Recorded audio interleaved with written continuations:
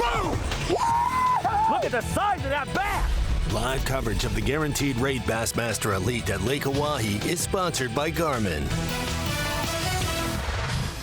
Man, oh man, we are going to see miles and miles of the mighty Missouri River today on Bassmaster Live. I can tell you for sure, in the form of this reservoir right here, Lake Oahe in South Dakota.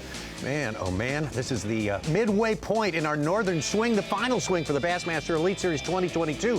And Mark Zona, the last time out, the first stop in the north, we had an incomparable smallmouth experience. Now, when you pick up and you move more than halfway across the country, you kind of got to start from scratch again, right?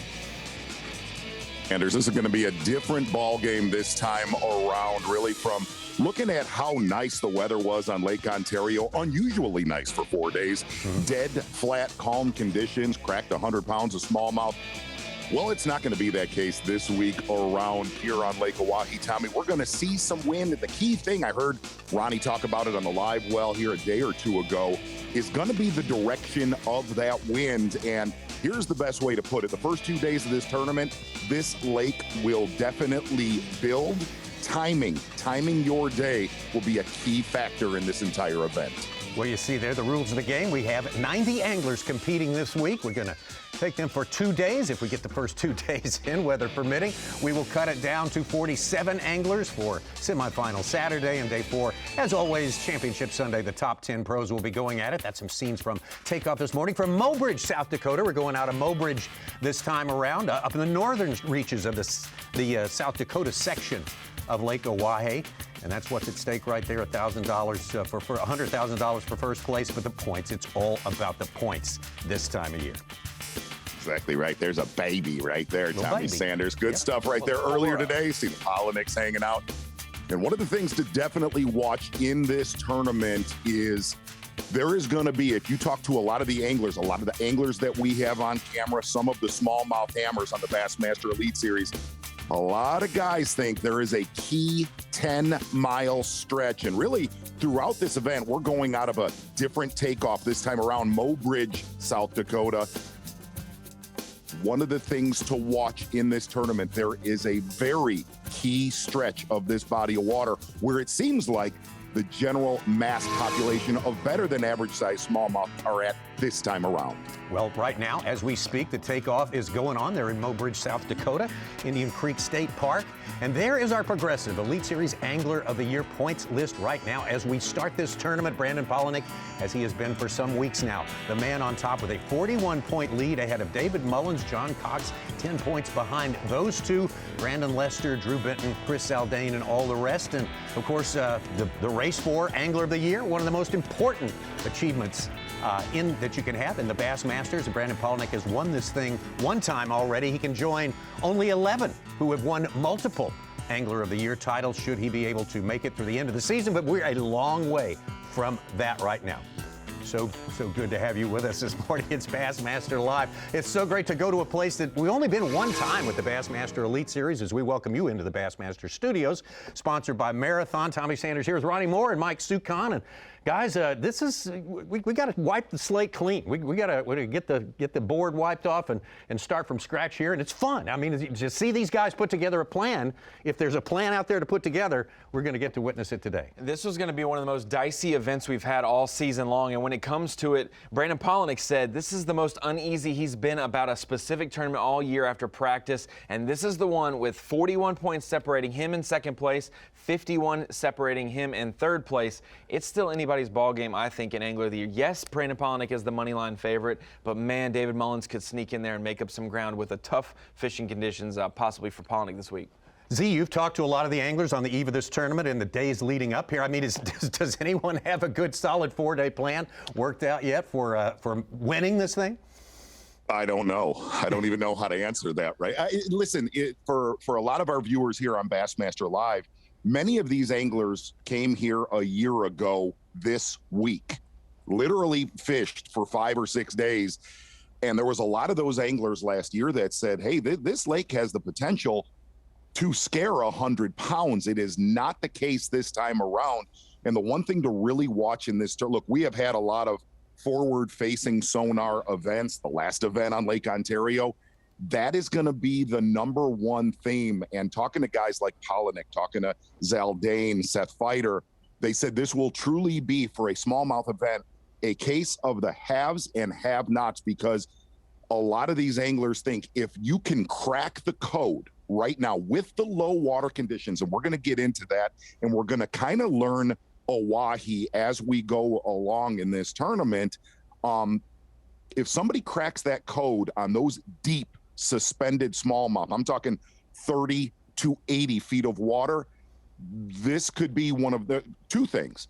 There could be a blowout in this tournament by the end of it. I know it's early to say that, but the other thing is, I think it's going to be a very, very big learning experience on suspended big rogue smallmouth bass this week. Well, that's what we're in for, and that's what we look forward to each and every time as we get ready to take it out there. And Such, we talked about our Angler of the Year points in regard to winning Angler of the Year, but also very, very important for qualifying for the Classic next year. What's that number now? Right now we got 4 double qualifiers, so it's down to 43rd spot to get inside the Classic. You guys are jockeying right there. We got a lot of smallmouth experts hoping to jump inside this week. I think we have 2 anglers that are double qualified. They're in the 30s in points, so you don't want them to drop out at Oahe. You want them to stay in if you're one of those anglers. And we'll see next week at La Crosse, the winner of that event will punch their ticket.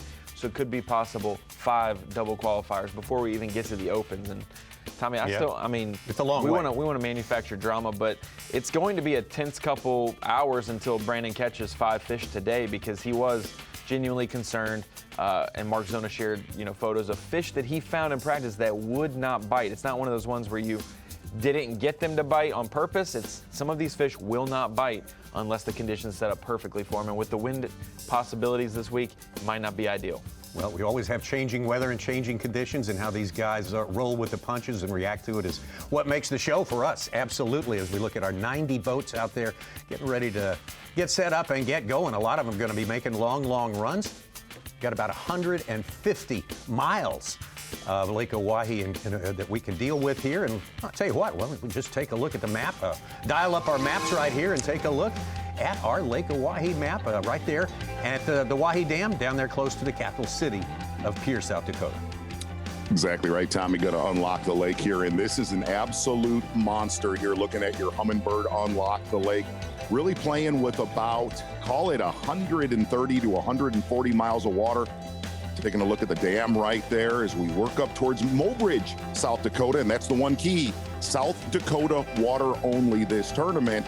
And this lake, lying in the north central part of South Dakota, really runs north and south. And that's the biggest key, is running north and south. Is if the wind comes from the south or the north and builds, it turns into an absolute monster. Pretty nice ride if you're going with the waves, doing a little bit of surfing.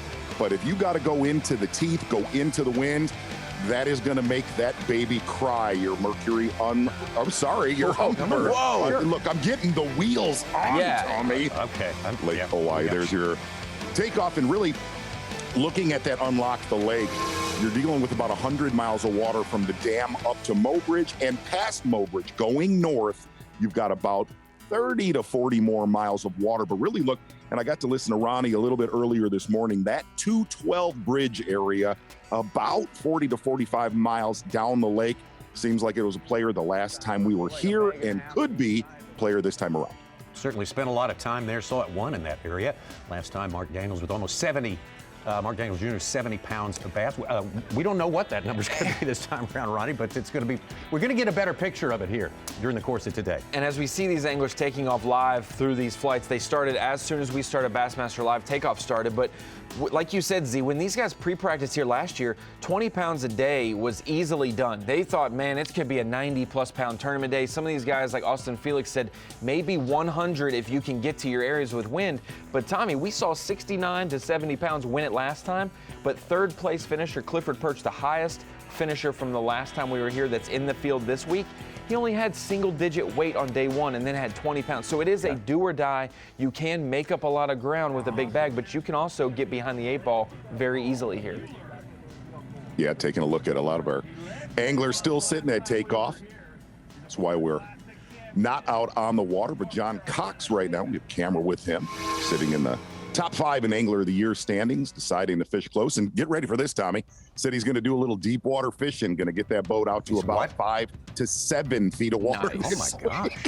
Wow. And said he had the worst practice of his career here, Lake Oahe, so far this week.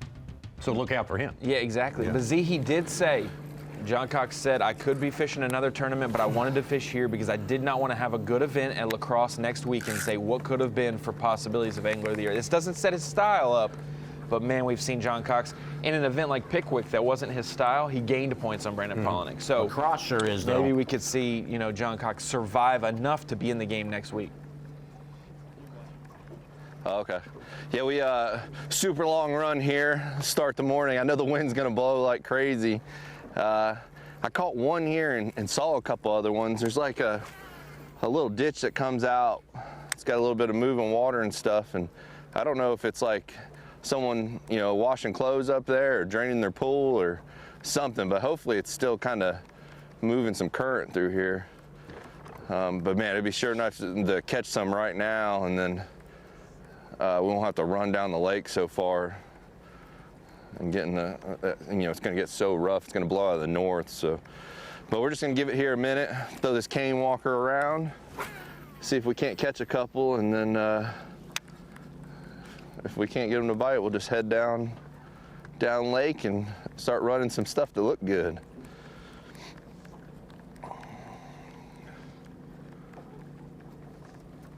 John Cox again, 3rd. Progressive Bassmaster Angler of the Year points. Had his worst finish of the year, believe it or not, at the St. Lawrence.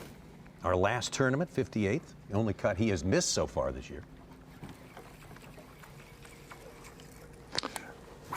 John Cox had such a bad practice. Tommy, you're going to like this. He got in an area where there was a ton of carp up shallow and said he ended up fishing for that school of carp for the better side of 2 or 3 hours. I'd admire that.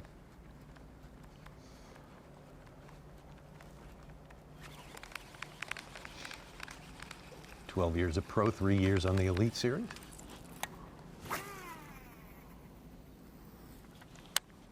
He's a part of the Central Opens qualifying group a couple years back that finished their season in La Crosse. Did qualified there, so. Almost too far. I don't know if I want to reel one in from that far away.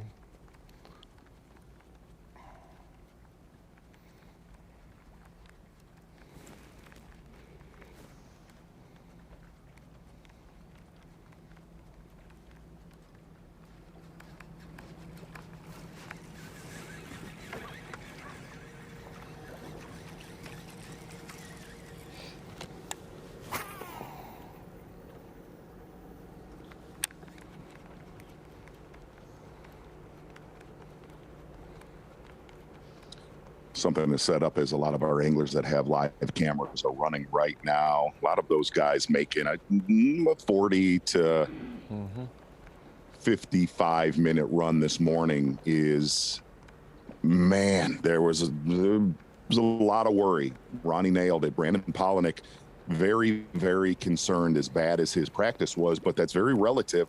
You talk to guys like Seth Fighter, who said, man, I have a starting area that it has 100 fish school on it, but I'm pretty sure other anglers have found it. But after an area like that, one of those 100 fish schools that's out here, you're definitely gonna see a lot of those guys fade out into that 30, 40, 50-foot zone where they said they're small wolf packs, 3 to 5 fish. Yeah, look at them. Wolf packs out there, but they're definitely the right must be quality. something going on over here.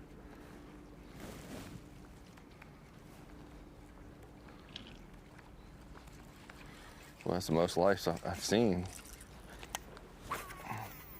Oh, come on, fish. There's got to be one here.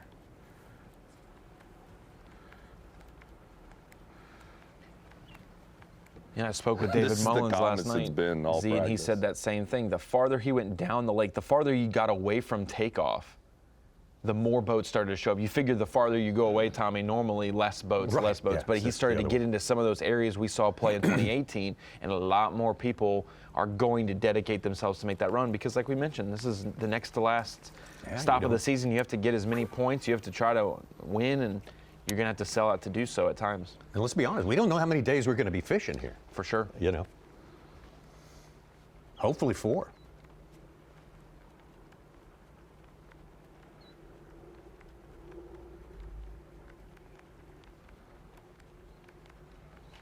Oh, I smell it. I think that's poop water coming out of there.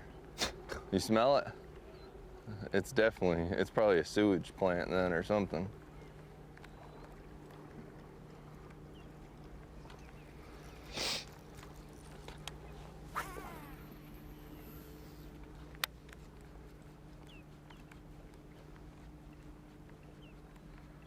A bunch of carp up there.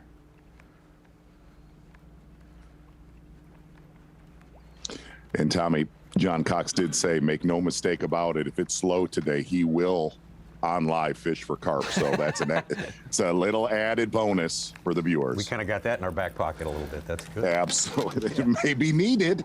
Jesus. Right before we get to the mock draft, you mean? Yeah. I heard Z's going to take Darnell Mooney in the first round this year. Same thing. Isn't that weird?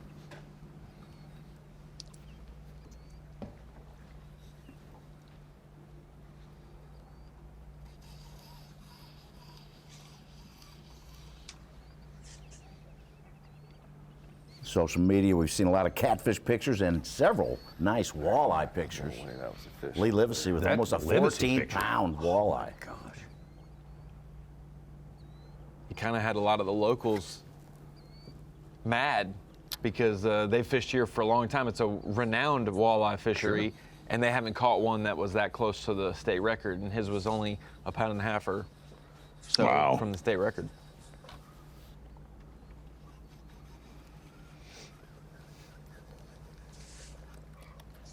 Amazing that you have over 130 miles of water. One of the real common themes from the anglers that we got to talk to, a lot of them think this lake is going to fish very small this week. And I think we're going to get a look at that early today here on day number 1. Many of the anglers feel that the core population of fish needed in this tournament is really in a 10-mile stretch right now.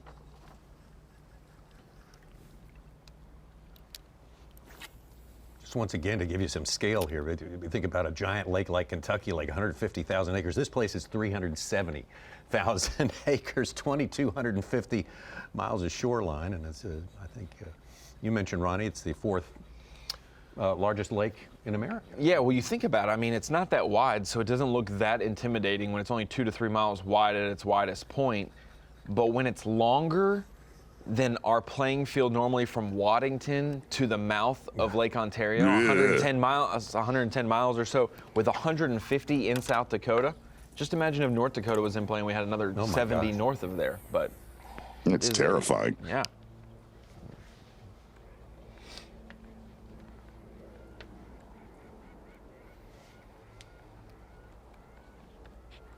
Ronnie, a fun fact.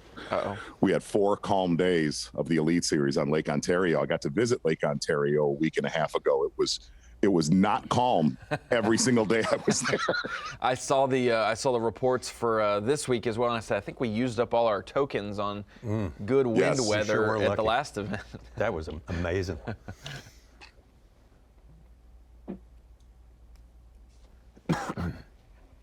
Let's talk to Jay Shakira, who got 102 pounds. He said that's why.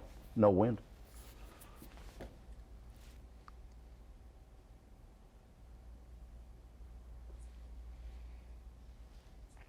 Shakira might be the most experienced on this body of water, but most every time that he's been here with his dad, they've obviously targeted walleye, but not necessarily for bass. But getting the way around here is important.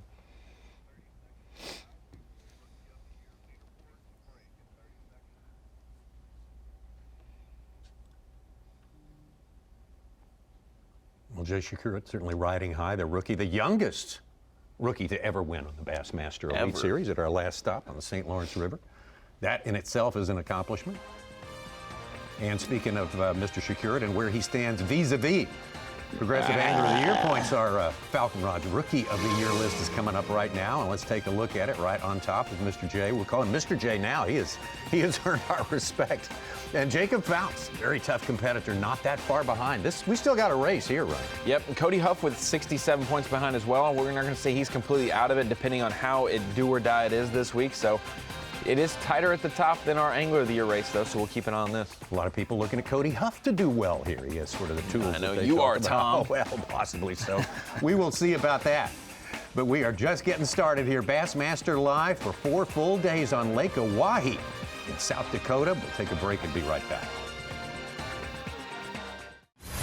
The Guaranteed Rate Bassmaster Elite at Lake Oahe is sponsored by Humminbird,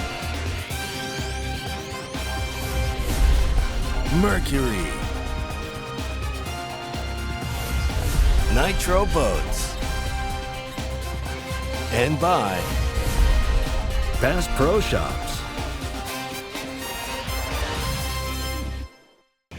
Better part of 7 hours live coverage coming your way today from this, the 8th stop of the Bassmaster Elite Series 2022 Guaranteed Rate Bassmaster Elite at Lake Oahe. And we look at these scenes right here, and you can see part of what's the state of the lake right now. We talk about all these acreage. That's capacity. We don't have as much water in there as we normally have, guys. It's about 10 to 15 feet down, isn't it? Yeah, taking a look at a lot of these aerials, really 10 to 15 feet spot on, but a lot of the anglers that were here last year, they'll tell you it's 1 to 3 feet difference, so it's all kind of relative to where it's actually at. But one of the things to really look at along that bank is, number one of the things that we're going to see today, the key depth zones are going to be 20 to call it 35 feet of water. And what it looks like under the water, well, it's a lot like that. You're going to see a lot of bare areas with little small veins of rock. Seems like that's what a lot of these smallmouth are concentrating on. One of the anglers we were going to watch all day long who had a solid practice from Canada, Jeff Gustafson. Z, they said that the 12 feet low, it's the floodplain, it's about 22 feet low from the floodplain, 12 feet low from normal pool. They said a lot of that factor is the Montana snow and ice melt has not been nearly as strong as it has been in past years, so it started the year low. One on board so far, one nice one. Haven't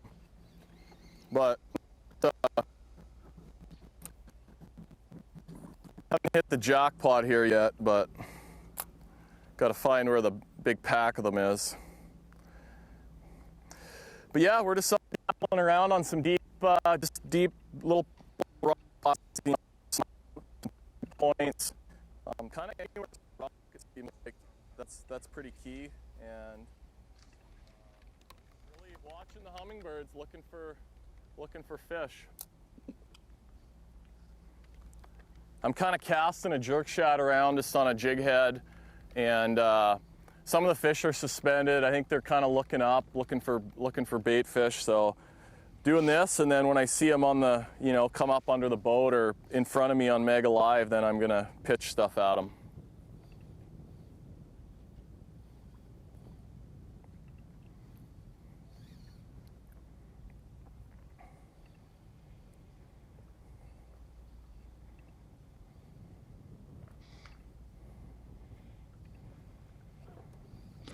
A really strange situation with a lot of the smallmouth here throughout practice, and it's stunned. We talked about it, and I know Ronnie's going to show the picture that Pollanick sent us, is as unpressured as these smallmouth are on this body of water, very, very hard to catch. Little flurries throughout practice for a lot of the anglers, but they said it was amazing to get around a school of smallmouth, and they just would not bite.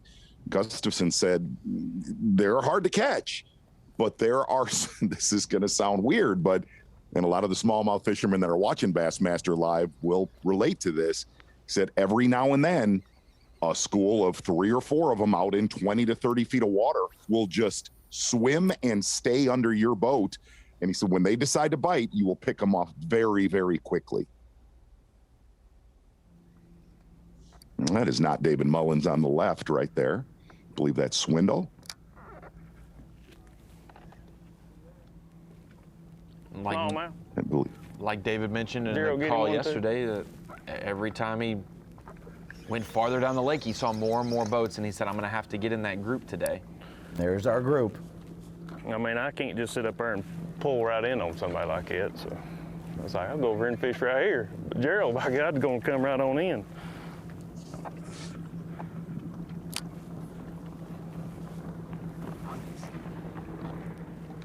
Look here, somebody else trying to get in here.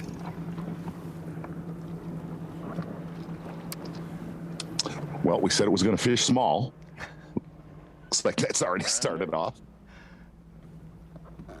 The bigger the lake, sometimes the smaller it fishes. Got to see that the last time we were here a little bit. Yeah, we did.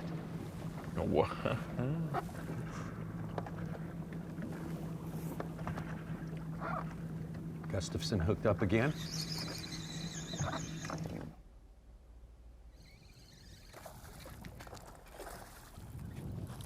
Nice.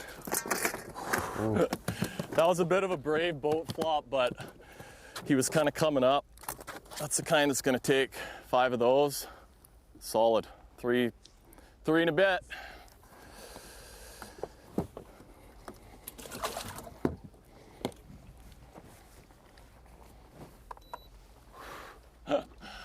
Oh man, that was, probably shouldn't have boat flipped that, but I'm using a heavier leader than, I've got a 12-pound leader on here, so people probably, it's not a lot of finesse, but just for that reason. And with these baits, a lot of the fish I'm gonna hook some right under the boat close, and they just, it's violent bites, so you can't help but smash them, and I want that heavy leader on there. That jig's one that a friend of mine makes at home. It's a underspin smeltonator, and you can see the little spinner blade on there, so I really like that one for casting and swimming it around. A little extra flash on there. Might have had one just kind of show up under the boat here when I caught that one. A lot of the fish will have buddies following them, so it's kind of got to be quick on getting baits back down there.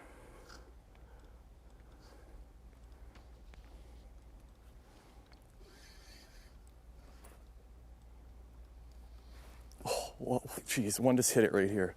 Freaking bait came out of the water. Oh. I swear they're using the boat for shade. It's hilarious.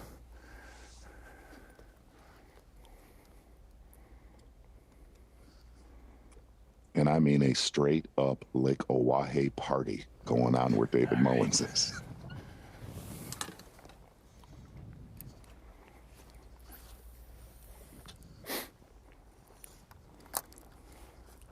All right, 2 down. 2 down.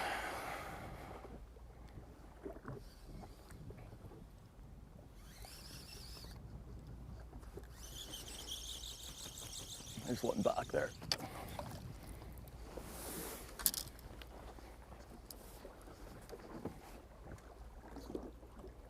Oh, maybe not.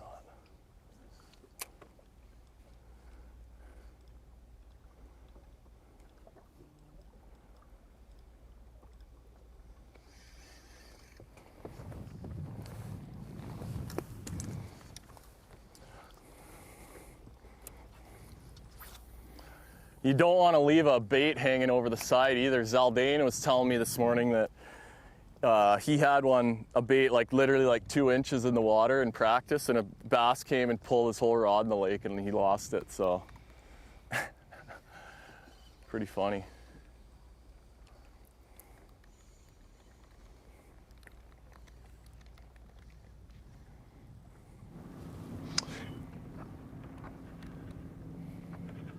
The first boat Really, stopped besides- 18 miles from the ramp.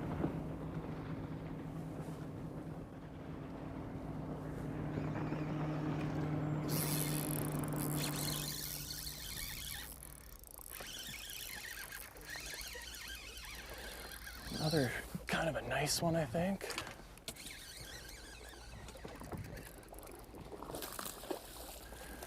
Nice.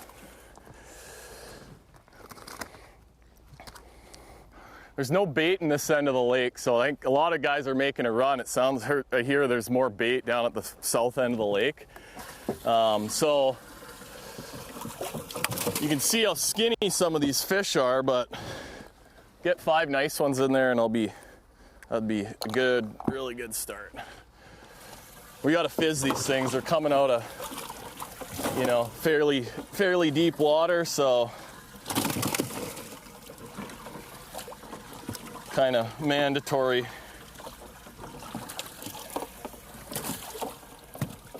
Oh, come on, buddy. Man. Violent bass.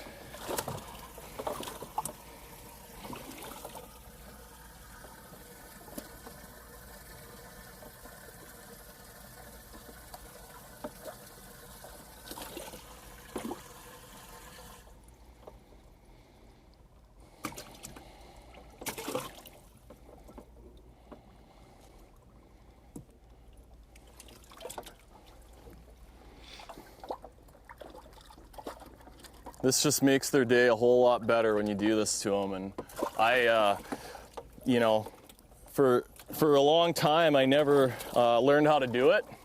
And once I did, it makes a big difference, I promise you.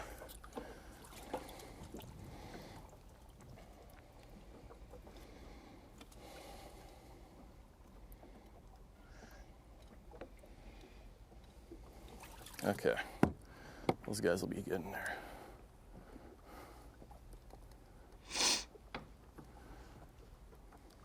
Yeah, probably a 3 1/4 and a 2 1/2 on those other ones. Okay, got some chaos up here a little bit. Oh man, there was just one under the boat too while I was dicking around. You can see them down here. This is my back transducer, so they're kind of going off, but they're probably still hanging around down there somewhere. So there's my bait there. I'm just catching the edge of it. Oh, there's one up higher. We can all relate. Gonna be interesting to watch. Moping. Gussie. For sure. And really, hey, listen, watch what he's doing there when he reels one in. So one of the real key things is keeping an eye on that transom transducer, what is under that motor at all times, from the bottom, obviously, all the way to the surface. I don't think you're going to see a whole lot of shallow water fishing in this. A lot of the anglers said, if you get up shallow here, you're tangling with a lot of very small fish where, you know, you're going to max out at about 8 to 10 pounds. Most of the quality in this tournament is going to be from 20 feet. If you like deeper water events, this is going to set up for you 20 to all the way out to 80 feet of water. And we'll kind of break down after our break what is on the bottom throughout Oahe that these guys are concentrating on.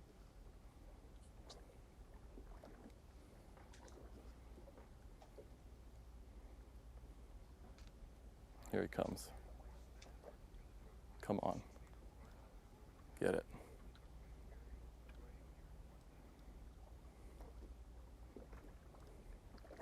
Jeff Gustafson became the second Canadian to win on the Bassmaster Elite Series a couple of years ago at Fort Loudon, Tellico, Tennessee River, Knoxville, Tennessee. Denied on that one.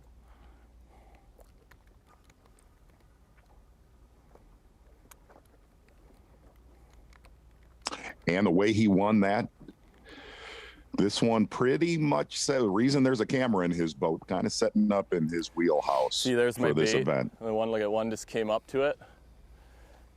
Got denied. Here he comes again. I'm going to lift it a little bit, play a little keep away. No.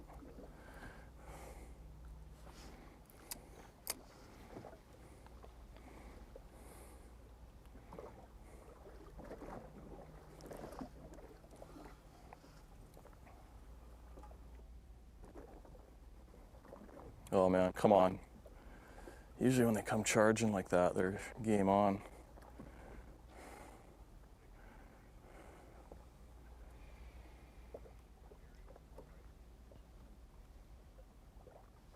Tommy, it seems like it's never a bad thing to be around a lot of bait fish because the fish have got to congregate around them. But mental like Gussie was mistake. saying, I got like my knot. You got to always pay attention and get that. You want that knot vertical on there so the bait sits nice and flat.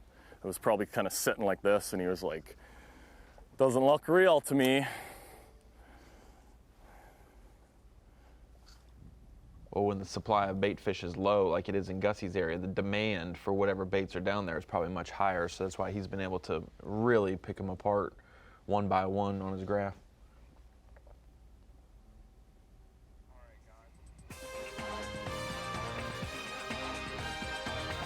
Jeff Gustafson, your leader here. We are as close to his home waters as he is going to be all year long by a long shot. Just lives north and east of here in Ontario, the western reaches of Ontario, and he knows his way around this place. He is our leader.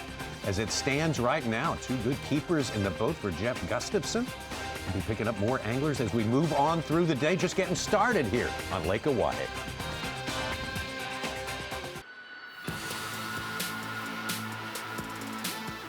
Hey guys, John Cox here. Man, we are here on Oahe in South Dakota. I didn't even know where South Dakota was until I looked this place up and to see where the tournament was. But man, this place, it's only like 48% full. The water's really low. But man, this place, it's got them in them. We haven't really found them well this week. I mean, it covered a lot of water. This place is so big. It's almost like it's like going to a giant, Lake Douglas, Smith Lake, something with a lot of turns, a lot of points, just tons of water. But there's somewhere out there, I promise you. But what we're gonna do this week, we're gonna throw this Money Badger here. It's a new crankbait from Berkeley. They were really did a lot of work on this thing. I mean, you can burn this thing wide open. So I'm just gonna cover a lot of points with it and just crank a lot of, up shallow and hopefully run into some of them smallmouth. And then the other thing is gonna be this drop shot here. We got a little Numac scent shape there. I don't know if I can show you guys too much of it yet, but if you watch the live, and we'll catch a bunch of fish.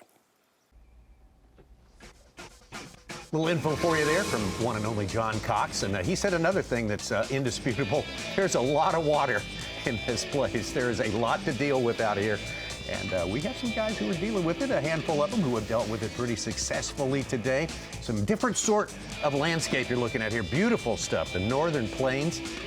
I'm going to take you out a little farther out into Lake Oahe right now, giant Lake Oahe. It's one of 2 anglers from the neighboring state of Minnesota who will have cameras with all day long, and one of them is last year's Progressive Angler of the Year, Seth Fighter.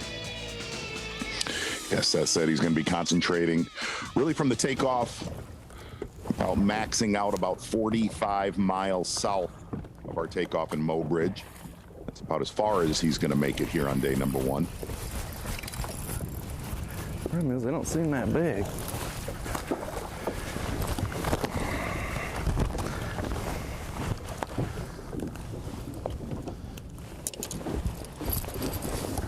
They're like all 3 pounds before. I don't know what's going on.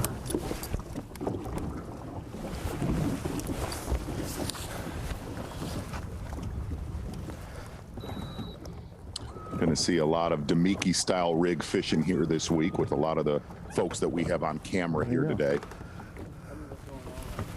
Big wad of smallmouth. I'm just trying to get it before this gets crowded. It's gonna get ugly here. I just lost them though. I don't know where they went. There's a couple down there, but there was a mega. Right when we pulled up, the school just lifted off the bottom and followed the boat.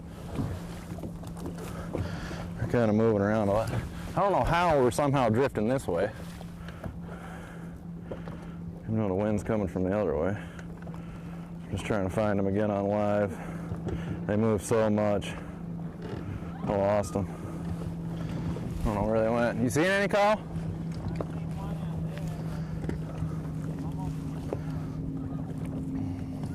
Why are we drifting that way? We're drifting this way. I don't know why.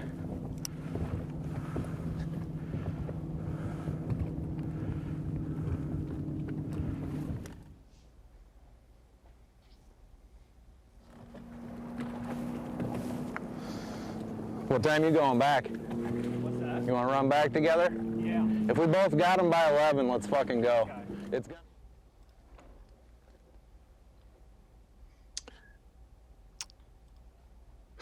Go ahead, Zeke.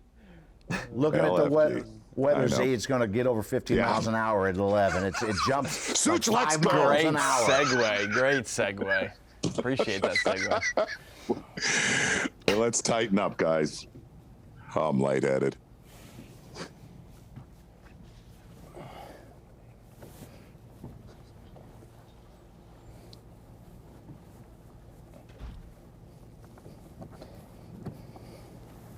Austin Felix below Seth Fighter, our other Minnesota angler that we'll be with all day long today. Both of those guys Oh, yeah. getting a lot of action fantasy-wise, a lot of consideration.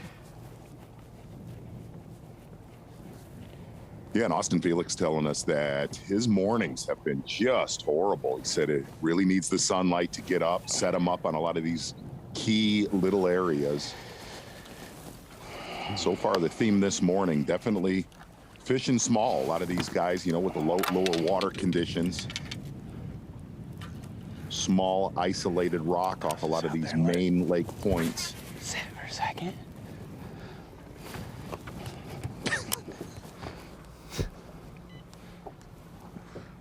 Brock Mosley, a guy who really needs to catch him if he hopes to make the Bassmaster Classic, is in second place.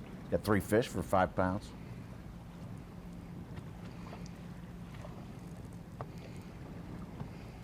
Such, I want to be clear, after our midday break, let's go, okay? I mean that. Playing with fire. Oh, that one just blow up on the point?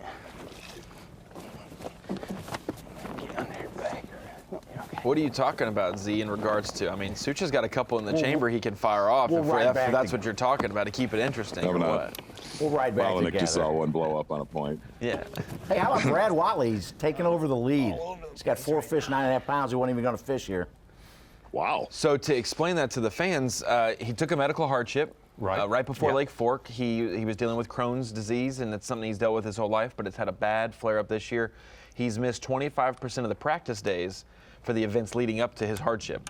But when you take a medical hardship, that says that you could take the rest of the year off and get better. Well, he felt after missing 3 events, the Fork, Pickwick, and St. Lawrence, that he was good enough to fish these last 2, and he has done so. He has made the trip up here to fish these 2. But if he finishes first, normally the winner gets 100 points for Angler of the Year. He's not fishing for points. So no one will get whatever spot he's in, he will not get points for that, and we'll skip that and go to the next person. He has forfeited his points for the rest of the season. Yes, but Just he the can points. still pay an entry fee Hold on, and hold still on. fish for money. And He'll take the money, yeah. yeah, Wait, we need to get a camera shot of how close these guys are fishing with Seth. We have to get a camera shot. This is like a walleye tournament right now.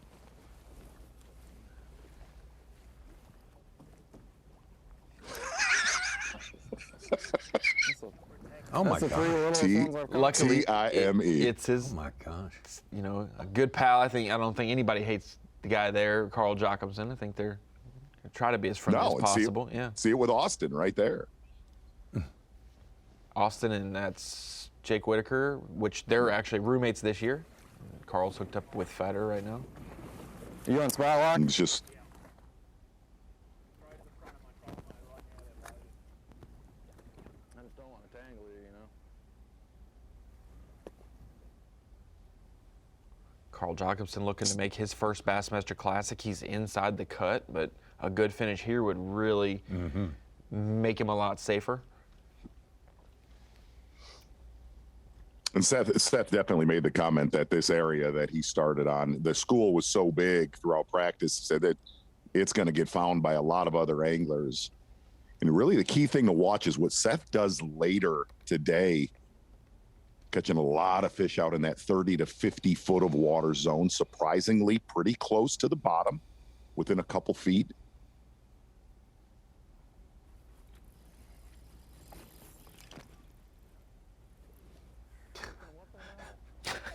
It's incredible. Yeah, it is. Looks like the Fox River when it's blowing at Green Bay and you got a big Oh walleye my tournament God. going on, right? Way to kick that out. Oh my gosh.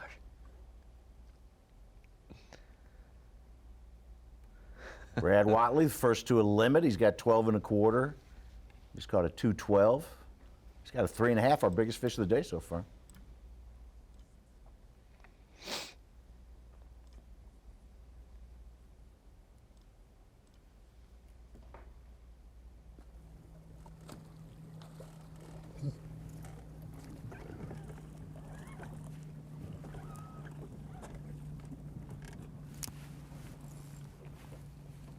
Good job, dude.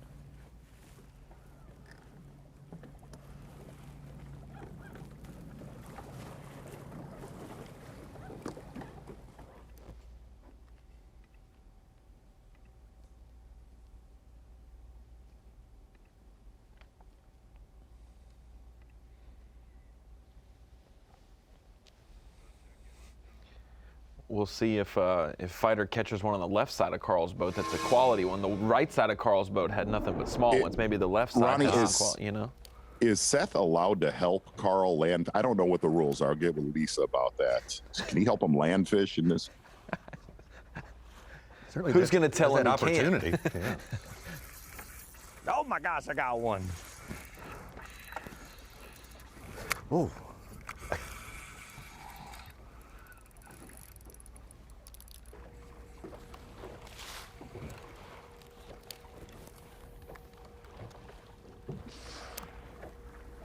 It's a weird morning, man.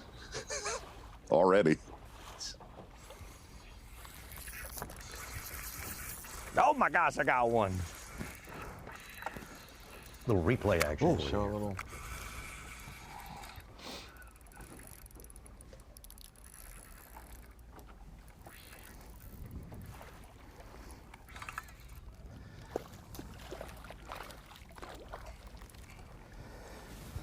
He might be a 12-incher.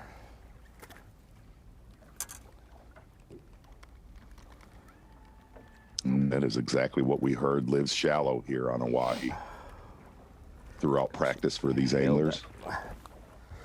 Little accent crawl. Gosh, got it. Oh. All right, let's see. Oh, come down, buddy. Oh, yeah. 13-incher.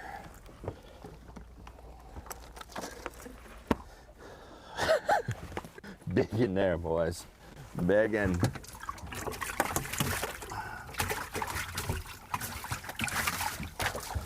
Yep.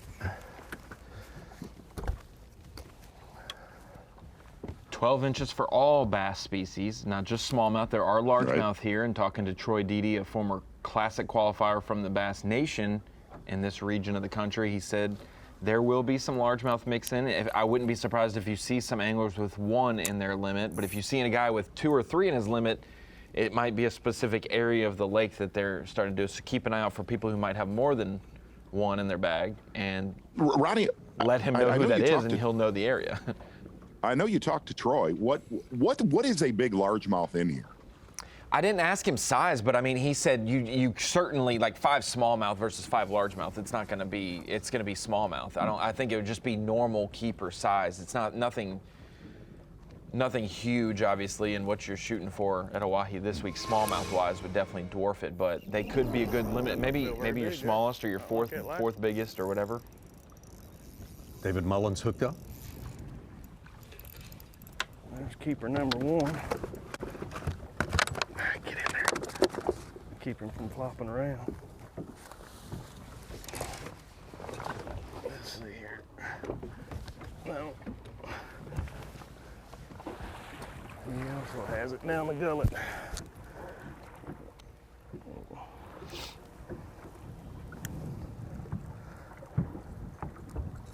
Hungry little critters. Here we go.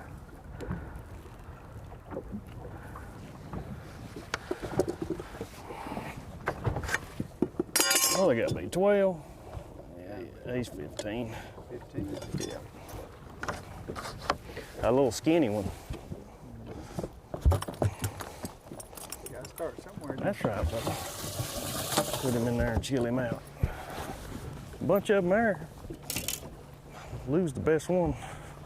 The hook.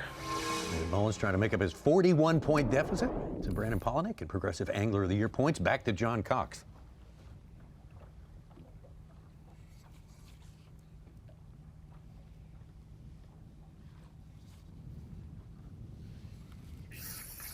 There we go. More action I've had all week. Oh no. Oh no. Oh. It's a walleye.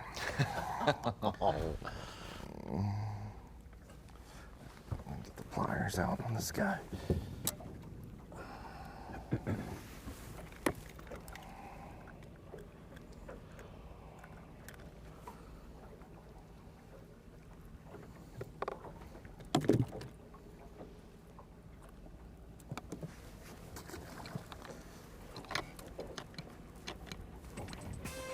to see some fish getting caught out there today. Oh, yeah. And Tight quarters in you some said we places. wouldn't, Tom. I You did said- not say any Just such kidding. thing, Ron Moore. You know that.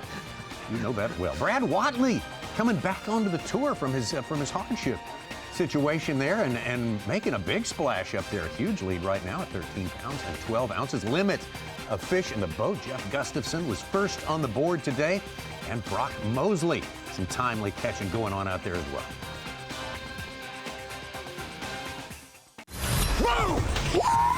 Look at the size of that bass! Live coverage of the Guaranteed Rate Bassmaster Elite at Lake Oahe is sponsored by Garmin.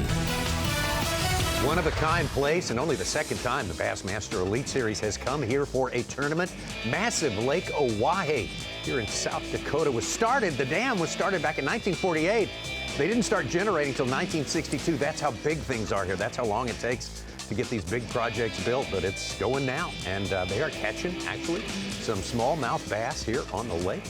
We are enjoying it immensely so far. Different look than any place we go all year long. Let's get back out there, see if we can find Seth Fighter. It takes a long time to get big things done, Tommy. We both know that. That's right. Going to get back on the water with Seth Fighter. One of the things, water temps right around 70 degrees in here. Forage, river, herring, Cisco, smelt, but a lot of anglers like Seth, Pollanick, Gustafson said the fish are feeding on a very small, kind of 2-inch shad. Very small bait fish. Stop. It's fine.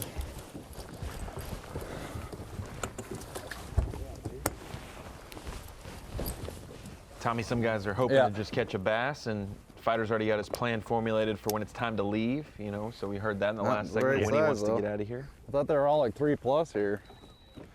They're freaking. I got 5, but I got freaking 12 pounds, you know. Oh, I got one 3+ for sure, and then a tiny one and 2 pounders. Which, whatever, at this, anything's good at this place.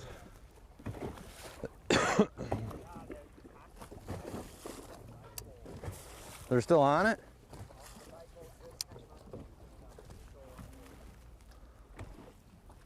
Fighter's camera's working, but his fast track is not registering. I as of noticed yet. that. Yeah.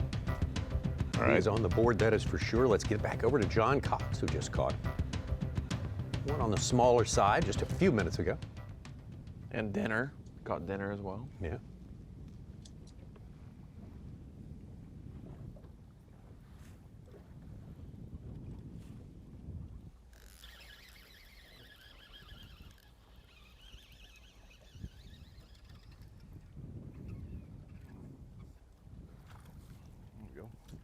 That's number 2.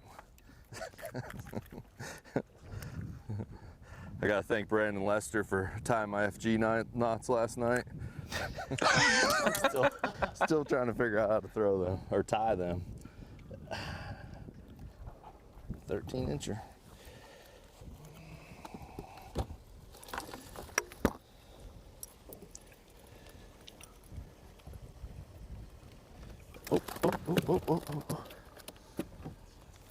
Oh, hold on.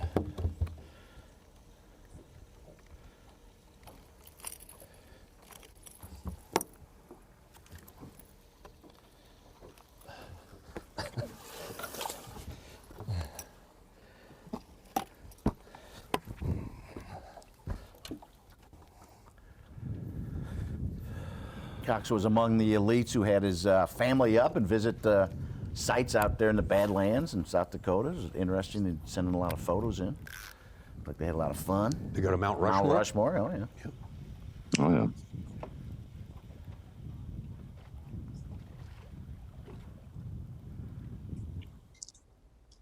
A few people saying watch out for that guy right here. David Fritz. He's not afraid to throw that old ball and chain, yeah, Tommy, like yeah. we saw last time. Get it down there deep. He likes doing that stuff, and there he is. It hurts.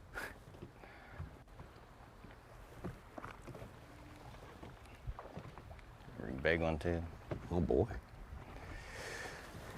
Right where the purple icon is.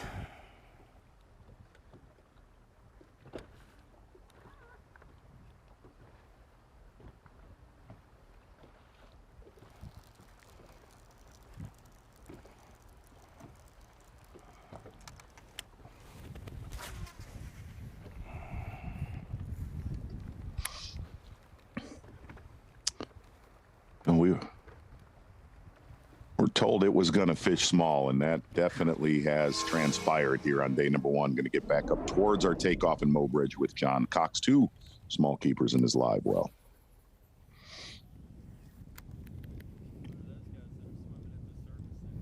Grass carp. Yeah. I think they're just using them for shade. Because, I mean, the couple I've caught them, they're just like sitting underneath them. As I know there's big ones here. We just gotta weed through these small ones. Whoa, hey, that one's a little better.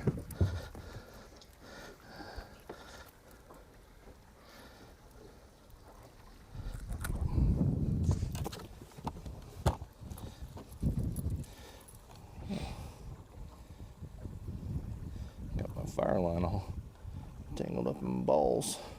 Come on. Let's grab another one. It's early, Tommy, but the nearest pursuers to Brandon Pollanick are doing what they need to do and catching some I think fish. there's also a big ensuring walleye that tournament before the on weather this week. starts to turn. Mullins and Cox both.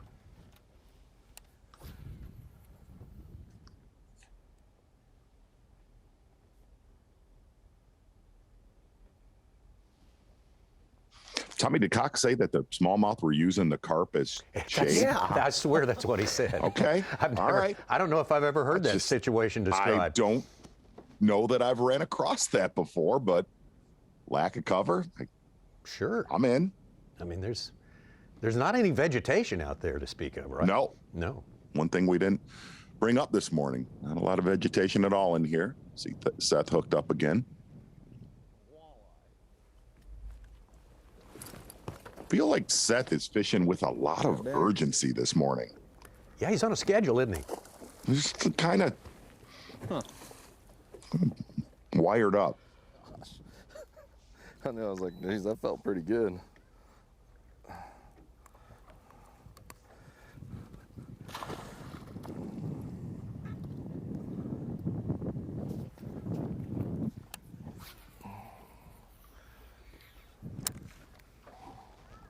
Seth said 2 things that were pretty interesting yesterday. Said he felt that there'd be a lot of anglers that do not have limits in this tournament. And he also said somebody's going to get on something oddball, possibly a really deep suspended bite, that he thought the person that wins this tournament will be left alone and absolutely blow it away. Well, in 2018, Z, 76% of the anglers caught limits. The average fish was about 2 1/4 pounds. The big was a 5.6. Okay. Okay. Now, Ronnie talked to Troy Deedy. He caught the state record last year, 7 pound 4 ounce. The day before, he caught a 6.3, I believe. Big ones.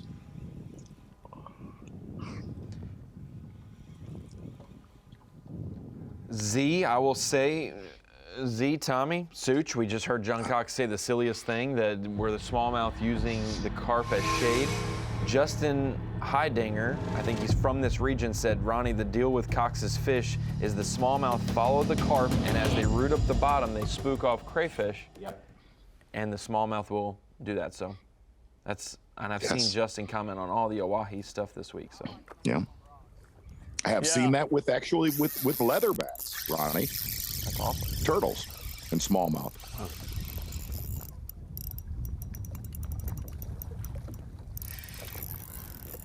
That's a big one. Oh boy. Guess there's a couple here, maybe. Jesus. Oh. When they're in your hand, they gotta come in the boat. Pitch right behind my boater, bud. There's one there.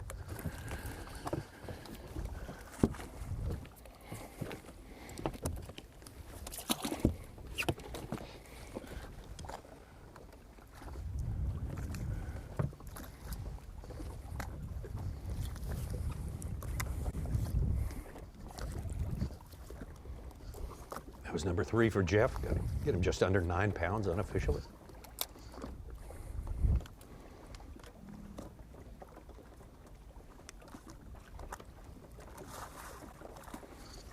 Yeah, Clint Davis, Matt Robertson, and Micah Frazier. I didn't even see that thing. I was just swimming that thing along. Yeah. All jumped into our top 5.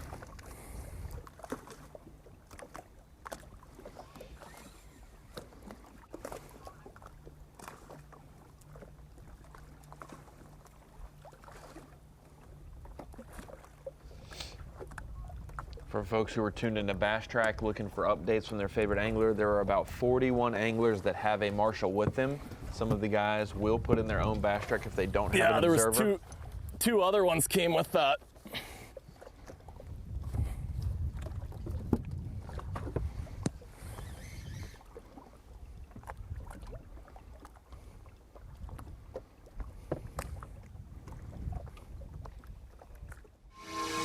Gussie catching him steady enough. Let's get back over to John Cox, who's had a little success here of recent.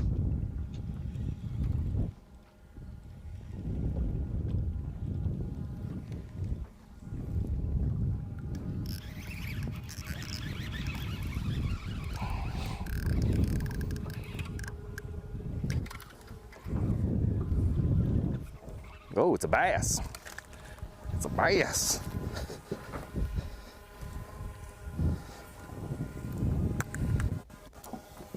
Set number 4.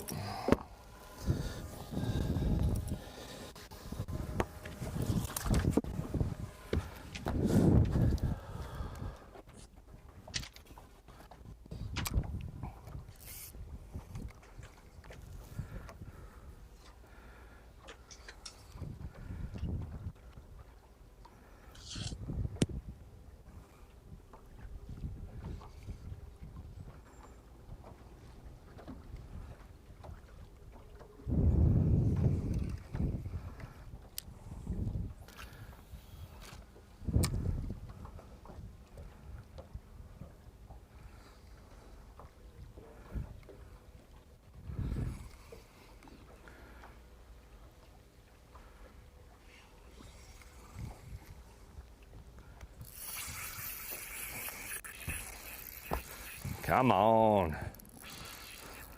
Oh, come on, don't be a walleye. Oh, I think it's a walleye. It feels too big.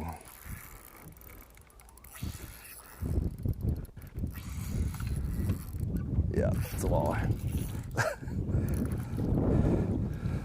Man, we should have signed up for that walleye tournament.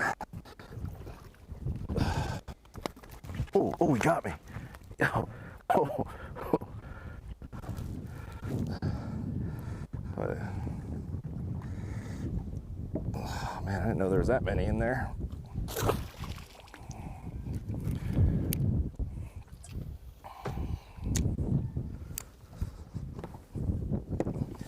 At least we're getting some action.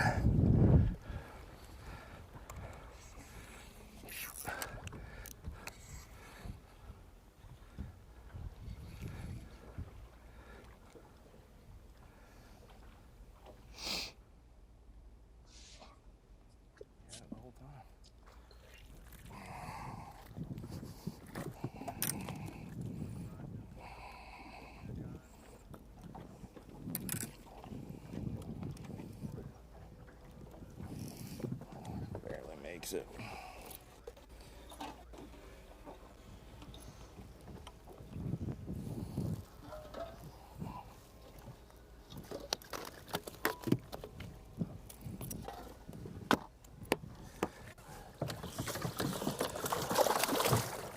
Looks like that was fish number 5 for John Cox. 5 in there, man. Catching a limit that. Now we just need some big ones.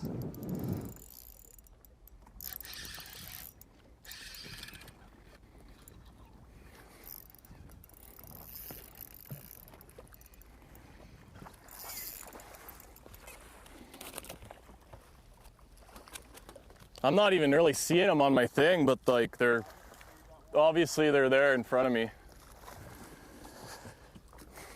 I think on our map, Stetson Blaylock. I got 5 now, so yeah, go ahead.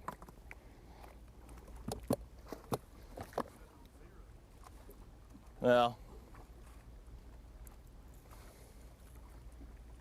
If you get around them, dude, they will absolutely go under your boat. Like I only got one so far today, but like most of the ones I catch, I got my back traducer on up there, and they'll just show up back here. Yeah.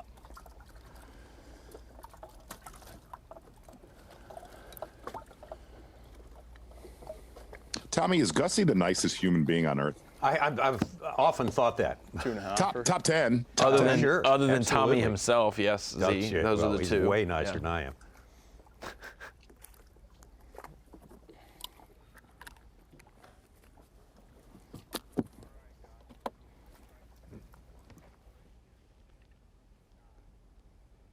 Jeff Gussie, that's number 4 for Gussie. He's got himself within 2 pounds of our leader, Brad Watley from East Texas. Still on top right now. How's about we dip our toe into some Striker Daily Trivia here.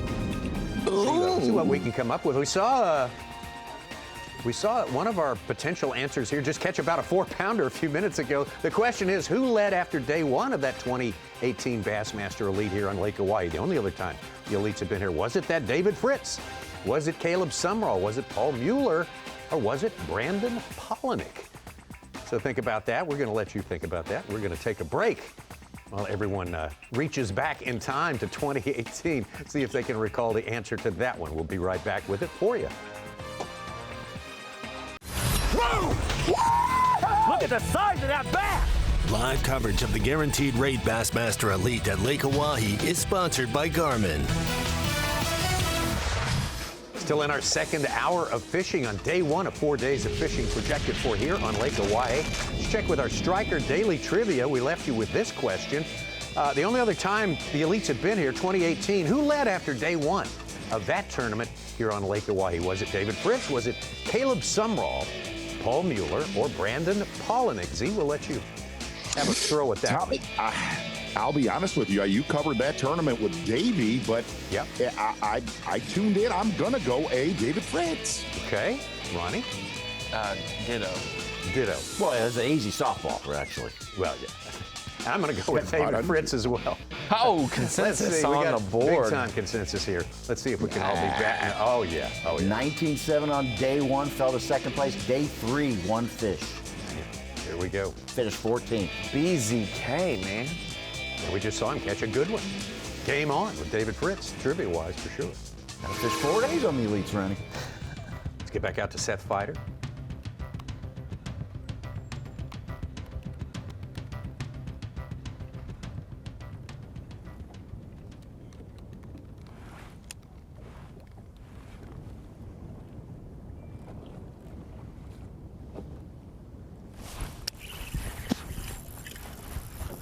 That's a better one. Yeah.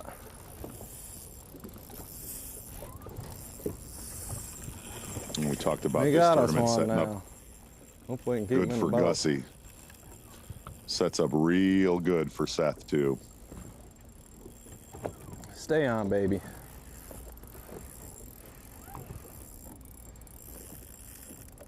Stay on, please, baby. Come on.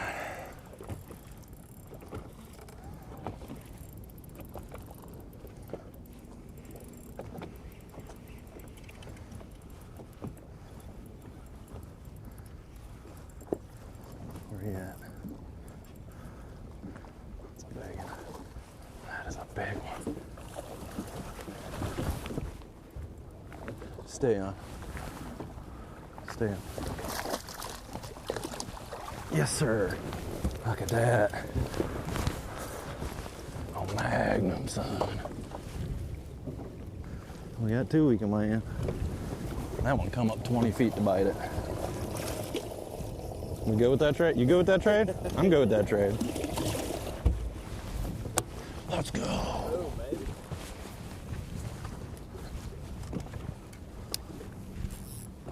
Two down, 3 to go, and then we're getting our ass out of here. Peter Boats, big fish alert. Hank Cherry with a 4.5 pounder. 4 pounds, 8 ounces. So what? Yeah. You are on They're point not, with your segues. for how today, many's Sid. down there? I love it. They're being pretty stingy. I mean, I've seen hundreds, well, I don't know about hundreds, probably might be the same 30 or 50 a bunch, but just using the live scope and scanning around. They're moving so much, it's insane. Like every once in a while, a ball of bait will come by, they'll run up and get after it, but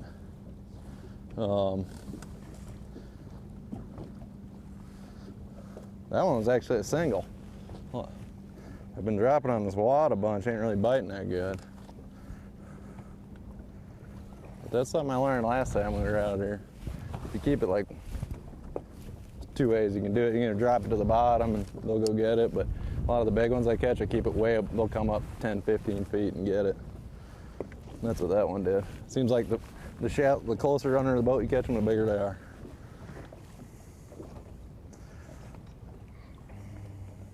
It's good stuff right there from Seth.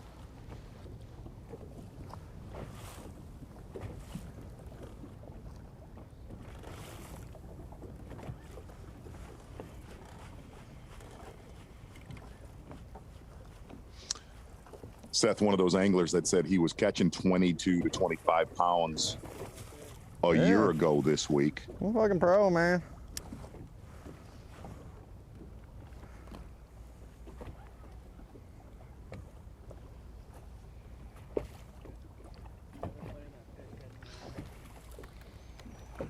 Oh, here we go.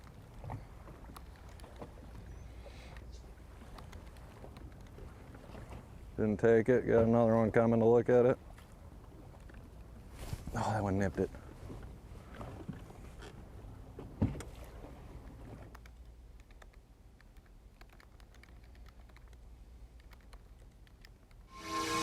He's a deep water smallmouth guy, that is for sure. So is this fella right here, Jeff Gustafson. 4-pounder, yeah. Hey, come here. What? What's going on, boy? Yeah, go on now.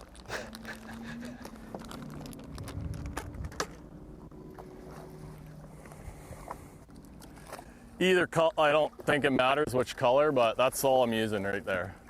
And I'm using a 12-pound leader, like you can kind of muscle on them a bit. Yeah. Appreciate it. Yeah. Okay. Thanks, dude. I got one 2-pounder. Like, I would like to get rid of that, but no. Like, I got that one's a 4, and then I got 3 3s and a 2-pounder. Wow. 15 pounds.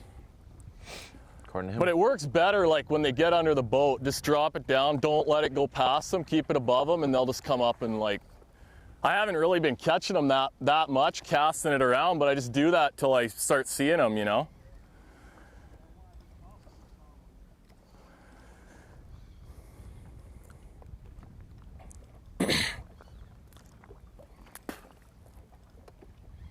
Z, have you noticed the difference on some smallmouth bodies of water where there are gobies present, or crayfish, crawfish are the predominant forage for these smallmouth, and they tend to look down all their life at the ground, whereas some of these smallmouth bodies of water that are bait fish oriented, maybe they chase the ciscos or other smelt, thing like that, they're always looking upwards, where it might be different. You know, Gussie's saying you got to keep it above them. Sometimes they won't look at it and acknowledge it. It needs to be below them for them to chase after. Yeah, and you can actually, you know, you see it on a lot of the Great Lakes, Ronnie, where there are goby. Yeah, it's a pretty heavy oriented. hook on there, so yeah, you don't have to like baby them anyway. I mean, I'm not like horsing them, but you can kind of see a mix of it on the Great Lakes. I like the heavier leader just because like sometimes they'll get right here and then the bites are like violent, so you can't help but like do that. At Champlain, that's how I was catching them last year, and I broke a couple big ones off. Like they just ended up right under the trolling motor, and then like whack and pop the line. Yeah.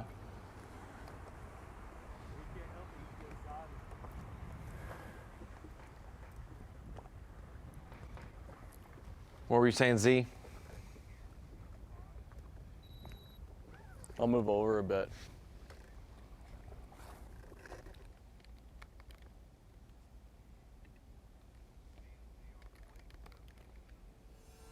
Oh yeah, BMC on point so far this morning. Taking a look at Jeff Gustafson, we said it early with this Canadian angler. Definitely need a camera in his boat. Already with a solid limit. Passing baits off his Z-Man jerk shads to Drew Benton. Having a time out there, Tommy. BMC on point right now is Jeff Gustafson. calls that little 2.5 pounder out, sitting on a really solid stringer here on day number 1. I think he may be right. He may be the world's nicest professional athlete. I'm surprised he just didn't hand over a pile of cash to Drew, too. Yeah, and offer to change the oil on his truck, you know. He gave baits to Benton and said thank you. When like he didn't give Benton a chance to say thank you. Gussie said thank you to Benton when Gussie did the nice thing. That's how nice he is. It almost seemed like Drew was a little standoffish, like, are you really kidding? He's like, wait, what? Okay, what do I have to do?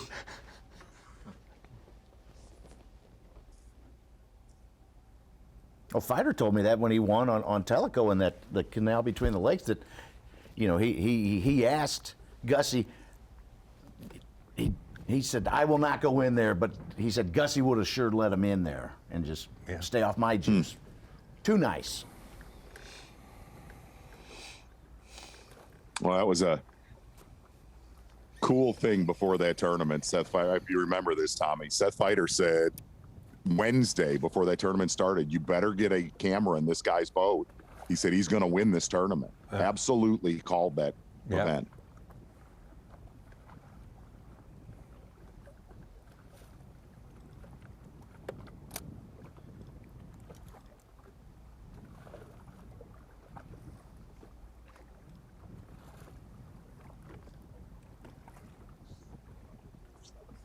Mark Frazier moving into 3rd place. Drew Cook right behind him. Well, yeah, obviously good start. Got one, 2.5 in there I want to get rid of, and then I'll have 5 pretty solid ones. So not giant weight, but, that's get all over 3 pounders. That's definitely the goal today. So, yeah, awesome start. I don't have a ton of spots, so like I said earlier, there's a lot of dead water out here, and so I'm gonna get the luxury today of being able to kind of hunt around and look for some more new places to fish. But yeah, good start. We're gonna roll down to the next spot, kind of a ghost town here. I had one marked one and had one little drive-by, but definitely not a pack of them here. If you can kind of find where the groups are, it seems like where you get more big ones and it can be kind of fast and furious. So keep hunting around.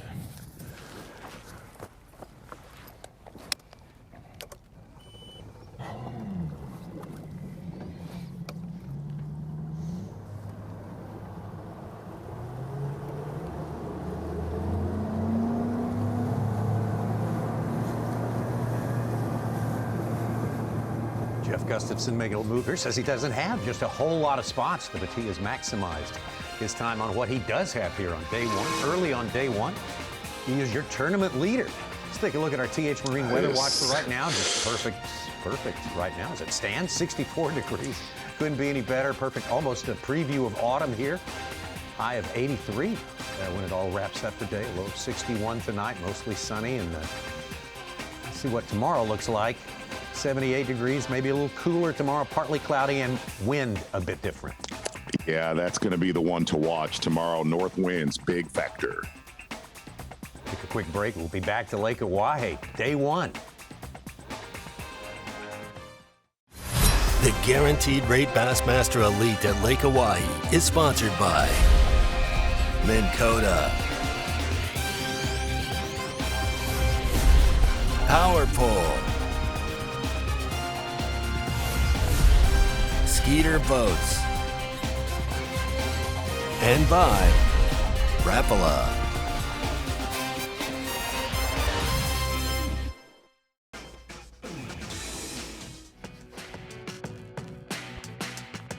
Okay guys, on the day off here at Lake Oahe, Derby starts tomorrow, and been a fun week, first time here.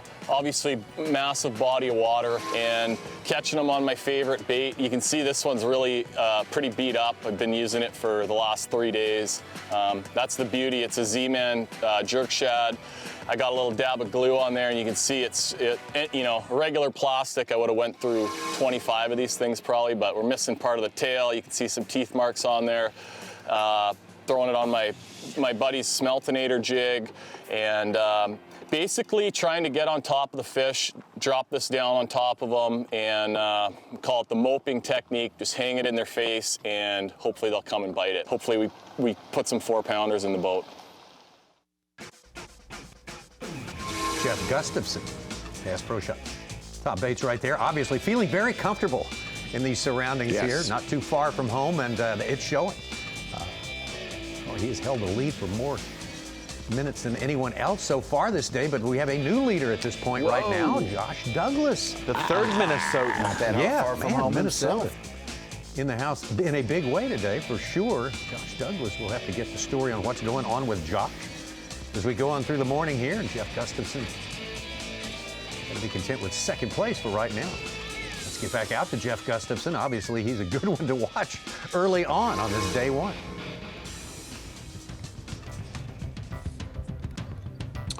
Solid limit in Gussie's boat right now. Has a fish that's just under 2.5 pounds. Gets rit of that. We'll be sitting very, very pretty here early on day number one. It was kind of an unmarked little one that I felt like I got really lucky that I found, and he was sitting on it, but he let me come in there, and I caught a couple, but I got, you know, a solid limit, so hopefully he'll be able to catch a few there too. So we're on the move here. I got a few more places down the lake that they're, you know, really obvious. So it looks like there's boats kind of around where they are down there. But so yeah, we're just kind of working my way along. This was a spot I just caught one at. It wasn't a school, but I've marked a couple, but they're not biters. A lot of them, I mean, they see your bait and they're just like all over it. Like they're pretty aggressive, and generally, most of them are pretty easy to catch, but you hate saying that because now I won't catch anymore, but.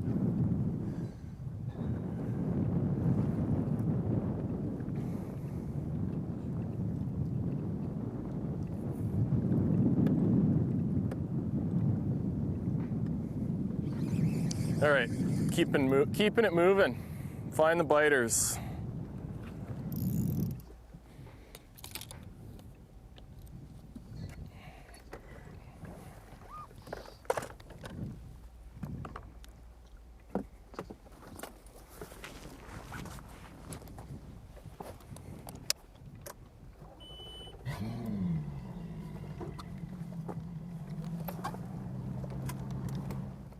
Haven't got to see too much of this guy, Brandon Pollanick, our progressive angler of the year leader. Haven't been able to connect with them. I mean, these fish move a lot, but there's this sweet spot right out here. So you've got the current that hits the face of this, and there's a little rock, gravelly vein that runs out on it, and that's definitely the sweet spot, but have not been able to get a good cast on it, so I think I'm just gonna slide my way up here a little bit and then probably have to run to another place. Hope there's not someone on it.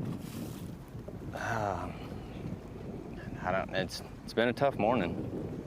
I'm just trying to stay calm, keep my head in it, knowing that I can pull up on one of these places and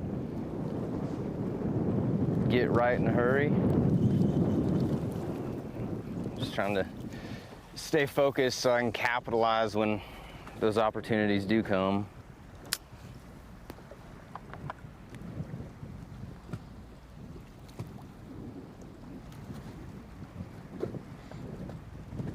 Starting to see that wind come out of north already this morning, and it's supposed to grow throughout the day and get really hostile tomorrow.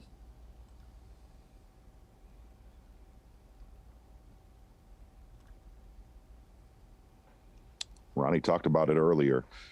The other race going on, obviously, is the one that Pollanick has dominated, the Angler of the Year race. And Pollanick was, for the first time this season, really concerned yesterday coming into this tournament.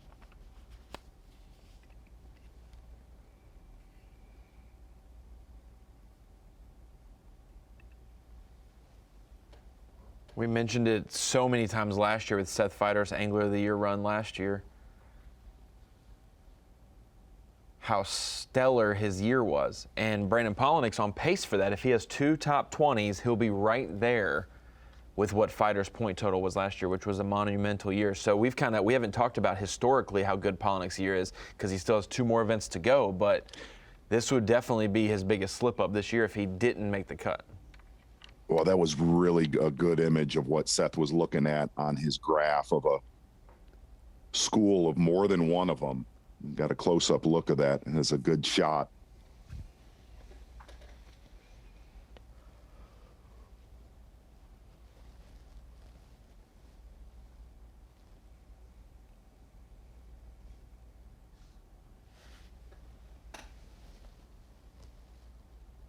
Pollanick was 21st here in Oahe back in 2018. I think we had 35 anglers that are fishing in this year that fished it last time. Yeah.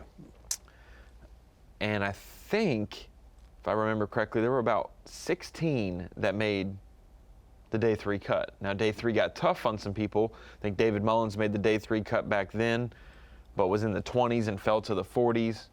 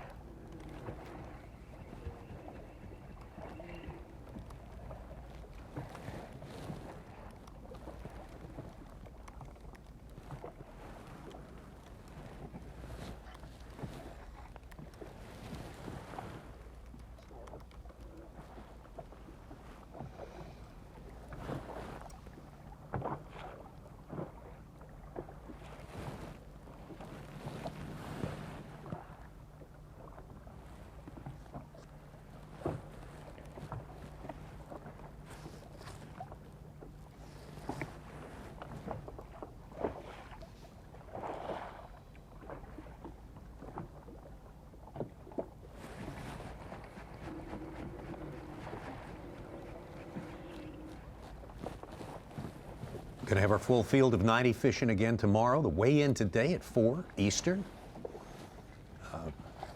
Back in Mobridge at a place called the Walleye Up statue. I don't know if you've seen a picture of that.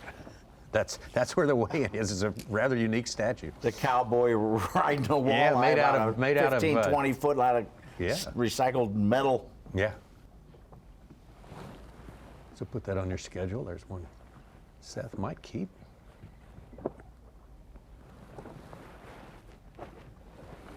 Might not. Tommy, I was kind of surprised looking at some of the facts and figures about Lake Oahe. It's got a lot of history on this body of water in the Missouri River in terms of United States history, you know, like the settlements and the different things. Lewis and Clark discovered it back in the day a long time ago. What? Yeah, exactly. And then, but the dam wasn't approved until the 1940s, and then in the 1960s it was finally formed to, you know, make this impoundment. So it's only a 60-year-old body of water. Young lake, yeah. So when we're talking about some of these big smallmouth that they're catching might be 15 to 20 years old, that's a third of this specific body of water's lifespan.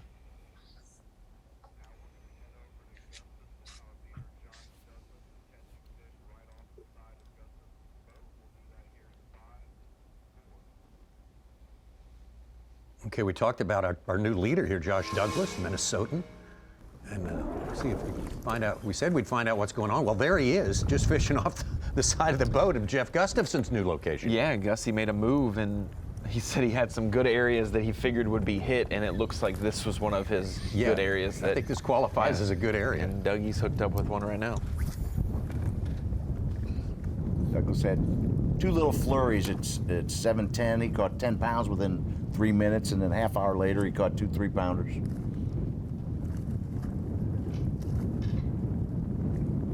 It's another good one. He's got listed a small of 212, so we'll see.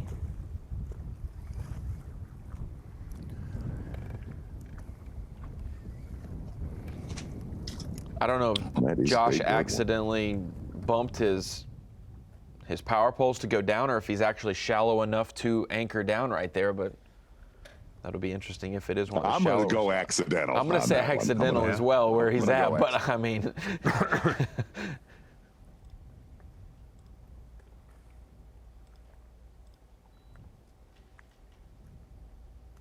Got to talk last week, Kyle, Jesse, and I on the Bassmaster podcast with Josh Douglas about kind of the pattern of the month for August when it comes to smallmouth. What are smallmouth doing in the month of August? And he gave a great rundown on kind of what he expected, even though he hasn't fished Oahe in his life, what he expected the smallmouth to kind of be doing there.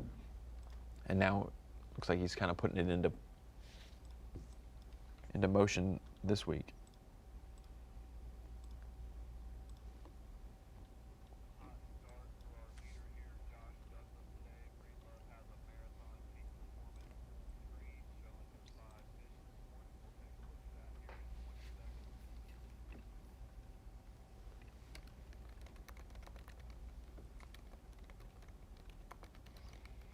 Looks like Josh Douglas definitely off to a big start here. And Gussie said he had a couple key areas. Looked like Josh Douglas has been on one of those here today. Marathon Peak Performance, rookie angler from the Bassmaster Opens, hails from Minnesota. Marathon Peak Performance, kind of a very similar stringer as we've seen with Gussie this morning. Started pretty much right when he hit the water with Josh Douglas. Marathon Peak Performance, unofficially sitting with 16 pounds and 10 ounces. Josh Douglas from Minnesota. He was a guy who had a slow start to his rookie year on the Elite Series this year, but has kind of climbed back the last 3 or 4 events, and he's just outside that classic cut line in the 50. Yeah, right now. there. So yeah, this is just not what many the doctor points. ordered. Yeah, exactly. Yeah. With first place points, he's up to 30th. Wow. One thing that's also a different mix is Clark Wendlandt was 43rd. He was the last guy in the Classic. Well, he had to withdraw from this event. He's had a great bounce back year. He won Angler of the Year in 2020, had a tough year last year, bounced back this year in the Classic cut line, has to withdraw with 2 events left. So Scott Martin is, basically that guy in the Classic, if we think about it that way. And so it's only about 40 points, down to the 50s. So it's not much. They can make that move. Ronnie, you talk about some of the differences in August with smallmouth, not just talking on Oahe, but a lot of the other areas that we go throughout the country that have bigger smallmouth than average.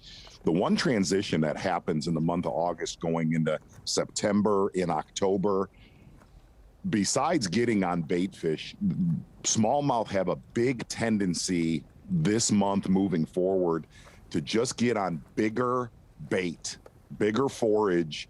You see a lot of 2 and 3 inch baits in May, June, and July. There's a big tendency as you get into this time of year, early autumn, to where you can get by, whether you're finesse fishing, we see like Gussie with 4, 5, 6 inch baits, moving forward into the fall months. Just bigger forage, bigger baits tend to definitely reign supreme.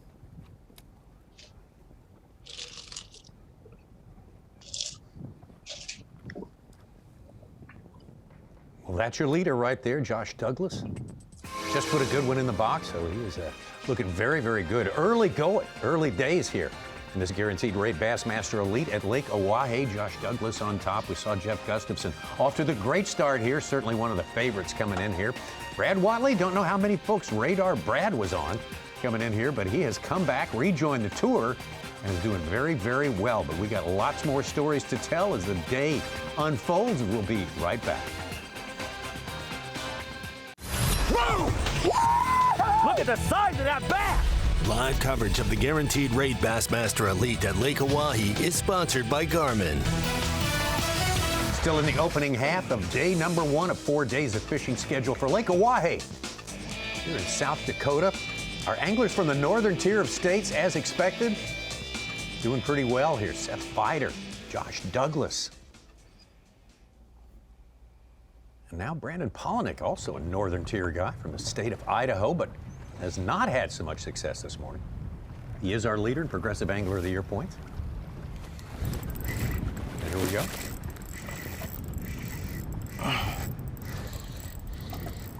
It's at least a keeper. Come on. Come on. Where are you gonna go? Where are you gonna go?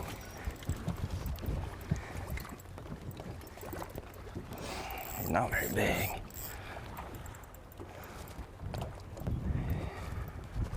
Not that big. But it'll get us started.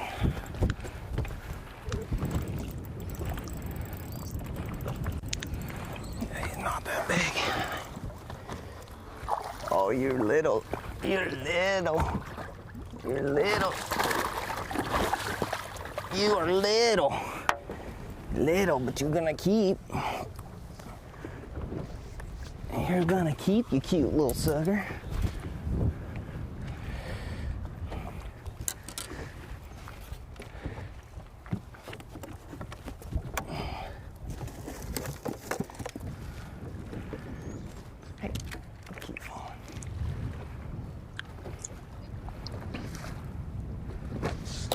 Pollanick on the board. Boy, getting a limit for him would be such a gigantic thing today. We got a lot of work to do, though, before we get there. Let's Yeah, get back slow to Seth morning. Fighter. Got to see Pollanick open his bail. Anything was following that smallmouth right there.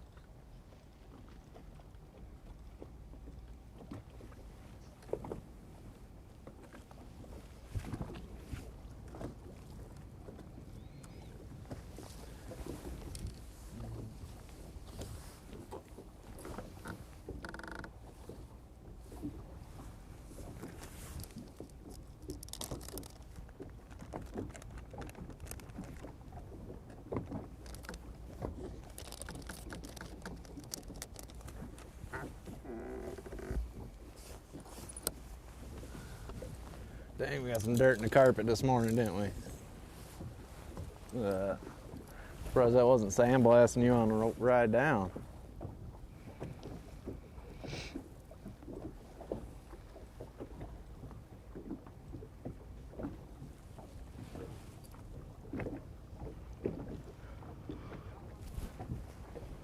No? Putting on a new bait. My thing was spidering so bad, my line's just twisted to hell.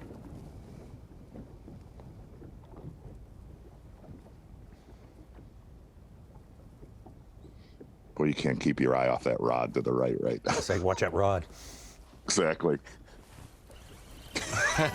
So.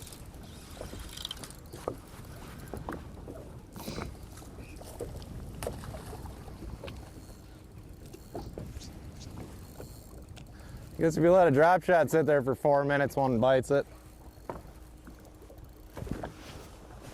Oh, we got a mess going on. Let's see my rod tip just. Hope he doesn't got it good. Ain't no telling where his hook is. I might have to let him go. He ain't that big anyways. It's not one of the ones we need. And the hook might be coming out his butthole. Ain't no telling when he bit that thing, you know what I mean? I got him hooked good. I don't know if he helps though.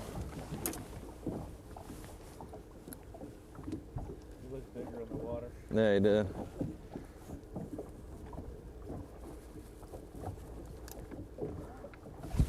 Huh? now. Rat.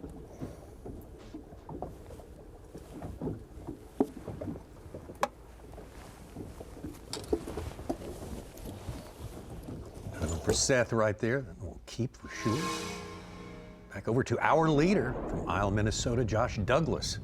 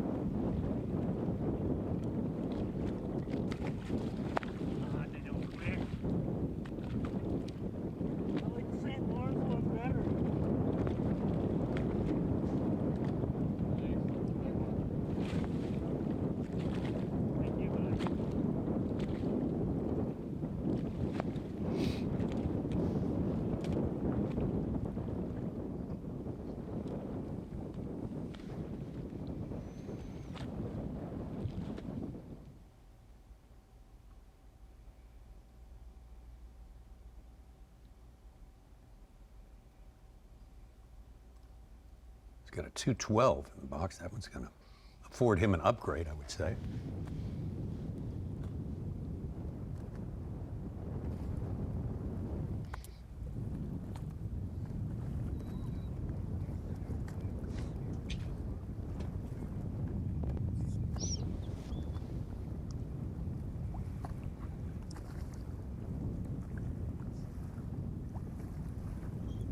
Josh Douglas starting to work on a really, really good stringer right now, and doesn't seem like at least any of the leaders that we have been around so far are going to have an area to themselves. No. Early here on day number 1. Should be very interesting. Managing fish, boat order. If we do have, you know, a cut of 47 like we normally do, if the tournament goes 4 days like usual, as we look at the Humminbird bird's eye view, that'll be important to see how many of your guys fishing your spot make the cut. We can see the anglers on the map. They're kind of spread out up and down, but there's little clusters of 3 to 4 boats in just one little tiny spot. Yeah, Humminbird bird's eye view. I think we're going to see a lot of that image throughout this event. You said 130 to 140 miles of water. Yeah, 140 miles. We're going to see a lot of fishing small throughout this tournament. Austin Felix.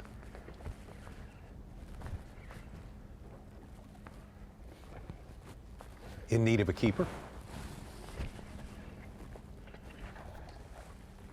Well, at least it's a keeper.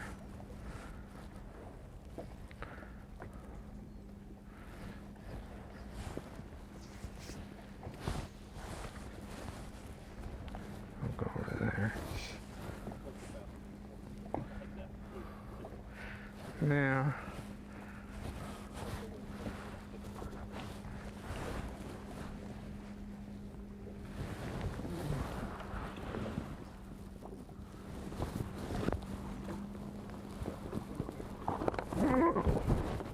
Tried to jump in the boat. Might as well let him, I guess.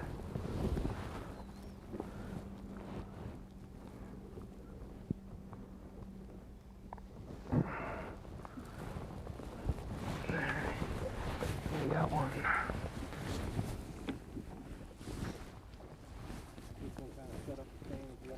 Yeah, all this stuff. I'm basically only fishing one sort of deal.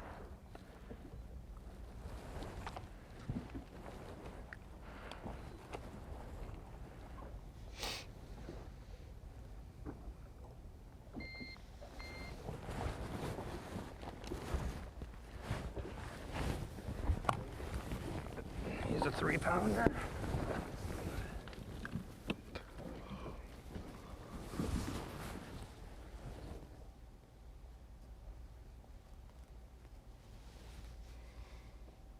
a lot of guys said it felt like fishing on the moon. Just with, I mean, there's no other places in the United States you'll fish and look like this, other than maybe in Arizona and following the Grand Canyon. You know, those Grand Canyon lakes that they funnel to. But it's definitely a unique visual when you come here.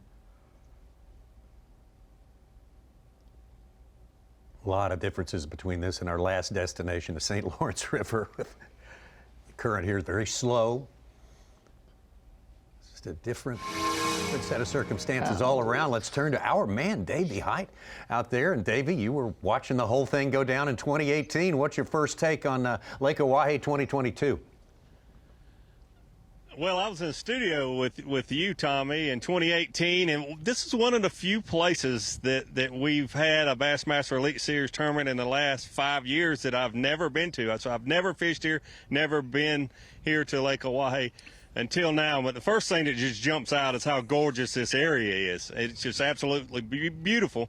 But the other thing is you have to know that the wind blows here a lot. More days than not, you're going to have a lot of wind blowing. I think that's probably the story of this morning. Absolute gorgeous morning. The wind is starting to pick up a little bit, and they're calling for it to be really strong for this big body of water. It's not fishing real big so far this morning, 370,000 acres, and guys are fishing beside one another. But it's absolutely incredible, the beauty of this place and how big it is, and the wind will be a factor today and the rest of the week. Davey, one of the things I think our viewers, ourselves, became a little bit spoiled coming off of the St. Lawrence River and Lake Ontario. The weights are very, very solid for the first 3 hours of competition. We're going to see some big bags by the end of day number one. But I find it, after talking to you last night, we got to chat for about an hour last evening, is that the one thing that I do find strange about this body of water, there is not a lot of pressure here. No matter what there's just not a lot of smallmouth pressure. Why do you think the smallmouth are a little bit squirreled out so far in this event and earlier in practice for a lot of the anglers? Because they're virtually not touched. Yeah, you're exactly right, Zay, and we did touch on that a little bit last night when you and I were talking about it, and I've been thinking about it ever since. I even talked to a few of the anglers this morning. Brandon Cobb and I talked quite a while about it this morning. And you know, when you go to the St. Lawrence and you're marking fish and they're catching fish, but then there's a lot more fish that you're marking and they're not catching. We're seeing that with the advancement in electronics now. We see it more places than we ever have. You're around fish, but getting those fish to bite can often be, you know, difficult. And we blame it most of the time on pressure. And that can't be the case here because this place is not heavily pressured. So there's several things that I think really matter. The time of the year, you know, this is August, that these fish don't feed as much as they do earlier in the year or maybe a little bit later. But then you think, well, there are a lot of guys that came here last year this exact same week, and they caught them better. But the water level was a lot different. The water was a lot higher. I think more of the fish were shallow, where a lot of the guys that have tried to fish shallow, when I say that 15 feet and less, said that they're catching a lot of fish, but they're really small. So I think the fish are scattered out a lot more. And I just don't think because of the time of the year that we're here right now, with them being scattered that much, it's that easy to catch these fish. Because the more grouped up largemouth or smallmouth or spotted bass are, the more competitive they are. And you catch those fish simply because of their competitive nature. And so I think it's a little bit of all that. But we'll see some really good fish caught, and it's been better this morning than we thought. As always, you know, the guys are kind of sandbagging a little bit on their practices. Davey, one of the things that we've been following throughout this tournament is how commanding Brandon Pollanick has been. He already has won an Angler of the Year title, but kind of bring our viewer in right now. What goes on upstairs in your mind with only 2 tournaments left, a commanding lead, and a brutally slow morning? We've heard Pollanick say, I don't need to get in a hurry. I need to keep my composure. Kind of walk through, because you have been in that situation this time of the season with a lead. What is he thinking on and off the water right now? So that's a great question, Z. But there's a couple things with that. Brandon says to everyone he does not look at the points. That's very hard for me to believe. What a joke. I know. At these, yeah, exactly. At this point, how can you not look at the point separation. But a lot of people look at that haven't been in a situation like Brandon is right now and say 41 points, he's got it wrapped up. But as an angler, you know that you don't have it wrapped up with 2 tournaments remaining with 41 points, even if he does know it's 41 points. But Brandon has matured. I mean, he's already won 1 Angler of the Year title, but there's so much pressure because there's a few things in this sport that are career changing, and winning Angler of the Year is one of those things. The Bassmaster Angler of the Year title will change your career, and he knows how difficult it is. But he's doing a good job saying, I need to slow down, just need to catch some fish. But this is not the tournament he wanted. This is not the tournament he wanted to have to worry about this. Well, David, good stuff. Thank you so much. And Davey Hyde on site with us, and he'll be bringing us much, much more through the course of the day and the course of the tournament. But let's get back out on the water right now. I'm going to take you out to David Mullins, the closest pursuer of Brandon Pollanick. Points-wise, Progressive Angler of the Year points. We haven't checked in with him for a little bit. David Mullins. I think in that fall season, 2020, he was in the top 5 in Angler of the Year. I think he finished 2nd. Yep, 2020 had a great opportunity for Angler of the Year there, and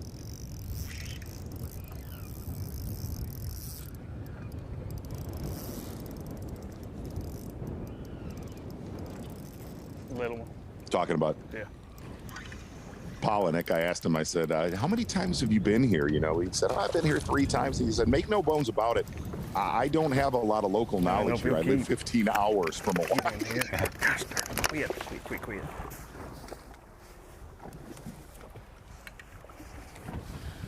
I don't know if he'll keep.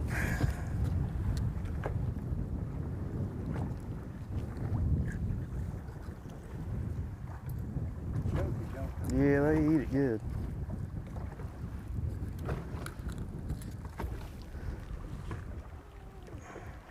Bent the hook.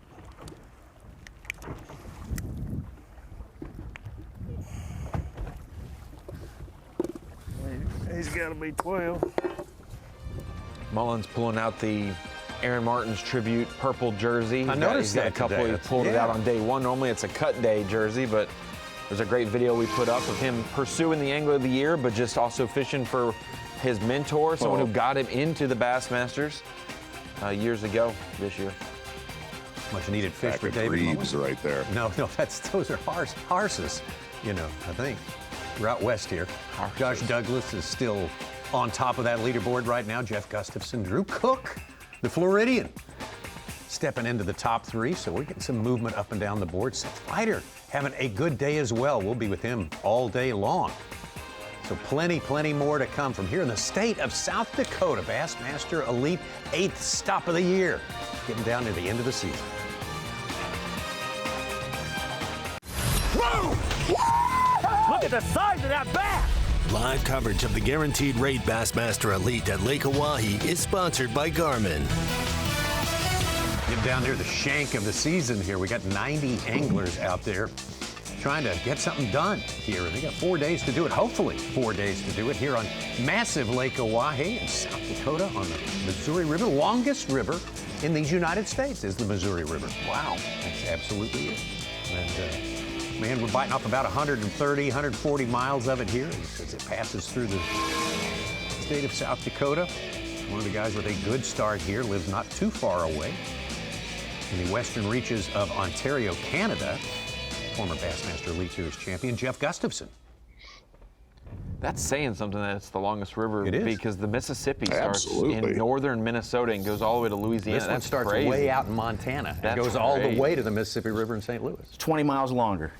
20 miles, is that all? 20 Oh, miles wow. longer. I had a trivia. We're going to have to, hey, truck, don't run that trivia. That's just going to go in my win Drew column. Cook, how about a new leader? Drew watching. Cook. Wow. The 4-pounder, he's up to 17 pounds, 4 ounces. Got what I needed, bud.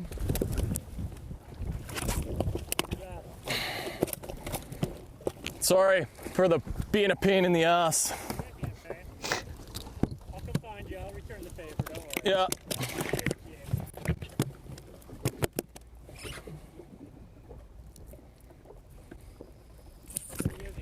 Three-pounder. Gussie and Douglas are good friends, and so he was saying that in jest. Can't believe how long it took me to catch one. Yeah.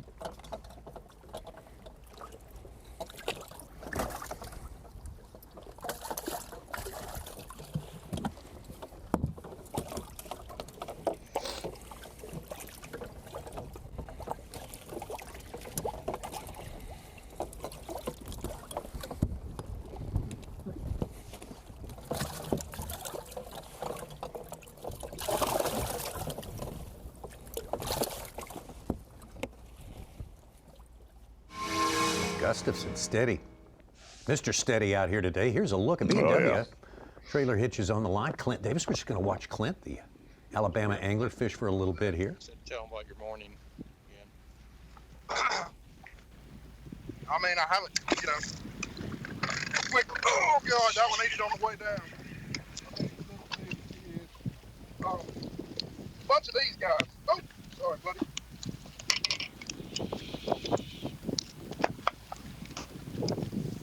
Yeah, bunch of those guys. Had 2 good ones, lost 1 big one, and that's it. Start a little drop shot and 15 to 25.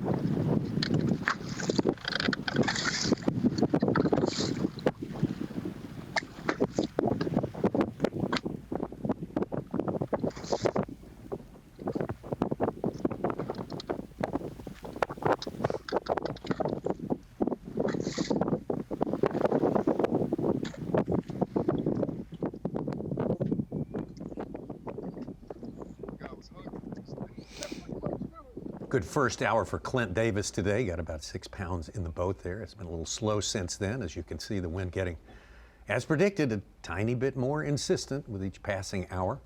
3.5 pounder puts Josh Douglas back in the lead with 17 pounds, 6 ounces. 2 ounces ahead of Drew Cook. Josh fishing over there next to Jeff Gustafson, and your observation earlier, Mark Zona, it's becoming more and more true. If you're not fishing next to someone, you might want to reevaluate what you're doing. That seem to be the people that are doing well. The buddy system. Yeah, it'll be really interesting on day number 2 to see how many of our leaders that have a camera have something to themselves.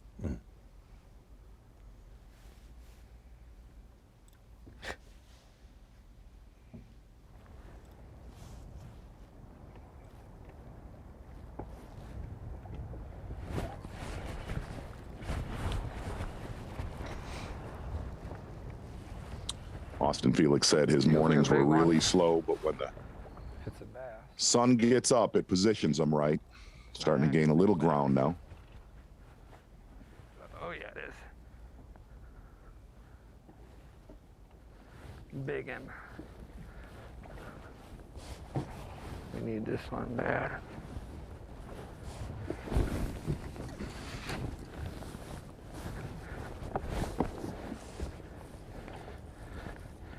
Come here.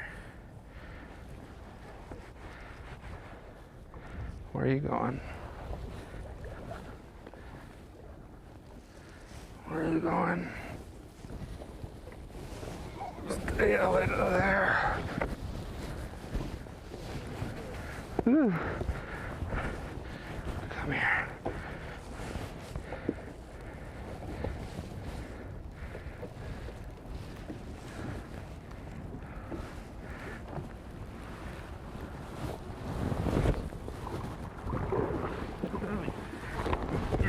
Yes, sir.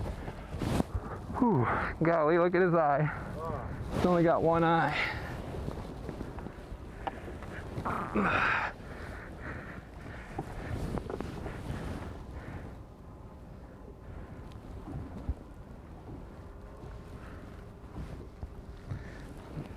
He's fighting for his classic life, Z. After 6th place at St. John's, he didn't have a very good 4-tournament stretch there. Said he had to get out from under you, predicting him Angler of the Year. Oh, I did. I did. Hummingbird bird's eye view. I did not nail that. I did not. Austin Felix giving us a. So we're on the kind of cusp, skinny. Tommy Sanders real of the big. What?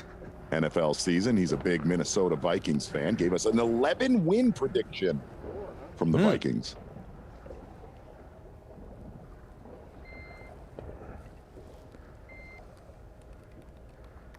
could happen. Austin's got a little momentum. I mean, his last two finishes, both 11th place. Yeah. Pickwick and St. Lawrence. So he's climbed from in the 70s within range of the Classic cut at 46th. 2020 Rookie of the Year.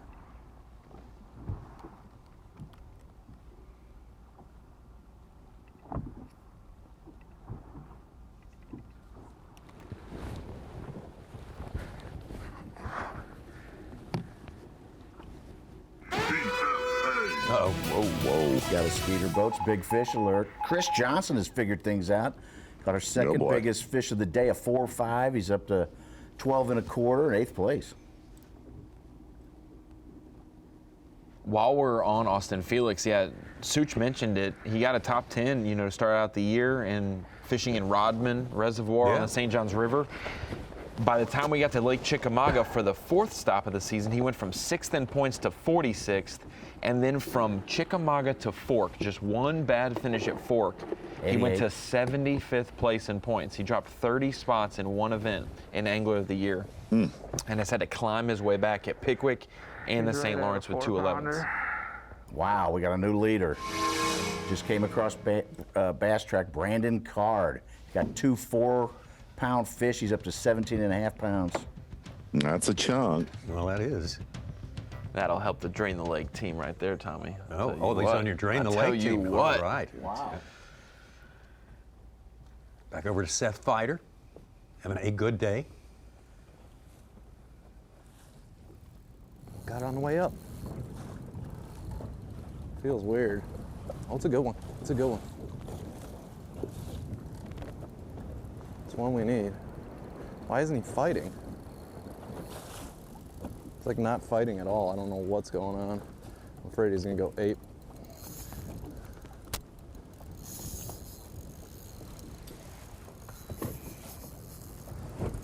Stay on, baby. I need this one. This is one of them. Get in the boat, baby.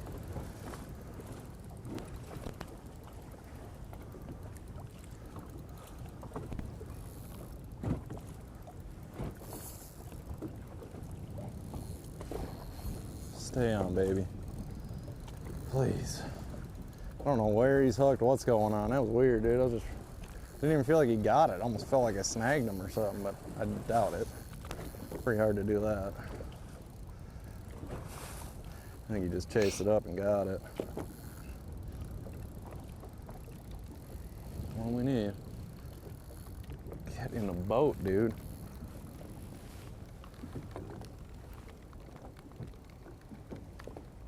Well, he wasn't fighting at all. He was right next to the boat. Now he just swam down to the depths. Come on, baby. Come up here. I need you bad. Boy, he really hasn't fought that much yet. It's really kind of weird. I'm afraid he's gonna go crazy at the boat, you know what I mean? He's just like playing real weird. Oh, he's in the fin, that's why he's in the fin. He's in the fin. Got him, yes. How does that happen, dude? Freaking Jeff spragged him, I guess. Oh my God. Get a little chunk. I'll take him any way we can get him, boys. Any way we can get him. That was crazy, dude. I knew he was fighting weird. Just Jeff spragged him in 80 foot of water. Come on. I'm gonna have to wait and tag. These guys are all too close, I think. That was crazy, man. Just reeling it up. Like, I don't know if he just like if he did like he went like that. Did something crazy and like got it, like nipped at it and got it or what, but I don't know how we got that one in the boat. Yeah, and it just locked up. Yeah. And I could tell by the way he was fighting someone, right?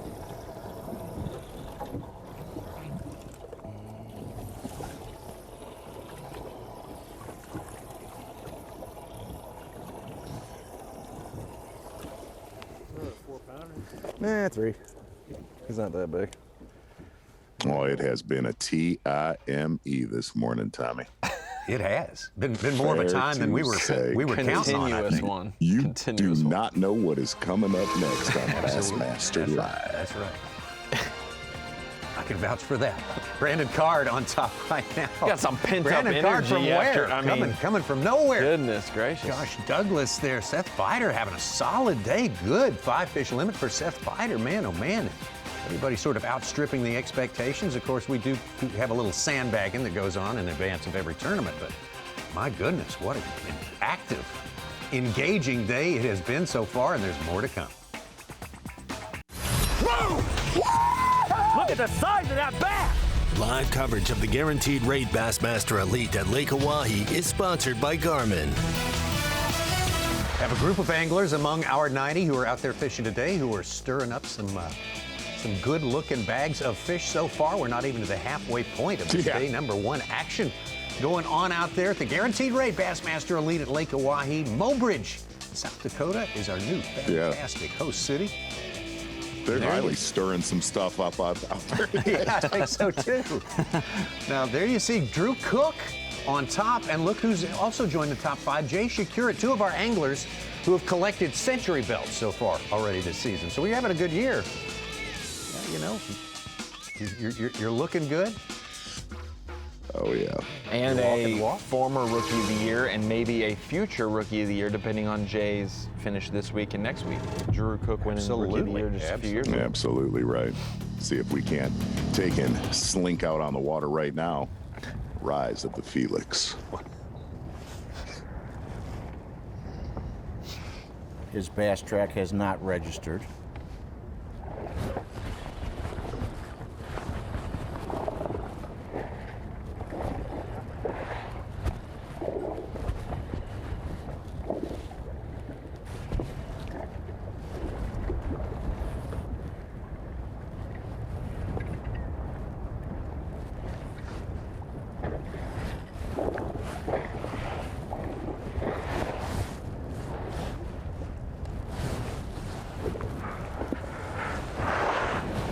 Whoa, don't do that. Don't do that. Chill out. Which way are you coming? Where are you falling over?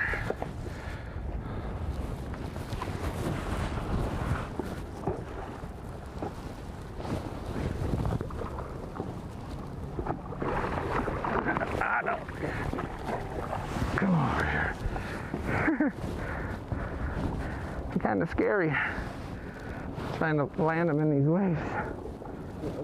Yeah, he wasn't going anywhere. It's that Ryugi talisman hook. Again, I don't think I've lost a drop shot fish since I started using that thing. But knock on wood.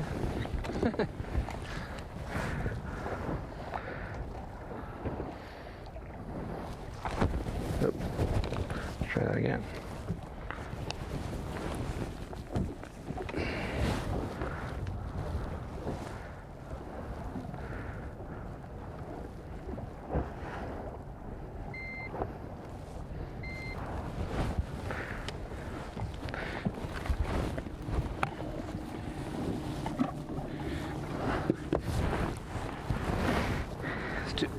Yeah. You got it. Have you got all 3 of those on the same bait, or is it just you're switching between? I'm switching between a couple different things: flatworm and a general, and 4 1/4 and a 3/6. When you're drop shot fishing, it seems like every fish has a different personality. Sometimes you'll get on where it's just like one bait is the deal, and you can just run around, but other times, same thing with the St. Lawrence, I'd have 3 or 4 drop shot baits, and you see a group, and if they acknowledge the bait, there's a good chance that they were smallmouth, but sometimes they just bail out. So the best thing to do is throw a couple different baits at them, throw a shad pattern, throw a green pumpkin pattern, and see if you can get one to fire up.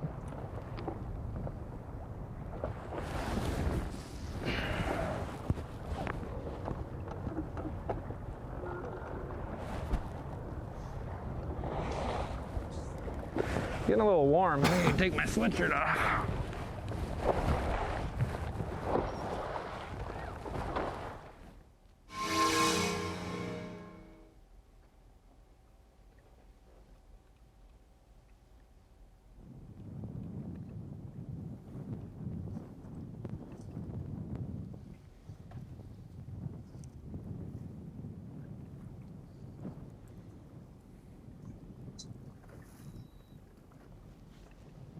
Buddy Gross with a big one. It's his birthday, his 50th. Really? Yeah. Why is that funny, Such? Happy birthday. I thought he was younger. It's a big than one. that. He looked younger than that. He does. What? How big? The big 5-0, Rennie. No, how big was the fish, Such? He doesn't have a fish. He's got the big one with his birthday, his 50th birthday. Okay. So it wasn't. Oh, boy. Yeah. Chris Johnson has another big one, though. Speaking of that. Here we go.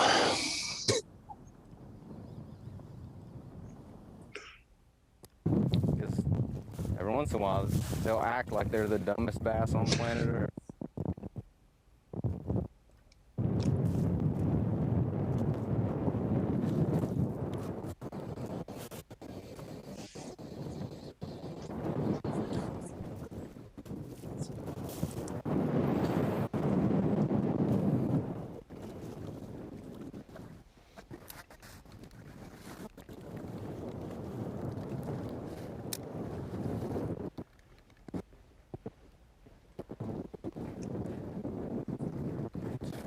Cruise around and try to find some aggressive ones here.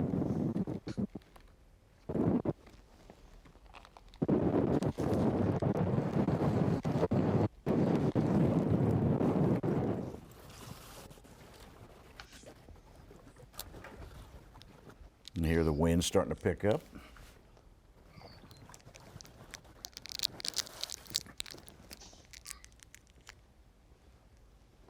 That'll be the important thing throughout the weekend is the direction. This morning, it was kind of, if you put the lake in the middle of your screen from left to right, it kind of came from the west and then went back up towards the northeast and kind of did like a boomerang right on the lake. So it was from the side, from the west direction, which is a good direction for wind here. But as it kind of transitions today, 10 o'clock, 11 o'clock, 12 o'clock, 1 o'clock, right, it'll start to get more northerly. So the ride back today is going to be much tougher. It's also going to get to the strongest. It'll be in the mid-20s for wind speed. And then tomorrow, it'll obviously start out from that direction instead of. But like Troy Dede said, I asked him about the weather, and he said just wait an hour and the wind will change. Even projections are wrong within an hour because of just how wide open this area is. Right, and one thing that we talked about coming into Bassmaster Live, and I know it was a topic that you had on the live well, if you weren't joining us, if you weren't with us earlier today, is the exact winds you don't want on a lake that runs north and south is a straight south or a straight north wind where they have a lot of room to build. You want a little bit of east, a little bit of west in there, something to break it up a little bit. So tomorrow's going to get a little chippy. But later today is going to as well. This whole day's kind of been chippy, you know, with It anglers is. fishing It's close, been- you know, what we've heard, Listen, what we've I'll be seen, honest, you know. The fishing has been the least of the entertainment. Oh, yeah, yeah.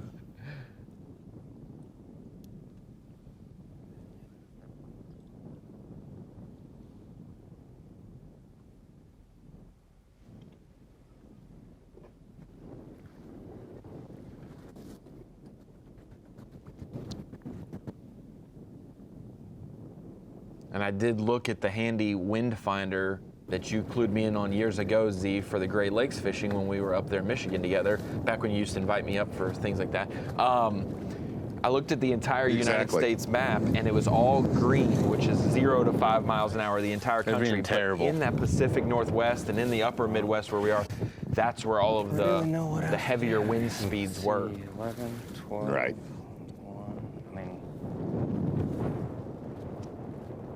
I don't have a lot of time left for them to decide they want to bite. They kind of need to do it pretty soon here. Big one. Big one. Come on. That's a bass. It's a big one. It's acting like a bass. Oh yeah, it's gonna jump. It's a big one. Come on, please stay on there. Please, please, please. Please, no, no. Come on. Come on, baby. Come on, they're all bass down there. I just finally tricked one. Please. Please.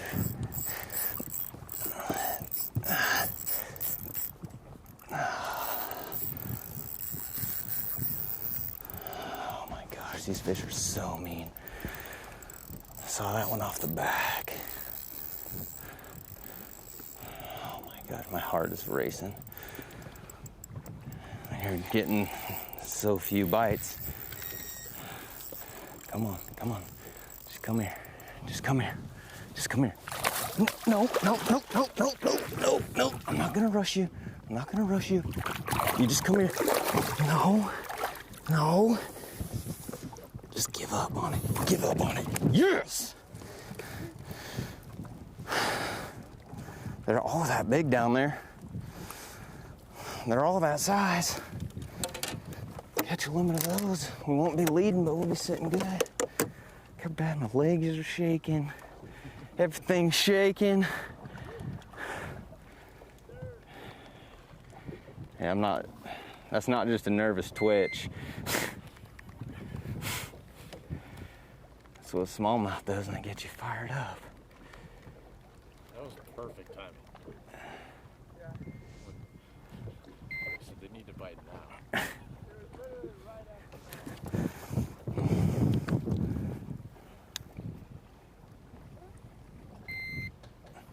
I wish we could call our shots like that all the time. 3 1/4.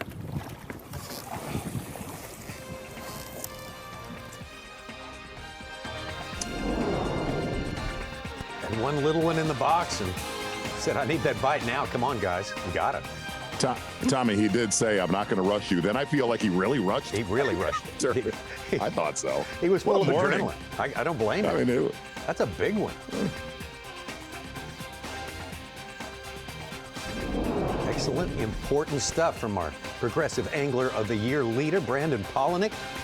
Well, coming up next, we got more coverage for you, live coverage with our live mix, which begins for an hour, and then after an hour, Dave and Davey.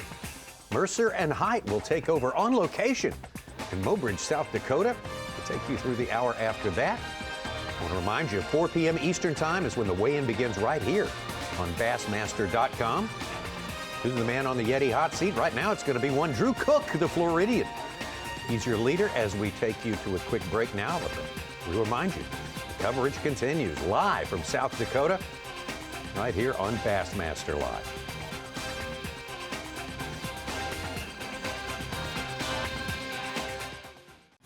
The Guaranteed Rate Bassmaster Elite at Lake Oahe is sponsored by Ranger Boats, Yamaha, Toyota,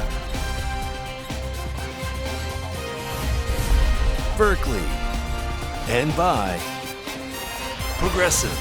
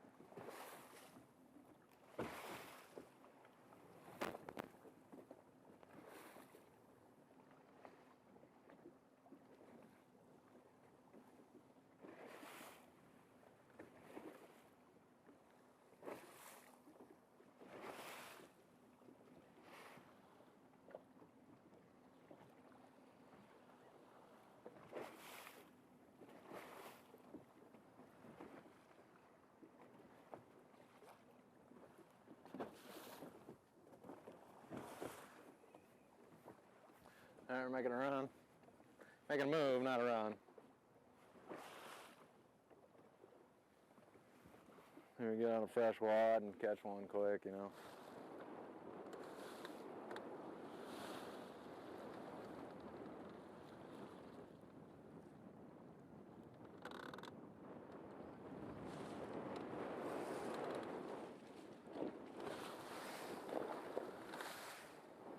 I can't hear you very well.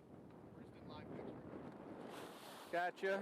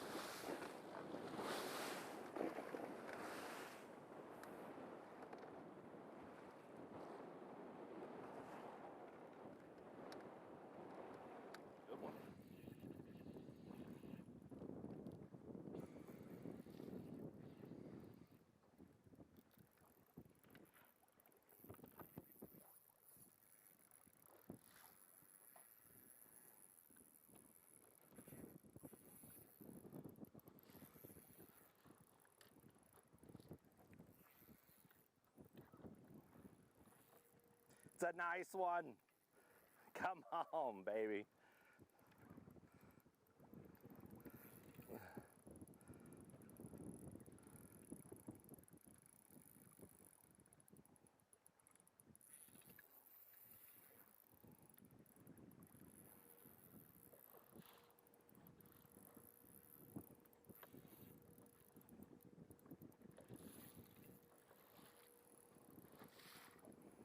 Gosh, my heart's just pounding. Come on, fish.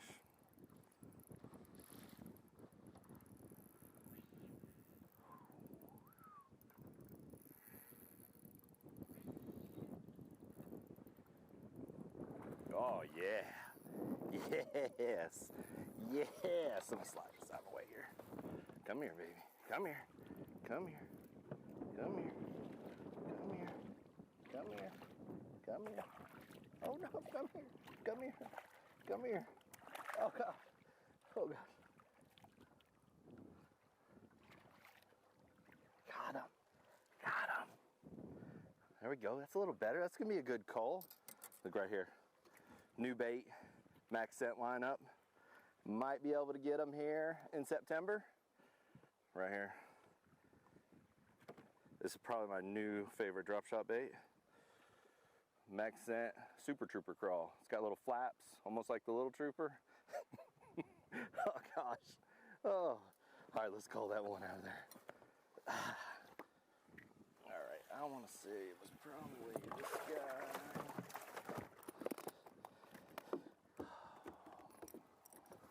Might have been green. Yeah, it was green, I think. Put green back. Gosh, that's a nice one there. 4 more. That was a nice call.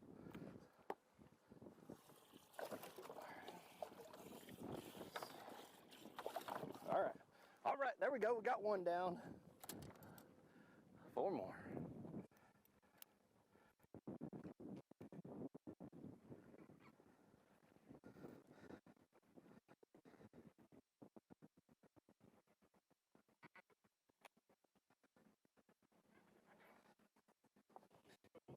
Yeah. Yeah, those would be fun.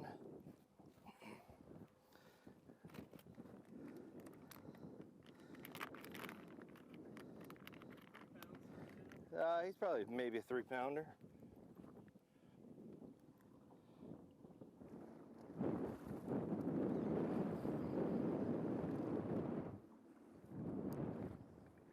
Okay.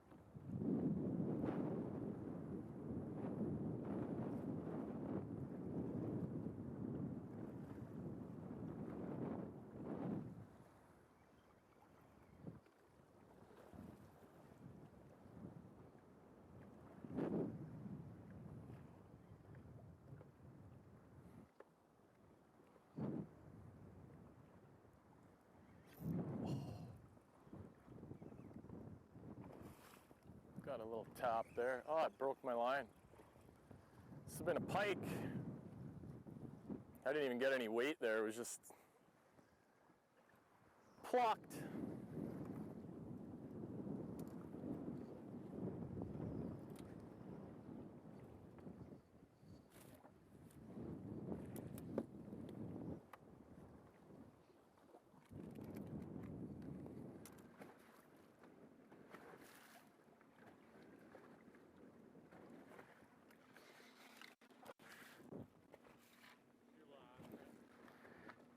I'm seeing some fish. They're not biting much better, but I'm seeing some fish around. It's just, I don't know.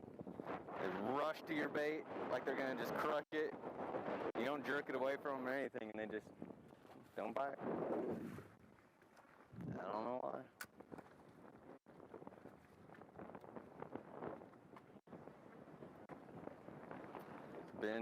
Been a struggle, and we don't have a lot of time. The harder the wind blows, the less time we got, because the longer it's going to take us to get back.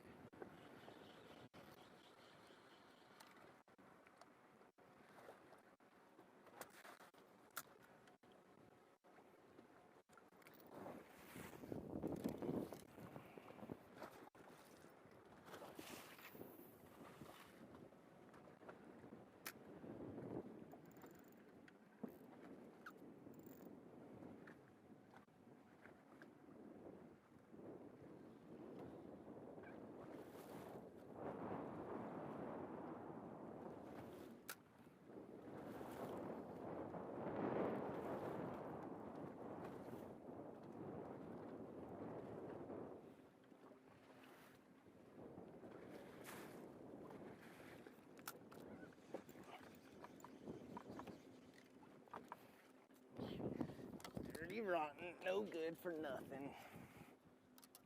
Oh, man.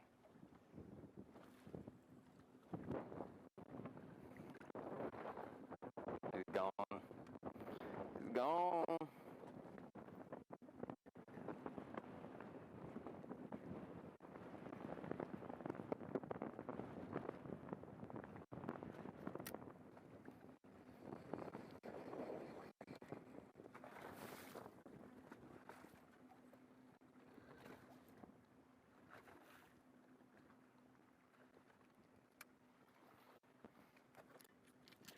Oh, man. Big mess.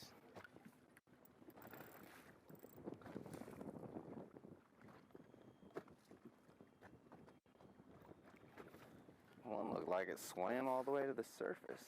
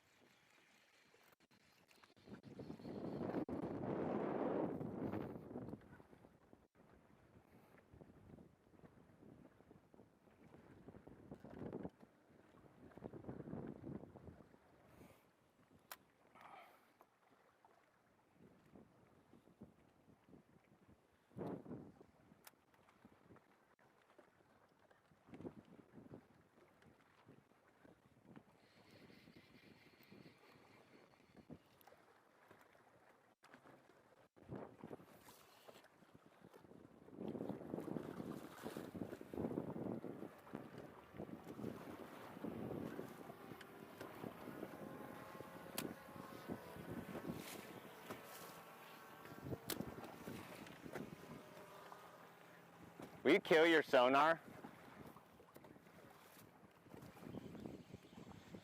Just so it's not extra pinging around. Thank you. I can see it flashing on my live.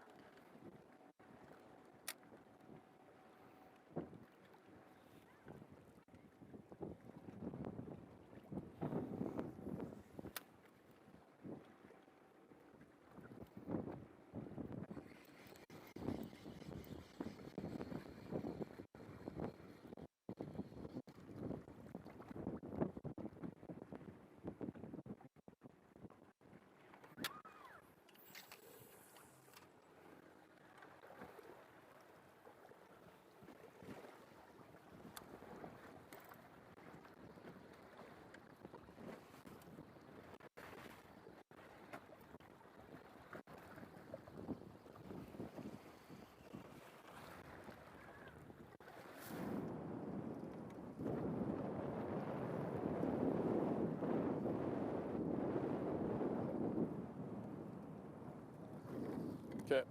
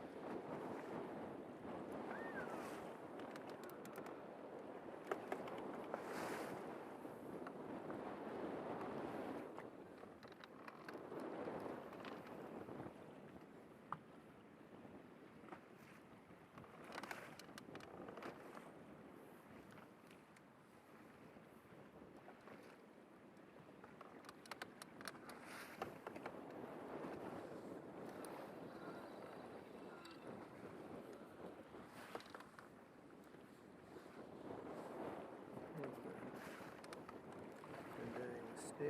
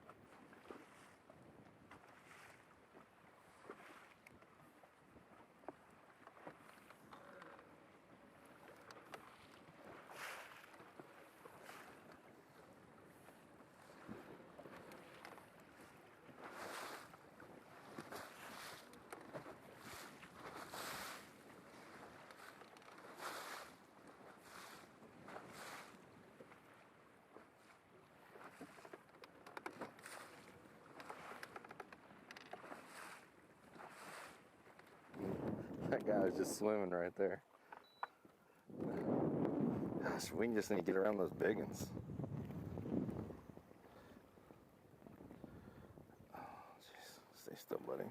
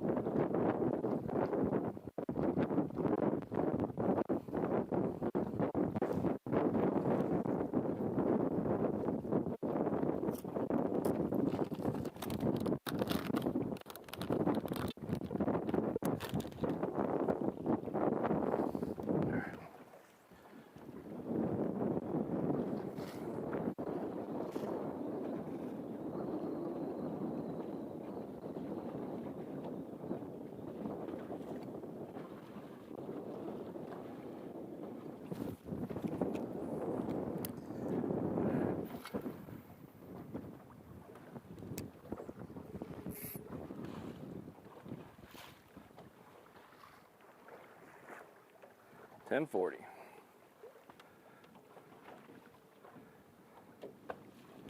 that what time you got? 10:40.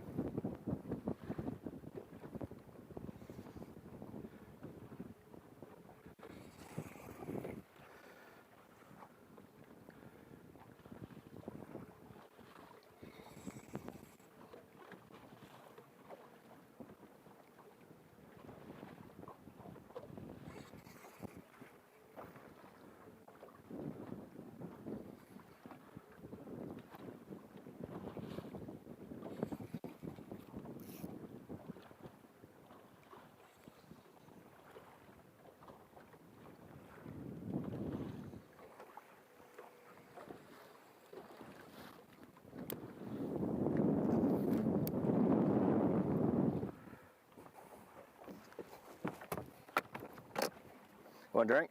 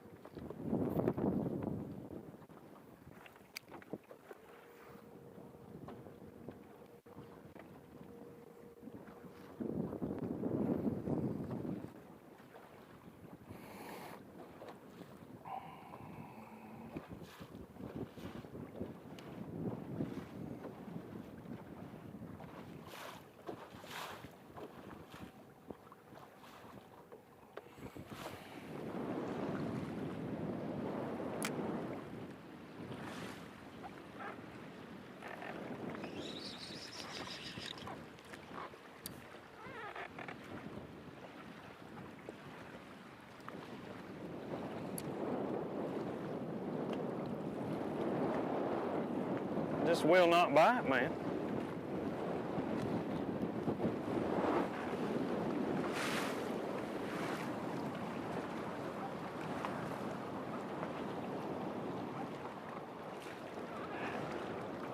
That's nuts.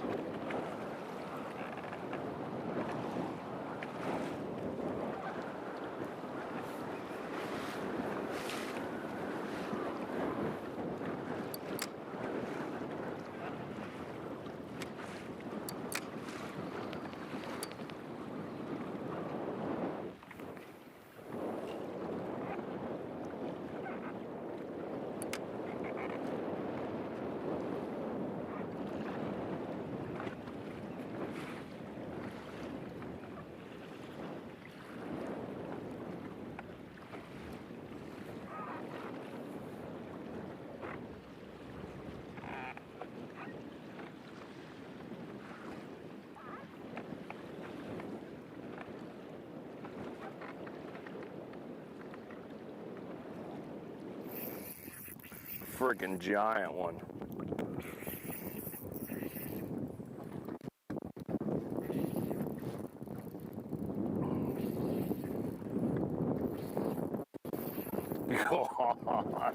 Oh, I thought it was a carp ate it. Oh my gosh. Come on, baby. Let me get you in. Oh gosh.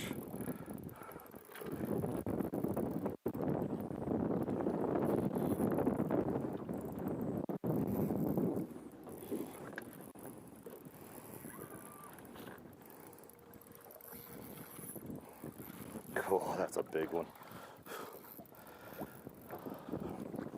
Son of a gun, come off. Oh. Oh. Oh, that was awful. All right. Oh, man, that was like a fiver. Well, the good side to that is there are big ones up here. Jeez. That was a big, big one. Oh, feel a little sick. But that's all right. Whew. Boy, she was acting like she wasn't even hooked and just hanging out under the boat. Oh. You gotta be kidding me. Well, that's the kind we need.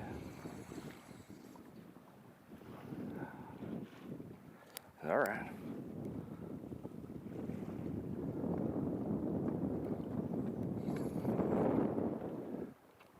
Well, at least I feel a little better about the area. Gosh, dang, that was a good one.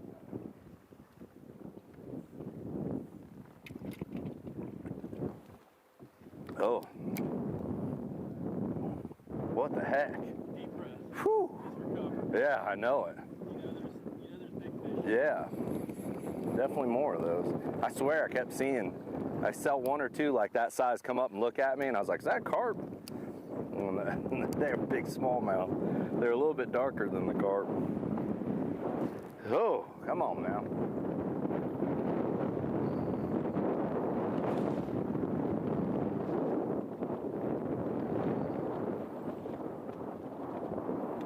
Man.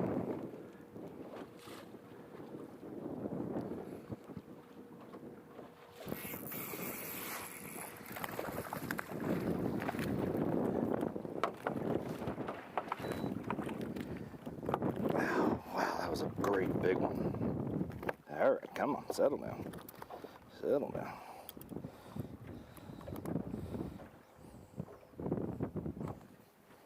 All right, let's see. That guy doesn't. I don't think he'll call much, but if he'll call anything.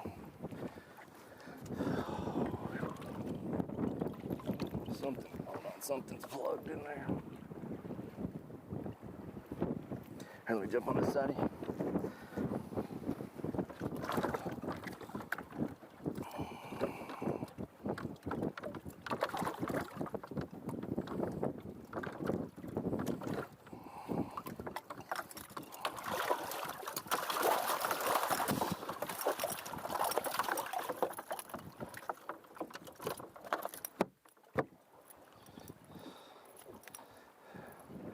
A little bit.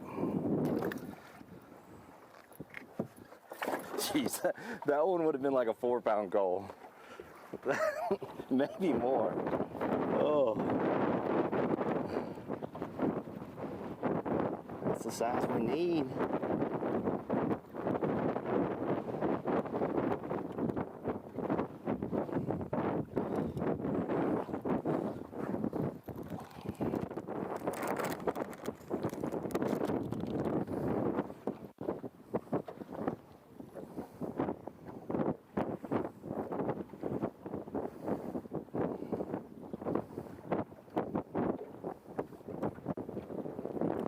All right.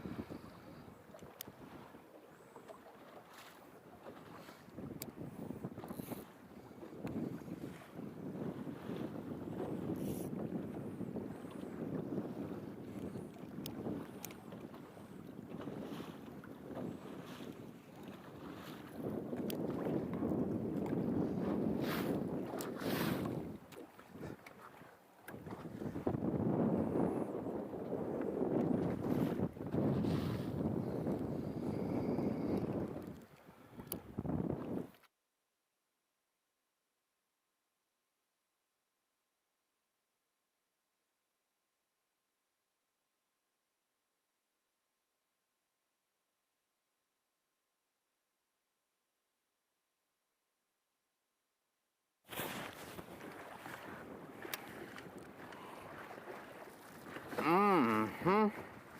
Where'd you go?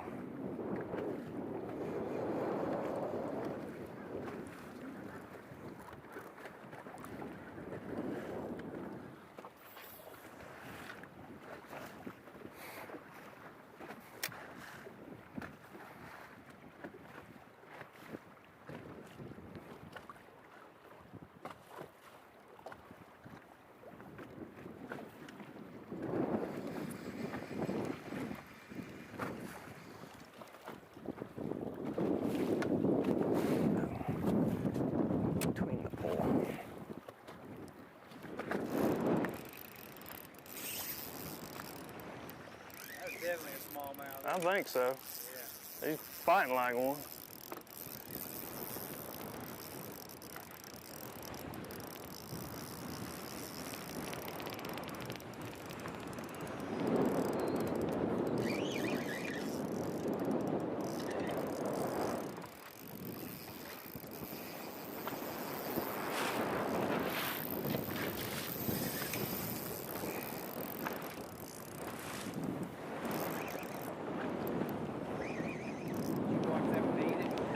I seen him out there, but I pitched to so many of them I wasn't even looking.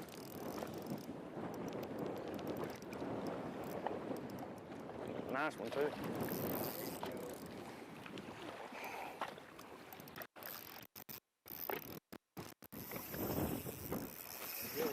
Mm-hmm. 3 or 4 pounder. It's over 3, might be 4.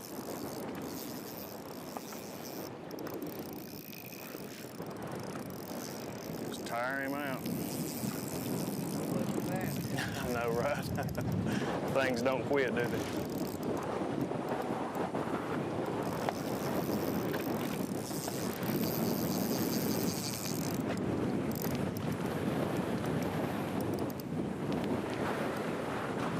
Pretty one there.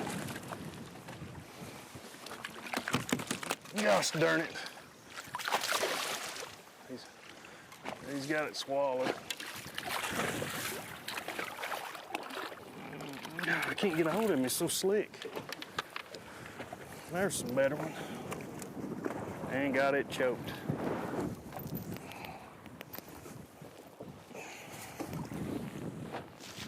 Ah, he ain't bad. He's actually okay. Back of his tongue? No, he's okay. It was just in the very, very back of his mouth. Well, that's a little better. That one's. Now I just need 4 more like that.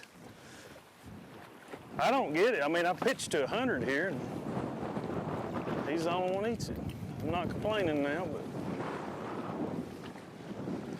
don't make sense.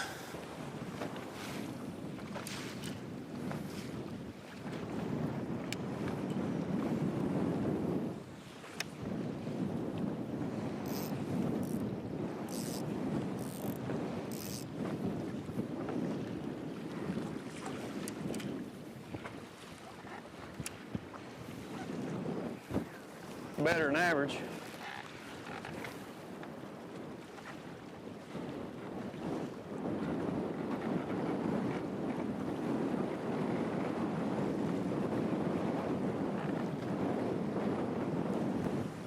Maybe they'll go to biting. That's real close to where them two came up and didn't bite. I don't know.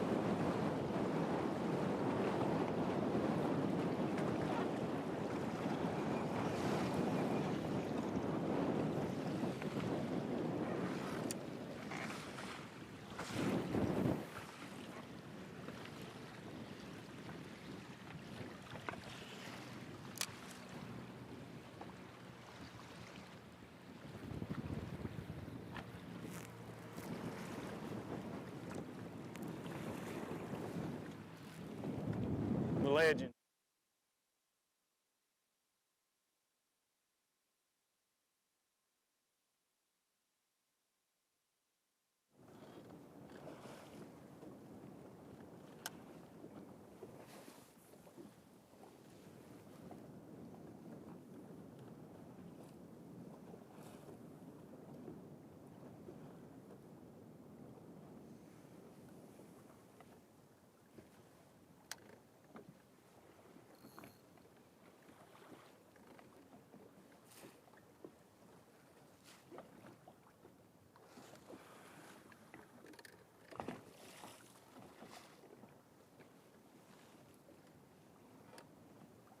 That current's ripping now.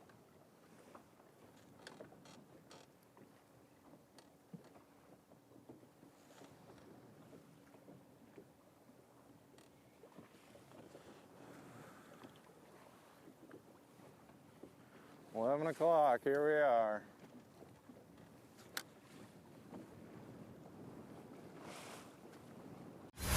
The Guaranteed Rate Bassmaster Elite at Lake Oahe is sponsored by Humminbird, Mercury, Nitro Boats, and by Bass Pro Shops.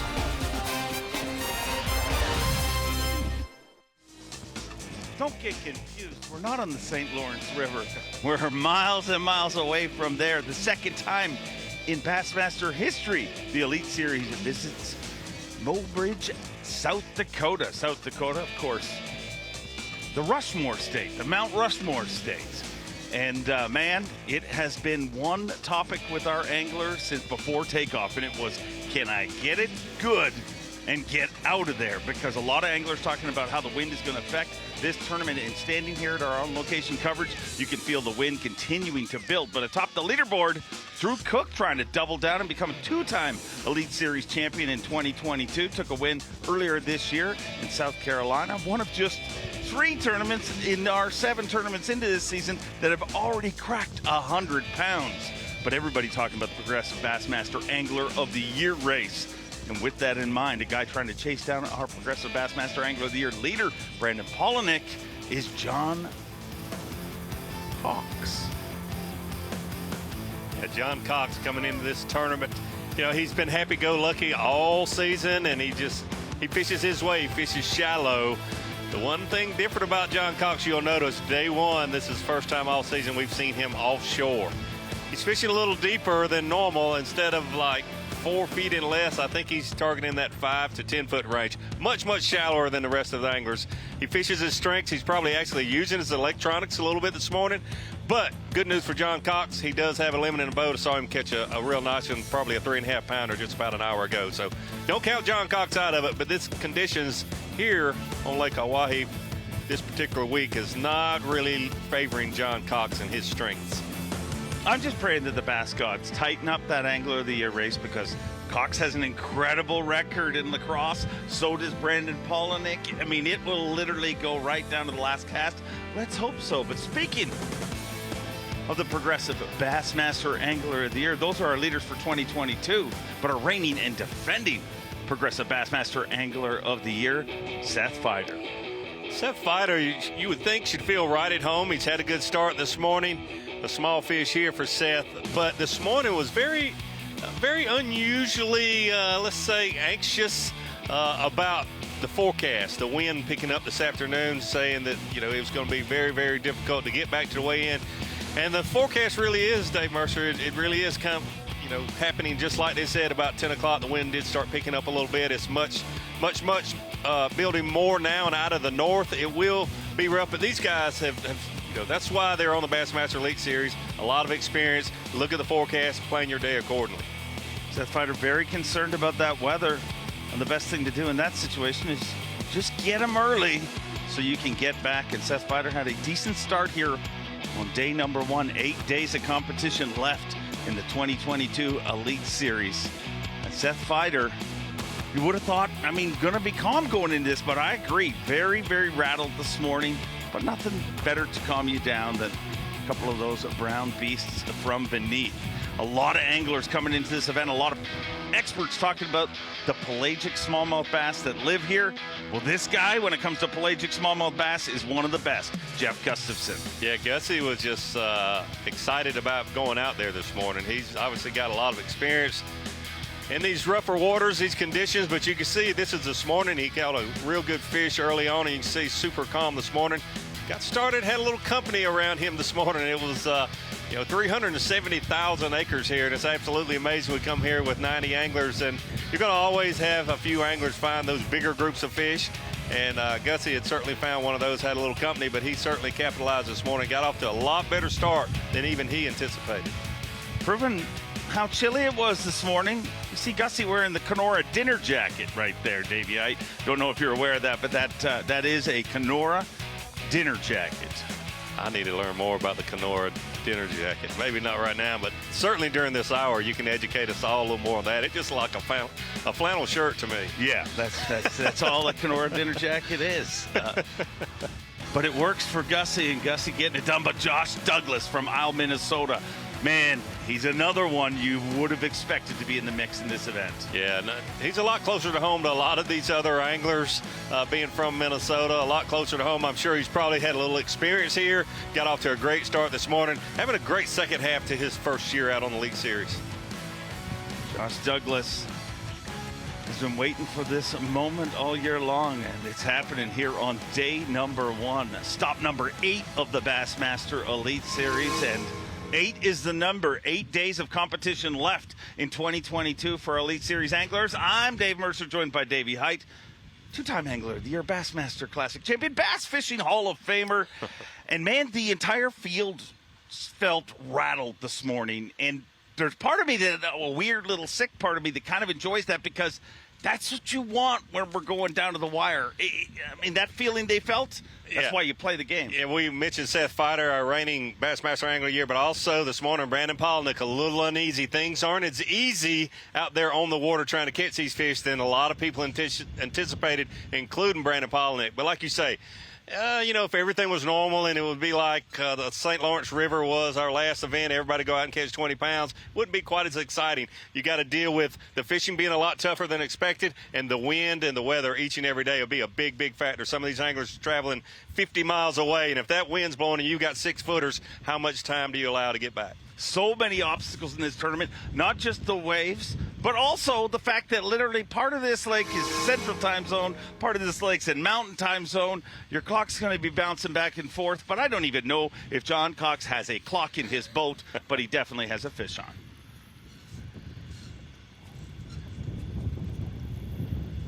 He's not big. She's cold, though. Geez, they want to get in that shade so bad. Nice one.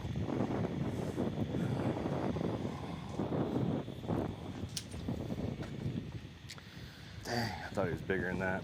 See John Cox there with one. Looks like it'll help a little.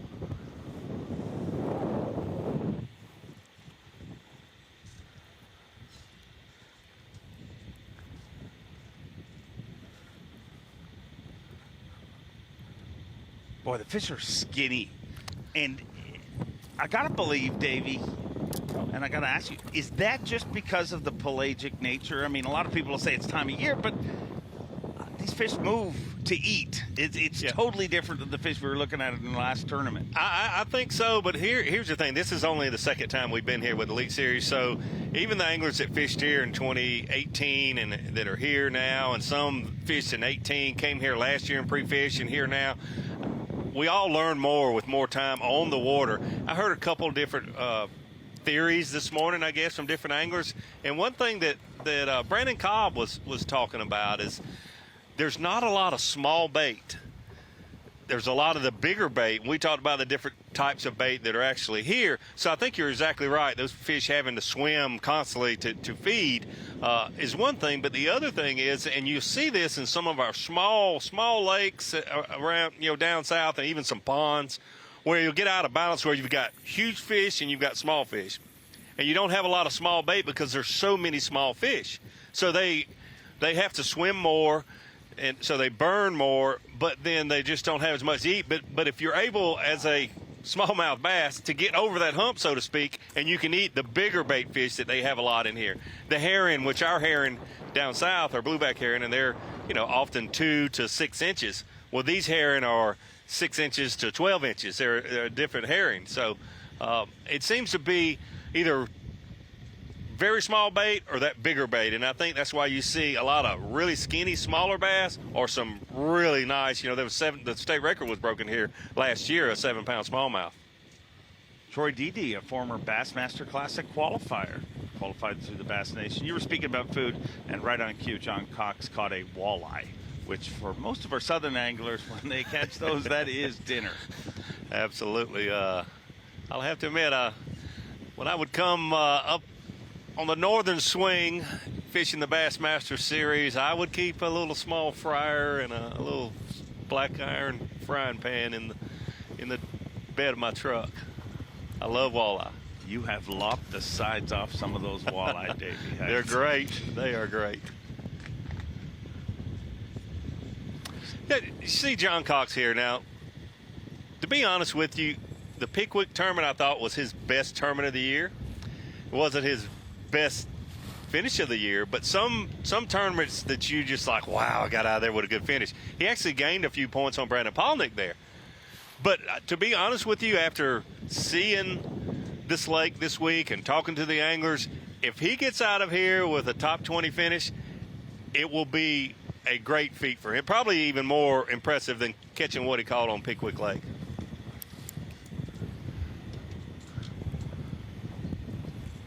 And man, that'll be fun in lacrosse because, as I said, Cox has got a great track record there. I mean, Pollanick's done great there. Yes. I mean, he at one point had an 8-pound lead in a tournament halfway through it.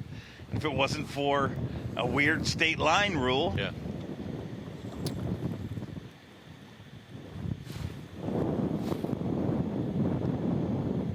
Yeah, it would be great to see. And honestly, to see either one of those or even David Mullins, whoever wins Angler Year, is just fine with me. They're all great guys and have had deserving seasons to be in this position, but we all want to see a shootout at the final event. Everybody except for Brandon Pollanick. I'm sure he'd be fine to. But he doesn't even know what the points is. So even if he's got I heard you in zone it, like trash talking. If he's got a 100-point lead, he won't know that it's not a shootout. So why would he lie, Davey? I did not accuse him of lying. I heard you in zone this morning. There was definitely an accusive tone from both of you. I have never accused Brandon Pollanick of lying, and I will not. It's just very different that he would not want to know the margin of his lead at this point. I get it the first half of the season because it's not even relative, to be honest with you. There's so much fishing to go, but the last two tournaments, more power to him for being patient enough to not even look. But I think it's almost more important the last two tournaments of the year. When you think about it, look at how many anglers we've seen in this exact spot that he's in with like a 40-point lead, and everybody starts to anoint that person Angler of the Year. I agree. And then they start saying, well, I'll stay close, and I'll do this. And I mean, I think that's his whole theory behind it, and I do not believe Brandon Pollanick's ever told a lie in his entire life, is my theory. Hey, we were right through him. Right through him.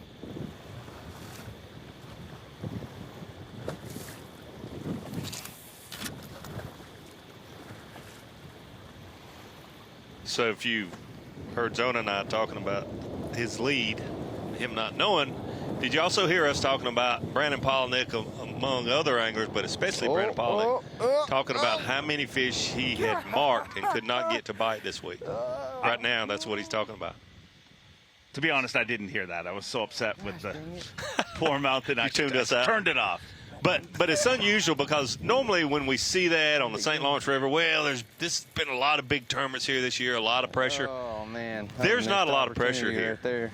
And these fish are just not biting very well this week. Pushed it too far. Is that a situation where they're so focused on chasing that bait? You know what I mean? Yeah, everybody thinks, but the opportunity to eat here is struggle bus today. So much easier in so many ways. And also, those fish are clearly working together, you know, a lot of times like we see in saltwater. So it could be it. And I've seen times, that's why you're mentioning it. I'm sure you've seen it and it's usually like when they're focused on very, very small bait. But there's times a mayfly hatch, when they get so focused on the mayfly that you can throw a drop shot, a top water, whatever. They're focused on that mayfly. But it's got to be some of that. But then also, if they are feeding on the big bait, they don't have to eat as often. And if they feed in a lot of the country this time of year, they do largemouth or smallmouth spotted bass feed a lot at night. And if they're eating really big bait, they don't have to eat 20 times a day. Yeah. You know what I'm saying?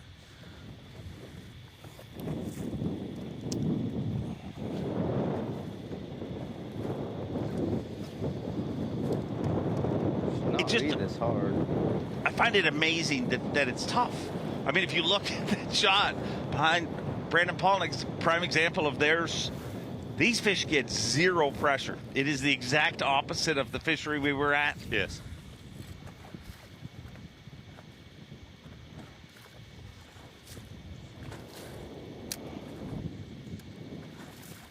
It's going to be very interesting, like I say, for John Cox to be unofficially about 20th place, and right now Brandon Pollanick. But Brandon has done such a good job this year. When you think, well, he's going to slip a little bit today, well, he catches a big one 5 minutes before weigh-in. More places where I felt The like year he won Angler of the Year, there were several Good tournaments ones we that it go looked run. like he was going to catch too. That's one of his strengths. Yeah, I mean, he start can by. keep it together mentally. For me, at this point, I'd be in the fetal position, sucking my thumb and wondering, why is this happening to me? Brandon Pollanick will not be in the fetal position here today. He will, I'm saying he's going to get a limit. Yeah, He'll have a I limit. wouldn't bet against him. Certainly wouldn't bet against him. A lot on the line. 8 days of competition left. Our Falcon Rods Rookie of the Year going to be decided. Our Progressive Bassmaster Angler of the Year. And oh yeah, 2 big titles. And atop the leaderboard right now, Drew Cook leading the Guaranteed Rate Bassmaster Elite at Lake Oahe. Right behind him, Brandon Card trying to win his first. And Josh Douglas in third. That leaderboard. Uh-oh, look who's in 5th. Jay Shakuret took a win in our last Elite Series event. He spent a lot of time here, proving he can catch a few bass, too.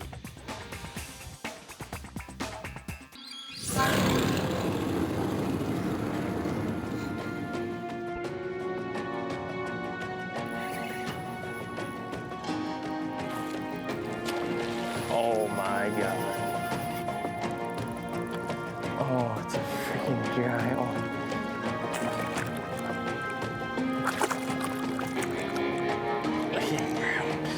Oh my God.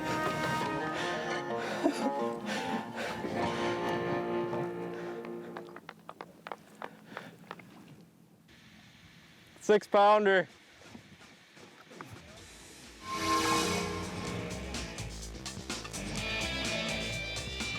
Welcome back to our on-location coverage. Stop number 8 of the Bassmaster Elite Series in Mobridge, South Dakota. It is day number 1 of the Guaranteed Rate Bassmaster Elite at Lake Oahe. You might remember we were here in 2018, and this is the second time we've been to the great state of South Dakota. Speaking of seconds, Drew Cook trying to win his second Elite Series event in 2022. Took a win in South Carolina, but right behind him, Brandon Card trying to win his first ever Elite Series title. Josh Douglas in the same boat. Caleb Sumrall, a former Bass Nation national champion, but the guy we just watched, Jay Shakuret, trying to go back-to-back. And if you think of the history that he has on this very body of water, it isn't a shocker to think that he could do that. But let's... Certainly not. More experience here than any other angler. So, I think we'll be talking about him all through the weekend. A guy that I always enjoy talking about, and we've talked about a lot this season. John Cox, live out in the water right now, currently in 20th place.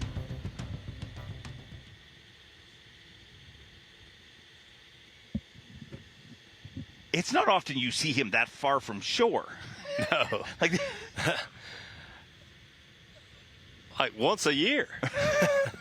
When you say that, I mean, and I always like to fish closer to shore. I had some good tournaments, won some tournaments offshore, but I like closer to shore, but I would mix it up some. But this for John Cox is like, take a picture, folks.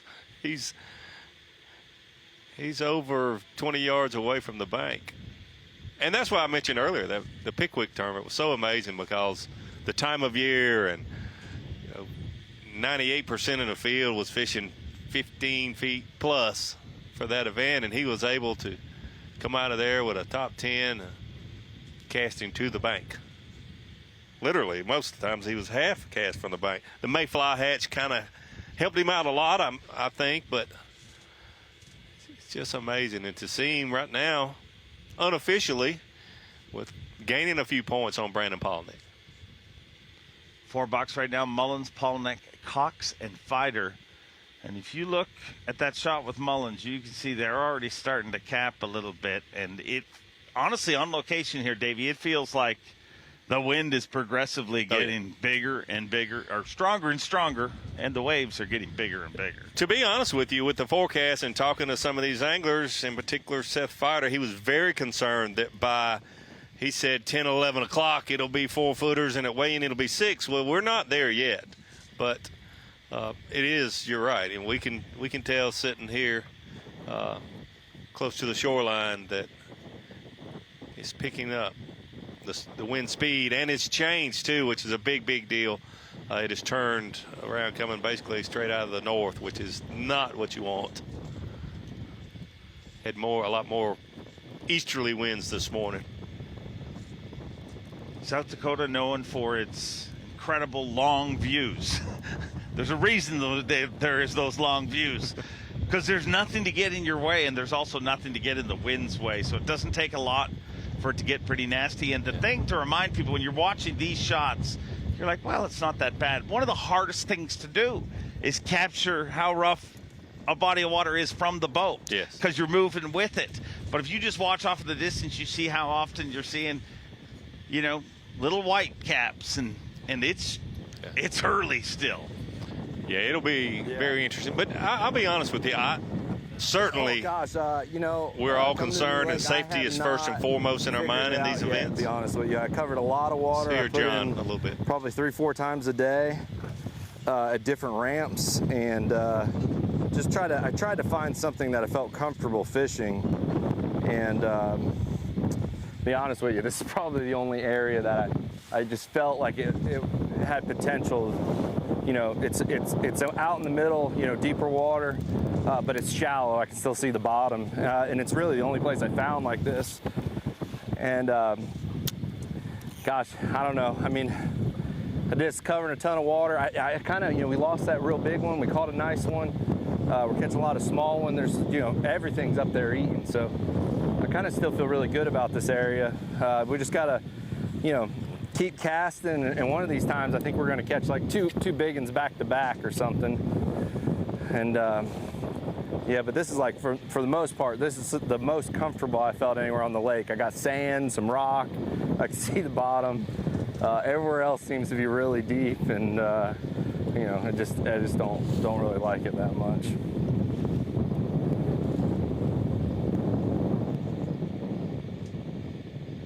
We see a lot of that, and I was thinking about that this morning, talking to anglers that take off and watching live a little after that. We just had our last event at St. Lawrence, and some anglers fish out there in 20 to 30. Some anglers will be offshore, but be where they can see the bottom on these flats with some scattered rock. And I was thinking to myself, why haven't I talked to anyone that's doing exactly what John Cox said, you know, fishing shallower for those smallmouth? Just not a lot of shallow water here, as John explained it. Shallow flat water is always the shoreline, which is shallow, but a big flat area where those smallmouth like to roam and feed in the summer. You look all around the lake when you're driving around. The amount of incredible areas, like smallmouth holding structure, that I see out of the water is appalling. Like where Rick Clunn's campsite is. If you... I was standing there this morning, and there is literally one of the most beautiful rock piles I've ever seen. But it's 12 feet out of the water. Yeah. So that, and I flying in here yesterday, the last 10 or 15 minutes of our flight, I noticed so much shallow water vegetation and, you know, mat and that sort of thing in the smaller lakes around. And I thought, gosh, the largemouth fishing's got to be better there than what we're thinking. But then you come here and you see all that shallow vegetation that should be and could be in the water had we had normal water levels. But I guess the water level drops low so often that it doesn't. Those largemouth don't have that shallow water cover as much as they need it. Gosh, they've got a bass right there. They don't look big enough to be carp.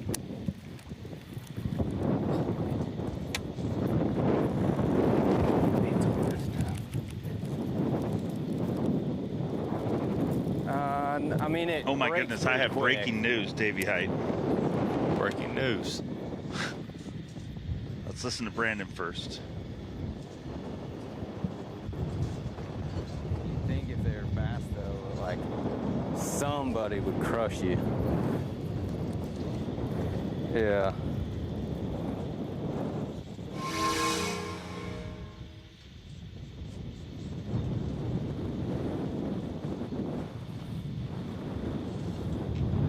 Oh, so definitely build in there where you see often, Felix. Look, it's still wearing the Kenora dinner jacket. It's a multifaceted fashion piece, really, is what it is. You're as comfortable at a 5-course meal as you are cutting down a tree. It's perfect dinnerware. But here's the breaking news I have for you. Matters to nobody except for me. My lost luggage has actually been found, Davey Hyde. I just got an update, and it's To actually, update everyone, we flew in here yesterday together, along with about 10 other of the B.A.S. staff, and everybody got their luggage except you. Yes. And they couldn't find it. I mean, as of this morning, but I've just had an update, so it is in a plane going somewhere. So, a plane somewhere. It's breaking news. It's not necessarily good news, but it's news. No, I mean, it was better news than before. It was MIA. Up until now, the update was yesterday morning at 5:45. That was the last time my bag was on, 5:45 a.m. I must say you've done quite well. You've gathered up some AFCO clothing and just rolling on like usual. You can never underestimate the effectiveness of a trip to the Dollar General, or also the Family Dollar was key in this one. Is there one of both of those in this town? Yes, right across the street from each other. That's surprising. Now back to what people tuned in for. Yep. Angling. Jeff Gustafson, one of the best at fishing for pelagic smallmouth bass. Does a lot of it on Rainy Lake. He's fished a huge tournament there every year of his life since he's been competitively fishing. And that tournament it reminds me of this tournament because there was a time where nobody, it was like people were just, you run into the fish when you catch them. And then when people figured out that kind of moping deal that Gussie calls and just literally looking at them. And the other thing that stands out, Davey, is I've heard several anglers say it, and it shows how pelagic those fish are. There's nothing here cover-wise. But the amount of anglers I've heard today say, they're right under my boat. You know what I mean? They get there, and they stay there. When there's no other cover, when you're fishing offshore, the shade that your boat provides is sometimes the best cover they have around, and they'll get right under the boat. Getting them to bite when they're under the boat is a different story often, but right under the boat. Do we know if this information is correct about Austin Felix? Because I'm shocked. No, I don't think it is. That he says no fish. There's definitely incorrect. Yeah, we saw him catch some this morning on live, but here's the deal: they have to just go by a bass track. They can't just make up numbers, and obviously, there's not good cell service along this 130 miles of fishery we have here. So you just have to understand that the weights that you do see, like Gussie's there, they're not spot on, but they're pretty accurate. They're just good estimates. But when you see zero fish today, that does not necessarily reflect what they have in their live well.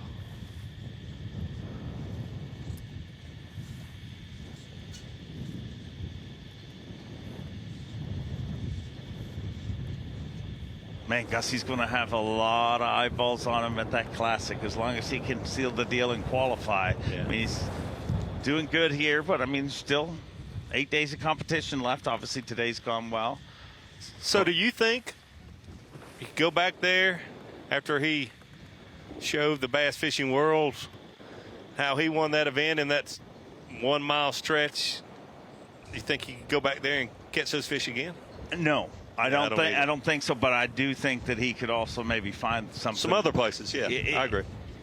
I asked him that, when we were I said, do you feel like is a part of you that's kind of bummed that you won an elite? And he's like, no, you take your wins when you can take them. Yeah.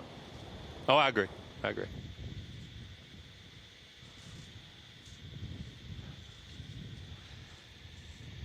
Updated, Austin Felix has caught fish, and not only has he caught fish, he's your power pole replay of the day, Davey Hyde. But wow. not just any power pole replay. We're talking about an aerial power pole replay by Austin Felix, and man, that shows this immense fishery. It really does, and we were showing that Austin Felix, we weren't sure that he even had a bass, but here's proof. I'm glad that we've got him as our Power Pole replay today. Austin Felix catching a dadgum stud here this morning. You check it out. A good way to get started here on Lake Oahe for Austin Felix this morning. He and a lot of the other anglers very concerned about catching a solid limit, but Austin Felix got off to a great start this morning, and that's why you are our aerial Power Pole replay of the day. Austin Felix off to a great start. I always say I like the Power Pole replay of the day so much more when it comes from the eye in the sky.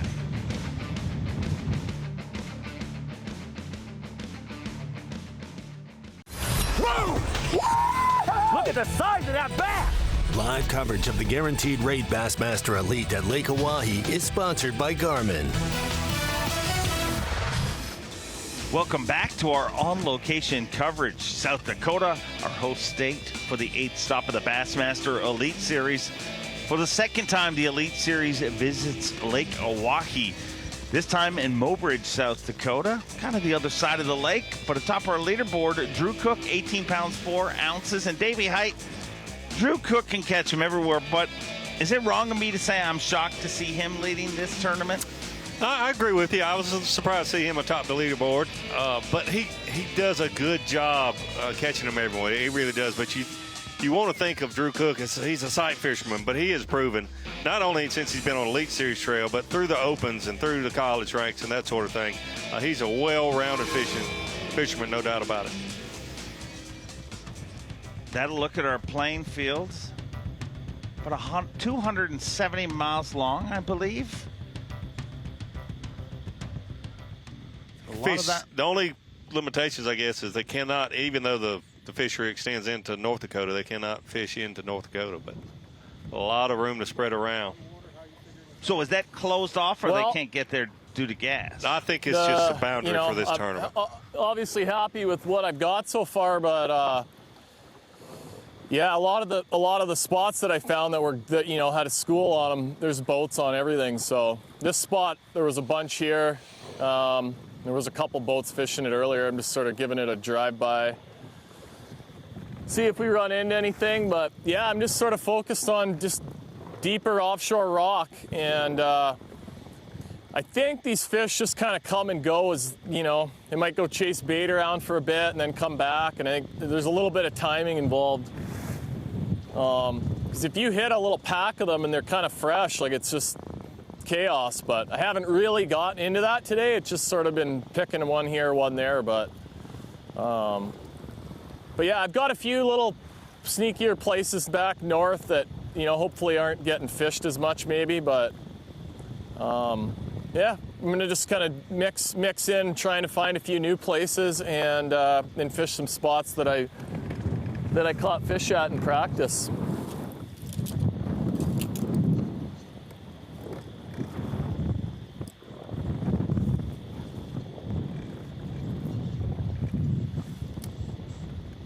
How comfortable does he look, Davey Height? Yeah, what's the name of that shirt he's got on again? That is a Kenora dinner jacket. Kenora dinner jacket. No shoes. Well, Jimmy Buffett saw no shoes, no shirt, no problem. No shoes, Kenora jacket, no problem. Is that? No, that doesn't sound. Does he look like a guy that has problems? No, he doesn't. Just coming up and smoking it. One of the most positive people we have on the Bassmaster Elite Series. Whether he's catching them or not, it's always the same.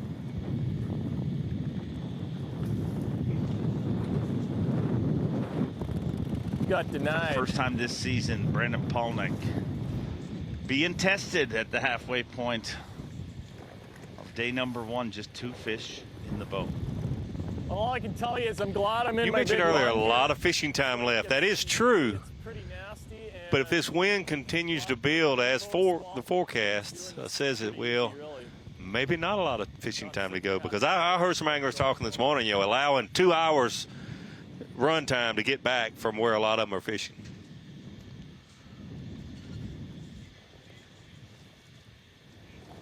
And I was you are such a killjoy today. Touching on that earlier. Safety first and foremost. I wouldn't want anything to happen to any of these anglers, I promise you. But I like there being more things involved than just going out on a slick, calm day on Lake Ontario and catching 100-pound smallmouth every day. Sure, we love that, but to throw in these factors that you cannot control makes for great tournaments, in my opinion. One thing you mentioned, too, us being right on Central and Mountain time zone, that's that probably will be an issue for someone this week. Yeah, has to. They'll be on their electronics, flip over in the wrong time zone. And I mean, I know about it, and it's confused me 5 times this week while we've been here. So you can't expect somebody that's focused on everything that they're focused on. Yep. Finding fish, getting those fish to bite, the wind blowing, calculating how much time to get back, and then, oh, by the way, my electronics are locked in on the wrong time zone because we are literally right on the line.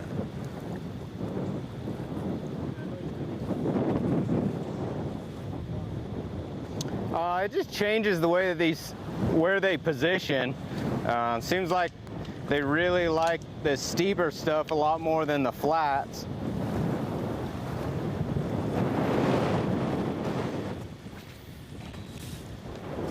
I can like barely hear you though.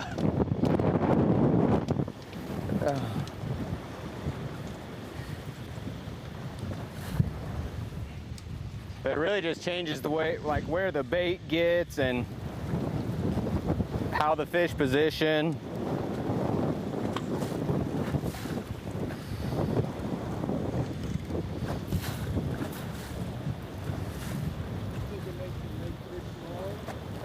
I think it definitely makes a fish smaller.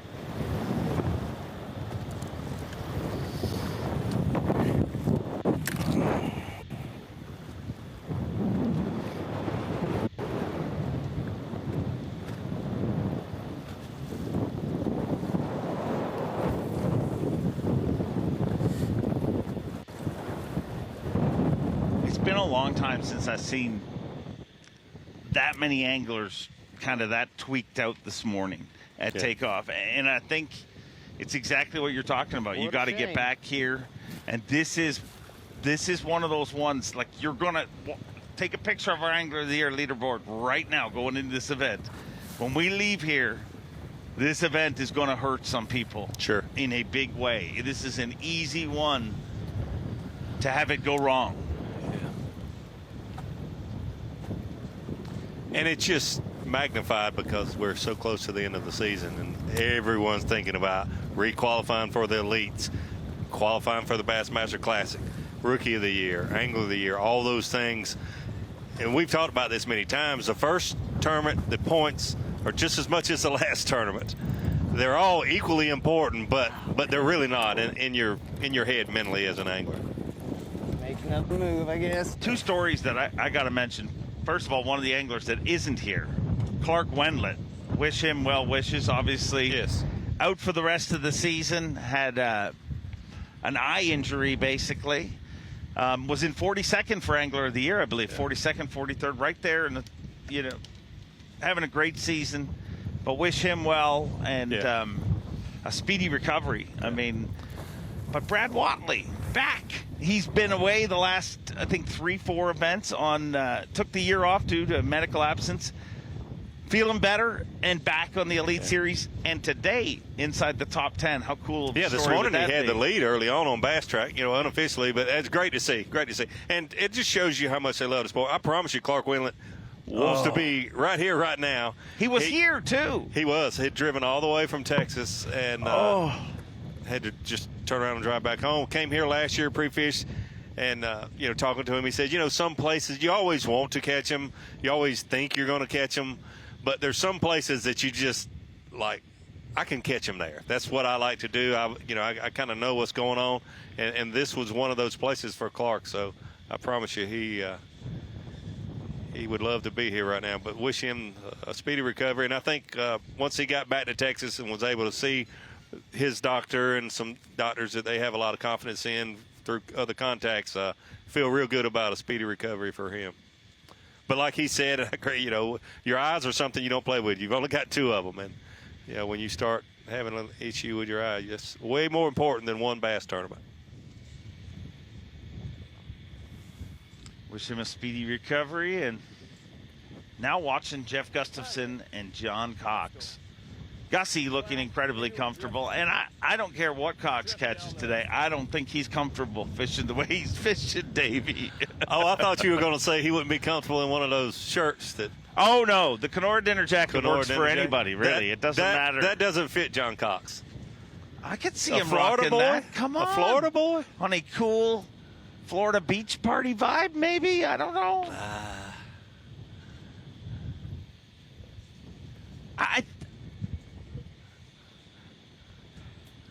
I think that Cox is one of those people that looks, I mean, comfortable in anything. Anything. Yeah. I mean, when he's he always had the smiling. Cox Rose last year, he looked smiling. good. He is smiling.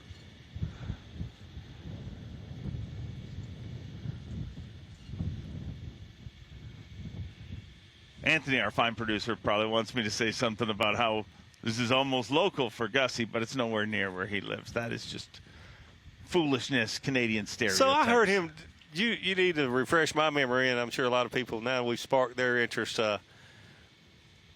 Tell us about where he lives, where the closer drive is for him. Isn't it like it closer to Lake Fork than it was to Thousand Islands, even though he lives in Canada? Yeah.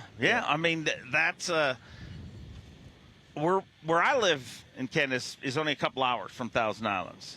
And I've always used the analogy, if I got in my car and I drove north to Gussie's, and then you got in a car and you left my house and you drove south, you would hit Florida before I hit Gussie's house. That's amazing. It's 23 hours and we live in the exact same province. Wow. I mean, it's all those bears, wolves, and moose you have to avoid, really, is the problem.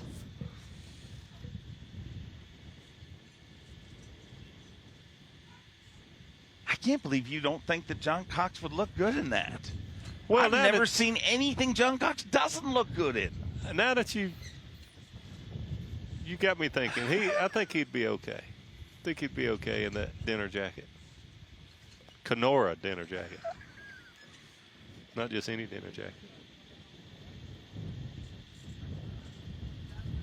It's good. It's a great jacket. It's a multifaceted fashion piece. I was surprised that he would wear a jacket in August all day. But he is barefooted in shorts, so.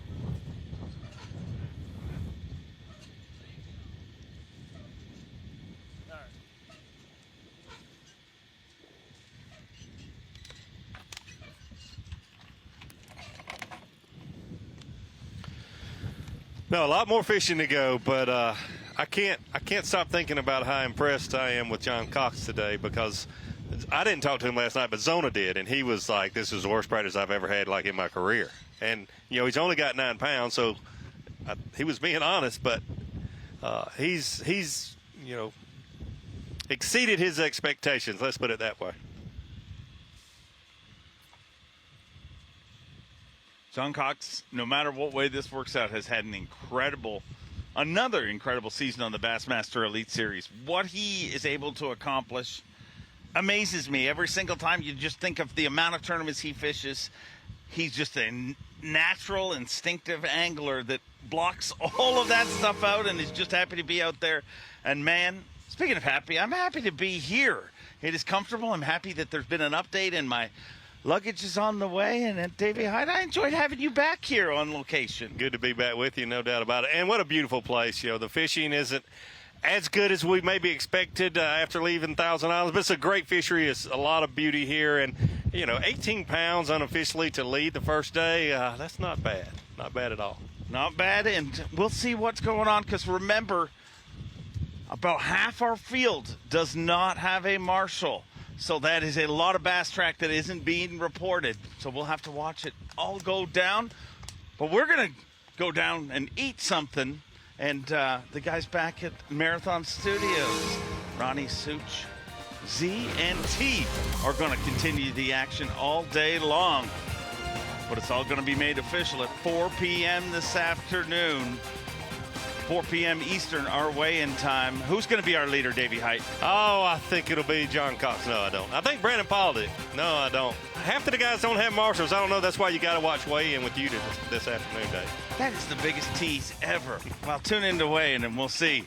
Right now, somebody trying to go back-to-back. Drew Cook trying to win his first ever smallmouth derby. Whoa! Look at the size of that bass! Live coverage of the Guaranteed Rate Bassmaster Elite at Lake Oahe is sponsored by Garmin. Bassmaster Live forging on into the final 3 hours of fishing, day one of the Guaranteed Rate Bassmaster Elite at Lake Oahe. That's Mobridge, South Dakota, our host city right there. We've got 90 anglers out there on this first day. We'll have the full field again fishing tomorrow. There's our leaderboard as it stands right now. Florida's Drew Cook on top, Tennessee's Brandon Card, and there's Minnesota. Well, it's all northern guys for a while after that. Josh Douglas, except for Caleb Summerall, Jay Shakurik, Chris Johnston, Jeff Gustafson, Seth Fighter, and so forth down the list. So we're going to get things out on the water in just a minute here, but let's set you up with what we've seen so far today with our Yamaha midday report. Aha, yes, sir. Tommy Sanders, Yamaha midday report. Been a really interesting morning here on Oahe. A lot of what we heard coming into this tournament, there was not a lot of sandbagging going on. It's been a tough day for a lot of our anglers. One of those anglers, one of the best smallmouth fishermen on the Bassmaster Elite Series, Austin Felix, rise of the Felix. 4 bass in his live well. He's got the quality, needs to fill out that 5 bass limit. I believe Dave and Davey called that one right there a gangly looking power pole replay of the day, smallmouth. Austin Felix said his mornings have been very, very slow. Well, that was the case. Got to turn it around right about 9 a.m. Austin Felix from there. We're going to head north of where Austin Felix started this tournament. Seth Fighter talked about it this morning. Seth Fighter said he had a massive, massive school of smallmouth found out on Oahe. Started off with a couple small bass fishing, really call it 20 all the way out to 50 feet of water, whether it's drop shotting or a Demiki style rig, fishing right next to Carl Jacobson right there. Seth Fighter is sitting on a very, very solid limit right here. Tell Seth was a little bit worried about the wind earlier today, Tommy Sanders. Absolutely, yeah. Well, Seth, of course, fished back in 2018, the last time the Elites were here, finished in 37th place. He's 35th overall in Angler of the Year to start today, and now he's moved up that list. Yeah, and one of the things that we will see, and Z has mentioned, is some of these guys who maybe find 5 to 10 fish spots that they want to start their tournament on will probably be alone, but the ones who found those popular areas that have a lot more fish that can definitely hold you for 4 days, you're going to have to share it with someone. And Jeff Gustafson had a different kind of pot of fish. Z, he only had to share with like one other guy, but they kind of managed it together without really pounding it. Well, you're exactly right, Ronnie Moore. Jeff Gustafson putting on a display of power. And if you really look at what a lot of your leaders, if you're looking at your Bass track on Bassmaster.com, a lot of your guys in the top 10, it seems like they got around that 16 to 18 pound magic mark, it seems right now. And kind of, you tell me, Ronnie, kind of looks like a few of them have laid up a little bit here on Oahe today.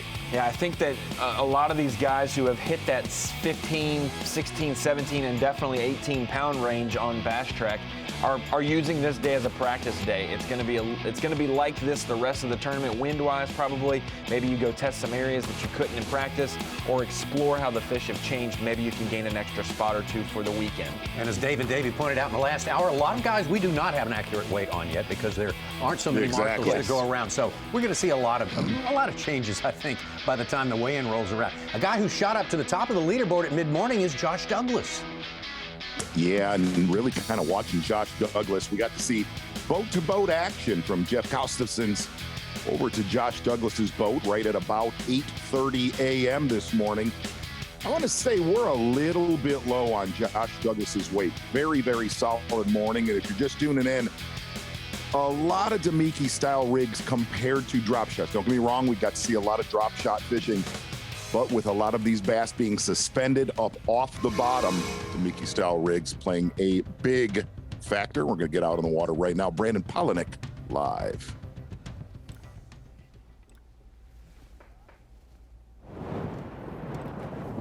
Brandon coming in here with a 41-point lead. Progressive Bassmaster Angler of the Year points. Don't tell him that, Tommy. No, he mustn't know.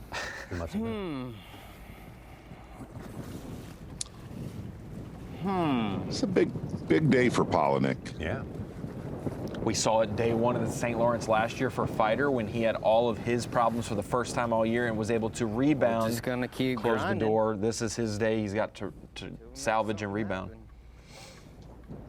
Right now we have Mullins gaining that 3-pounder about 10 over there. and Like, John all right, Cox we're gaining around about some. 20 spots Just on zigzag Brendan Pollanick. around and bob around and get bit. No more bites. Like, not a single bass bite. I guess I did.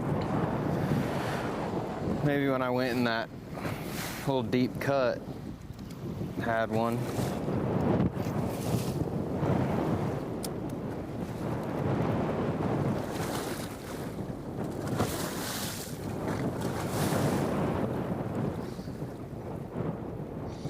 Pollanick sitting on 2 fish so far today. Talked about it earlier. Is a solid one. Made the comment. I said, "You sound a little concerned." He said, "No, I'm not concerned. I'm really, really worried about how miserable my practice has been."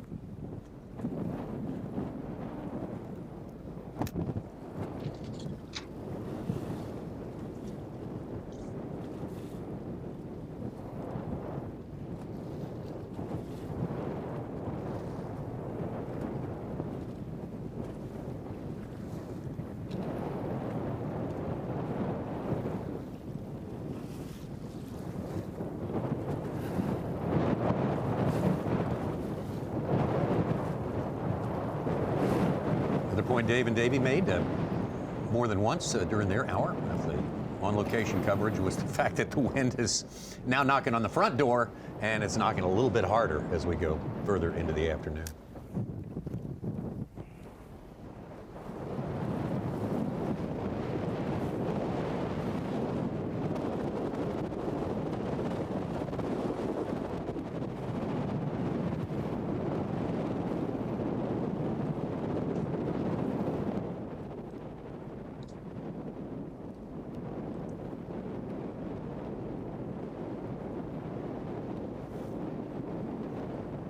How about a new angler getting into our top 10? Brian New just came across the board, all 3-pound plus, 17 pounds almost, 5th place.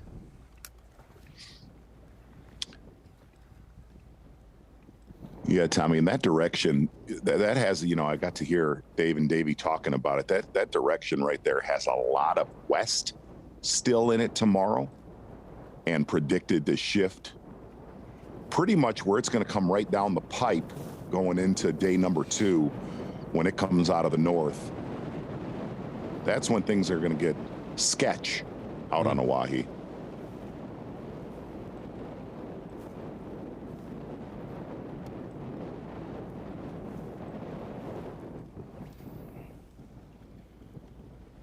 And it's different than some of the other places that may compare in look and feel and size. It's one of the biggest, but this place doesn't have anywhere to hide. That's the biggest thing. There aren't really many creeks that you're going to get out of the wind. There's not really places that you can navigate away from those rough areas. Not big canyons like at Meade, stuff like that. I mean, if you look at a Cumberland and a Smith Lake and some of these really big, windy places, they just have a lot of places to get away from weather. You just really can't do it here. So if there is a delay or a cancellation, it is because Lisa Talmadge and the tournament officials have considered everything.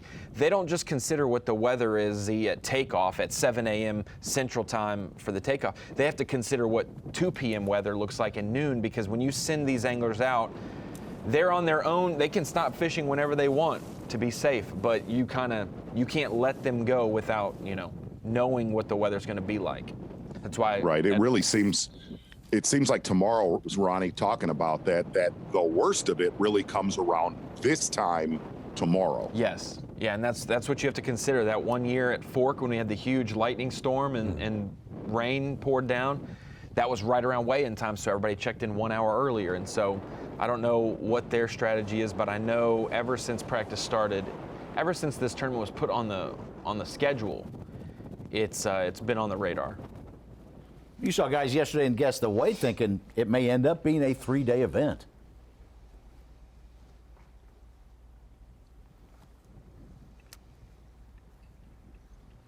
And another factor into that is we're able to look at the maps, and a lot of the anglers said, obviously, summertime, this is, and like you said, there's not a lot of creeks on here. There's some creeks and river tributaries that come into Oahe, but 99.9% of the field is fishing out on the main lake offshore, and that is the lake, the area of the lake that's going to get throttled tomorrow. And some of these anglers, you know, if they miss the cut, whatever, if we lose a day, but some of these guys, they only have 8 maximum days left for their fishing season to make a living and also to accomplish all their goals if they've made all the final days, like you said. But really, we have to guarantee at least 4 days, 2 at La Crosse and 2 this week, to make sure that the full field gets their opportunities.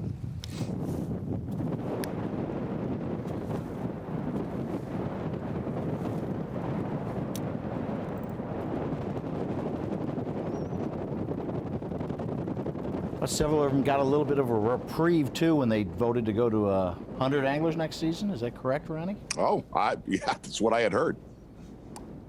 You might have just broke some news, Such. I'm not quite sure. You just can't hold back. I go to the front, they go to the back. I go to the back, they go to the front. I don't know if that's fully confirmed. We'll wait till people that are in charge announce that stuff. Right there.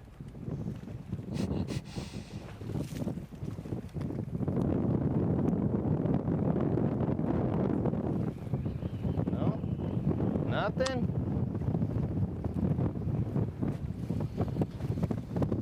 No takers.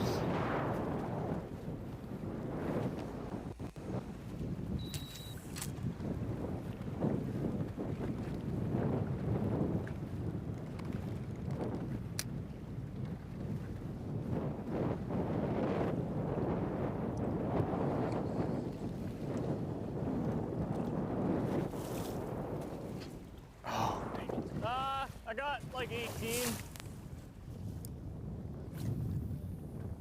What do you got?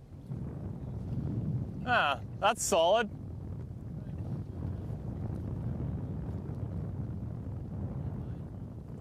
I've caught everything on a jerk shad. I started here, I got a couple nice ones this morning, and then just caught the rest on some bumps down there, but all the stuff I found's got boats on it.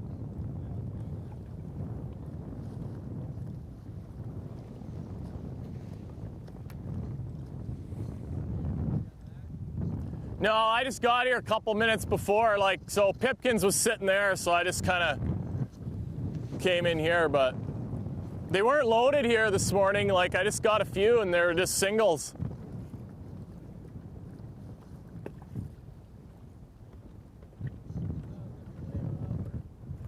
Came back too early.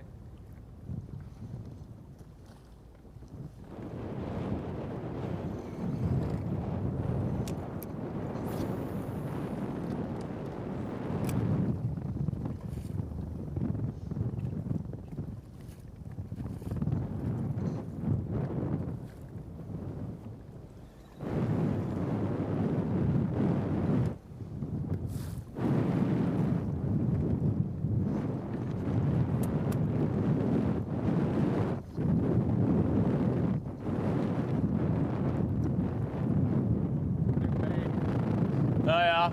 I get rid of them 2 babies, I'll be all right.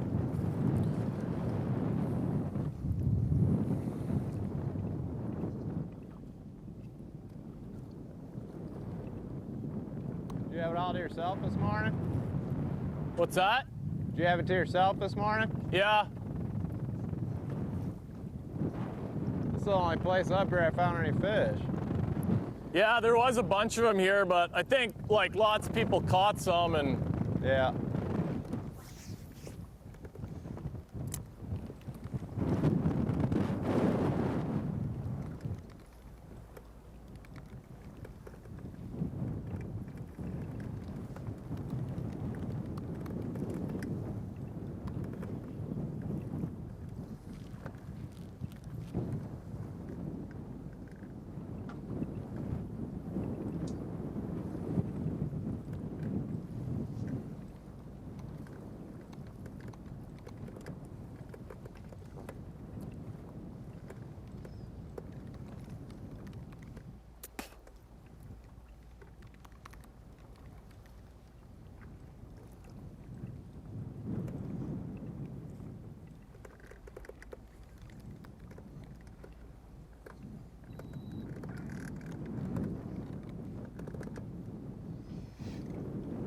Such mentioned John Cox and the amount of points he was able to gain so far in this fluid sort of situation on points as we're competing today, of course. And that's your Humminbird Bird's Eye View. He's announced a lot today so far. Humminbird Bird's Eye View. The town crier. John Cox right there. And it's fair to say, when you look at John Cox and his style of fishing, he screams Mobridge, South Dakota. Oh, yeah. Taking a good look at John Cox. Humminbird Bird's Eye View, we heard coming to this tournament, if you fished up shallow, you're going to catch between 7 to 10 pounds is pretty much what every angler has said. Well, that's about exactly what John Cox has in his live well. Started shallow, has stayed shallow all day long. That is a sweet, sick Mobridge, South Dakota Humminbird Bird's Eye View with John Cox. John Cox will be one of those guys definitely to watch at our final stop of the year. In La Crosse, Wisconsin, he's got such a great record up there. And for now, he's trying to get over. Here in South Dakota, so are we. We're going to get over to a couple of commercial messages, and we will be right back. Whoa! Look at the size of that bass! Live coverage of the Guaranteed Rate Bassmaster Elite at Lake Oahe is sponsored by Garmin. South Dakota, only the second time the Bassmaster Elite Series has ventured to this state in the Northern Plains, Mobridge, South Dakota. Mobridge, the bridge over the Missouri River, is where the name Mobridge comes from. That's a pretty straightforward way to name your town, I think. I admire that. Drew Cook is the man on top of our leaderboard as it stands right now. Drew Cook, who has already knocked out a century belt, caught 100 pounds at Santee Cooper, 100 pounds plus at Santee Cooper earlier this year. Brandon Card close behind him, Josh Douglas, Sumrall, and Shakura, rounding out our top 5. Yeah, starting to see some rises on the leaderboard here late, Tommy. Yes, sir. Well, at the screen of knowledge, and an unfamiliar sort of screen it of is. knowledge. We had to make a little bit of an adjustment, and our guy Howard Downs has been working on the screens all day. But you were talking about Mobridge. Well, if you go across that Mobridge, the bridge in Mobridge there to the west side of the lake, you can find the memorial for Sitting Bull, the famous Native American that has a lot of history in this region. His burial grounds are there. But as we bring it into the screen of knowledge, it's not Native American trivia or any of that about Mobridge, but it is about the fan vote this week for fantasy fishing, Rapala Bassmaster Fantasy Fishing. I will say that it's a pretty good chalk team. I mean, if you're going to pick smallmouth anglers, Brandon Pollanick, Seth Fighter, Austin Felix, Paul Mueller, those are the guys you want to pick. I believe that Kyle Welcher pick, he was the highest pick percentage in Bucket E. That is because we don't ever see Kyle Welcher in Bucket E. It's kind of a shock to see him really not have a freshman or sophomore slump, but to really have a third-year slump. He's had such a great 2-year stretch to start his career out. But these other guys, some of them coming off momentum. 2 of these guys had great finishes. Felix and Mueller at the St. Lawrence River made the top 10. And obviously, Fighter and Pollanick are from this neck of the woods, and they've obviously shown up today. Except for Pollanick, we'll see if he can maybe make an adjustment. But when we look at the fan vote, we see it. 46% of the people chose Brandon Pollanick. That's going to be a make-or-break number in Bucket A for fantasy fishing because the likes of Corey and Chris Johnston, Taku Ito are also in Bucket A, and a couple other guys who are going to be near our top of our leaderboard. So for almost half of the field picking Brandon Pollanick, if he does not catch a limit today and is below the cut line, that is going to be massive for fantasy implications and for other things, obviously the Angler of the Year race too. But yeah, the percentages are pretty balanced out. Austin Felix being 40% and Paul Mueller 39%. They were consensus. There was no one close to them in those buckets. But I will later in the show, just about an hour or so probably, I will dish out my team and we'll kind of be more transparent on how good or bad they've done today. You'll hear me louder when I'm doing better. So I'll give a little taste to the tease to the fans.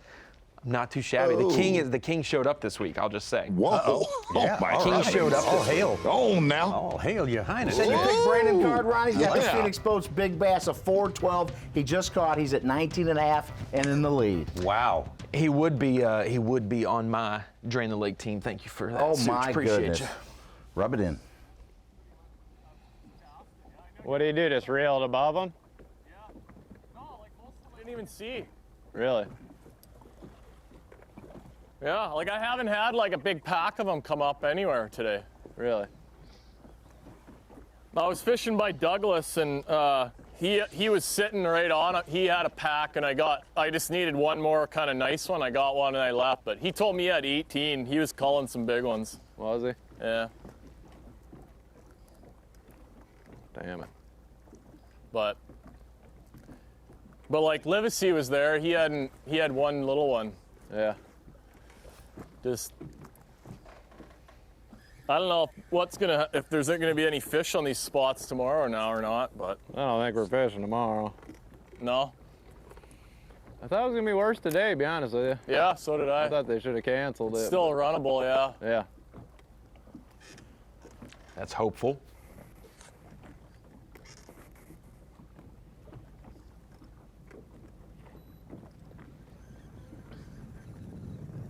You got anything decent around here?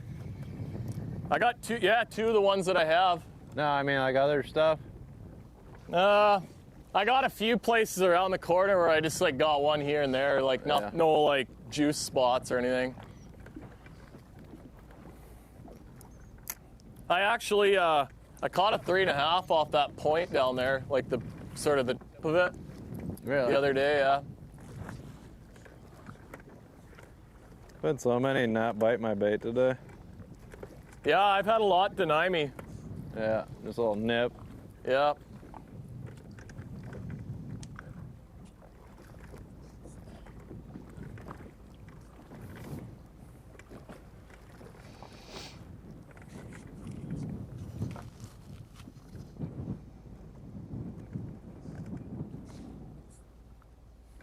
Let's look at the TH Marine Weather Watch, talking about tomorrow's weather, high of 78, 17 miles an hour north-northeast, which is of concern, of course, 61, so we'll see how tomorrow works out. I may show a visual indicator of that, Zia. You know how they paint the picture with wind finder to show the direction and the importance, and so I might show that at the monitor in just a little while as well. Small isobar arrows that come Ooh, I like that. really start to increase around 10 a.m. to noon tomorrow. You could kind of tell Seth might have pulled the plug. He made the comment, I bailed too early. No one else did. Seth was fishing way down the lake this morning and has made his way north, and that's kind of the problem here. Once you commit to going one way or the other, you pretty much can't go back.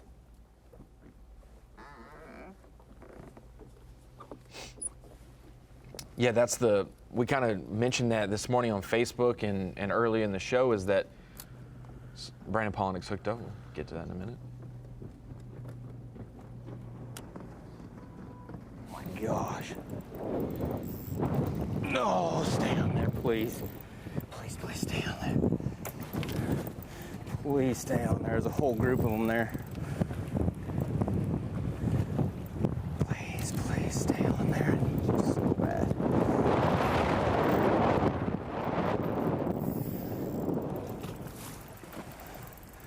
It's got to be almost a 4-pounder.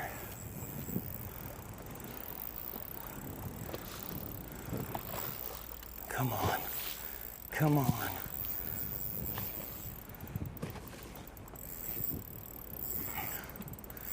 Come on. Come on. Come here. Come here. Oh my gosh, it's a fatty.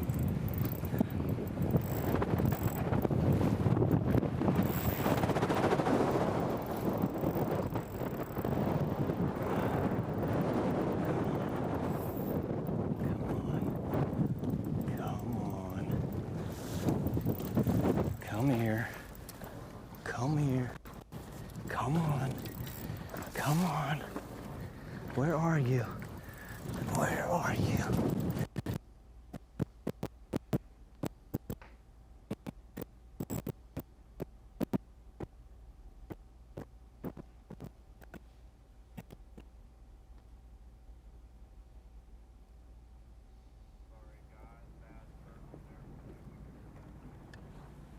A little bit of it. If it was a 4, yeah, confirm that later. About 10 spots, wouldn't it? Oh my goodness, Yeah. that's Right. a huge fish. for 1.5 him. pounds behind Mullins, who's his closest competitor, and about 4.5 behind Cox's weight today. Yep. He could end up having 3 or 4 fish today and not a limit and still be in the mix. And not lose anything so far. Well, if there's any way to get back to that, we will do that for you. Exactly. I'm going to go power pole replay of the day without even seeing it. Like, no reason you can't.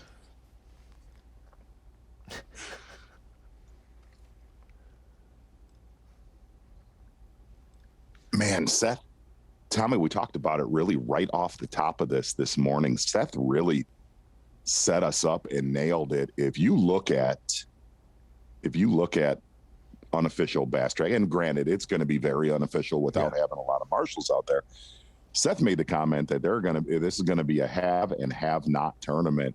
There are a lot of guys right now that have caught good bags, and really a good bag seems like it's 14 pounds and up right now. There are a lot of anglers that were fishing right around those guys. You heard about Lee Livesey made the comment that this morning he was fishing near Josh Douglas. There is a lot of anglers that were fishing within feet that did not catch anything earlier today when the angler next to him caught a good bag. Why is that? I don't know. I think we're going to be able to paint that picture a lot better tomorrow because we're going to be able to see it firsthand.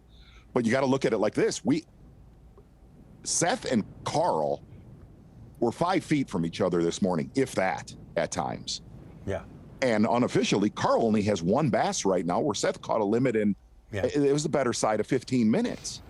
And if you only tuned in for that moment or two, you would have thought Carl was dominating fighter on that spot because the size was not there for Seth. A lot of time to fish either. I don't know how bad it's going to be. When Seth caught his first good one today, he said the minute he got it in, he said that thing came from 20 feet down. He came up 20 feet to get that bait right there. Yeah. So yes. Well, I'm surprised. I don't know what that really means, but I'm surprised Brandon has said he can't entice them to bite. He's seeing fish. He's got a great graph shot he sent to Z that now that Howard, our guy, got the we should use that knowledge under control. You know, we can show that for sure. Yeah. Hey, Jake Whitaker with a 4.5 pounder. He's up to 10th place with 15.5 pounds. And I think that's one of the things that we got to learn here on Oahe, and hopefully we could see a little bit more of that, is how far off the bottom they will suspend here. You know, Seth is really... You guys push out. That way, if I want to swing back, you guys aren't running over top of them. But like, sorry, Kyle, but I need you guys to get out a ways because there's another drop out there that they've been sitting on. What? No, because if I want to go back through, you'd be better off like out here a ways. Because I'm going to work my way down this break and I may come back.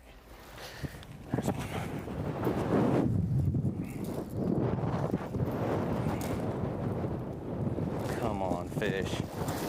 Give us 2 more like that.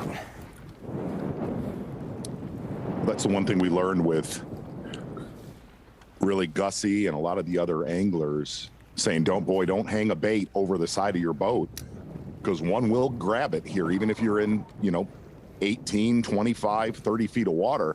They ride very, very high in the water column here compared to other places we go.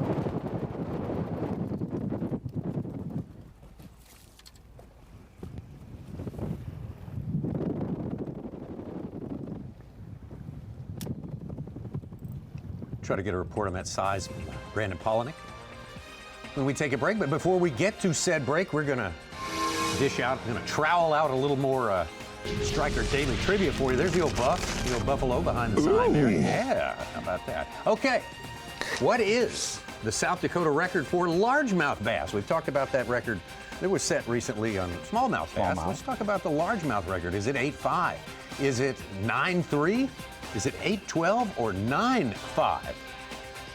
3 or 4 big giant lakes here in South Dakota. I don't know if it came off of one of those or what, but give a thought to that. 8-5, 8-12, 9-3, 9-5. Striker Daily Trivia. Pay it off when we come back. The Guaranteed Rate Bassmaster Elite at Lake Oahe is sponsored by Minn Kota, Power Pole, Skeeter Boats, and by Rapala.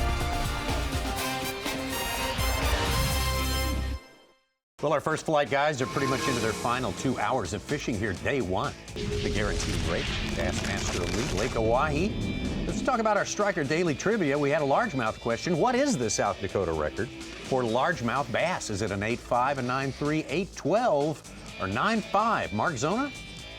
Tommy, I promise you, Totonka right there, I will always have unfinished business. There are some really good largemouth lakes on the east side of the state. And look, just for lack of, I don't know this, but there are good lakes in this state, man. I'm going 9-5. I'm going big. The biggest, 9-5, Ronnie? I'd like to hawk a ribeye off the side of that thing right now. I'll go 8-12. 8-12? Oh, look at that, 9-5. I didn't even get the guess. 2020, not that long ago. This lake is straight south of Pierre. Indian Scout. Little Matty Dunham. Yeah. Little Matty Dunham. It's gonna get pressured now, Such. Good job. Well, we're gonna go from where the buffalo roam, obviously, to Jeff Gustafson. Held down that lead for a good long time during the morning hours. He did.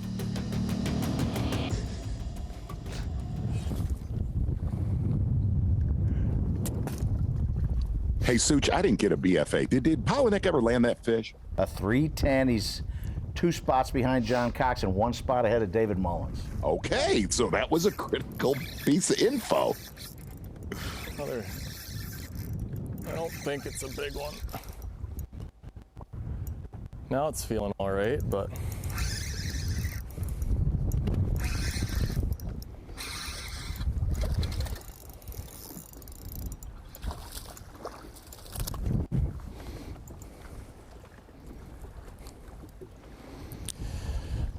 these are ones I don't want to catch right now because those are getting me to fish in day 3 fish tomorrow.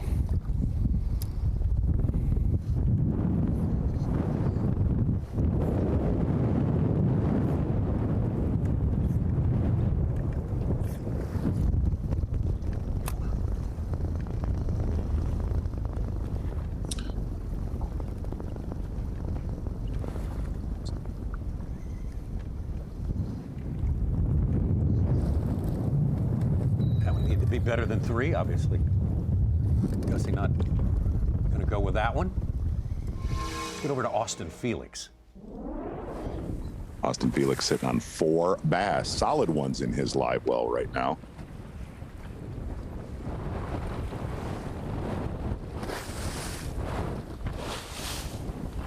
With his rain suit like that, he looks like Randy from A Christmas Story, Tommy, when he goes outside when it's cold out. Yeah, look out. Yeah. Please be a bass. It's coming up.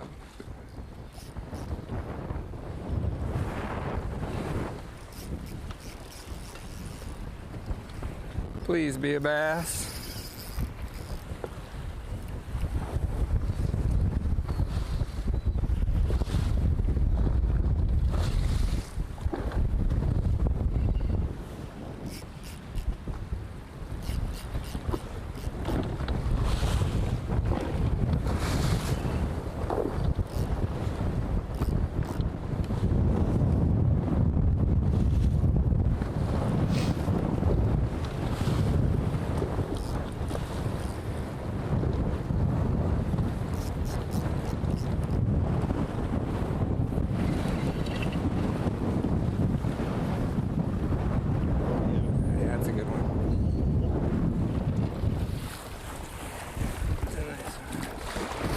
Need you, please come here.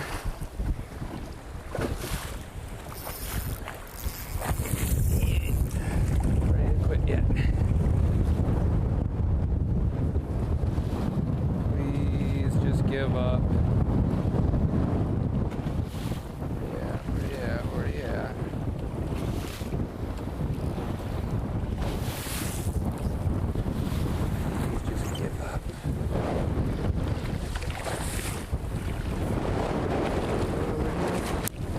no!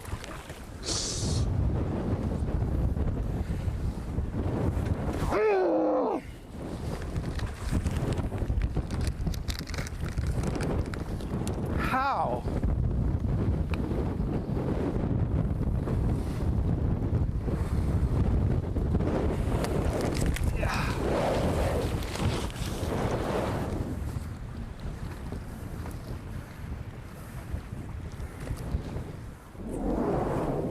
Oh, that one freaking's gonna kill me. Oh, that hurt. And as you say, Tommy, that would have went right to the bottom line for Austin Felix. Wow. That's a good one, too.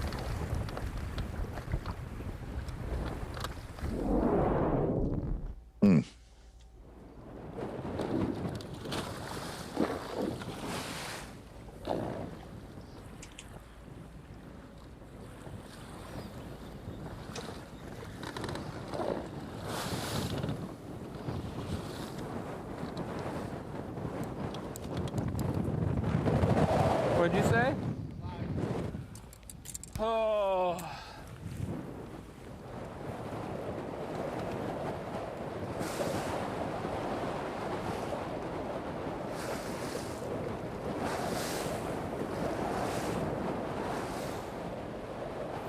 Austin, who has missed the last 2 championship Sunday cuts, each of them by 1 spot.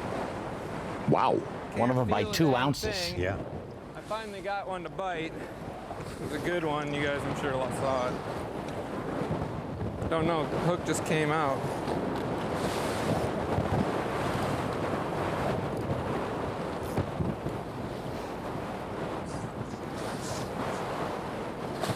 Tommy, that's why you never say, I've never lost a fish on this hook while you're in the middle of your tournament. You just never say that because, I mean, you just never know what's going to happen next. Can't know. Hey, Tommy, guys, could I do some unofficial Striker Daily trivia? Sure, yeah, that'd be great. Okay. I was at Lake Ontario, and this is actually scary in a weird way. Talk about how hard these guys practice. I was at Lake Ontario a couple weeks ago, knocking some content out, and I saw one angler every single day out there practicing, all alone. Guys, go ahead and take a guess who that was. Guy out there practicing all alone. Yes, all alone. I feel like I know this. I know somebody was with their family there. But, okay, well, go ahead and throw a name. Well, I think Bill Lowen stayed. Okay. Tommy? And then there was another. Bernie Schultz? Brandon stayed there, I thought, in New York, but I don't know where he's practicing. We're talking Guys, it was not. Taku Ito. Saw Taku Ito just chilling alone, getting it done. And I said, did I see you, Taku? He said, that was me. Which kind of gives you a glimpse of the time that he puts in practicing. Was he over on the east side of the lake over there? He was, he was. He was way out. I don't know if he could ever fish that side any more than he already has, because he's one who's lived in those bays, in the last 2 years of tournaments there. But that's why I picked him for fantasy fishing this week, because with it being such an unknown, he's spent probably so much time here. Is that why, Ron? Is that really why? Yeah, because he's here for a month. You know what I'm saying? I think he stayed here for like 11 days, a second trip before going back to Japan. Or could I state the obvious that he's in the top 3 about every smallmouth tournament we have? Yeah. Well, I mean, it's also because he practices the smallmouth place. Same thing with the Classic. He spent some time there before the off limits, which was 3 months in advance.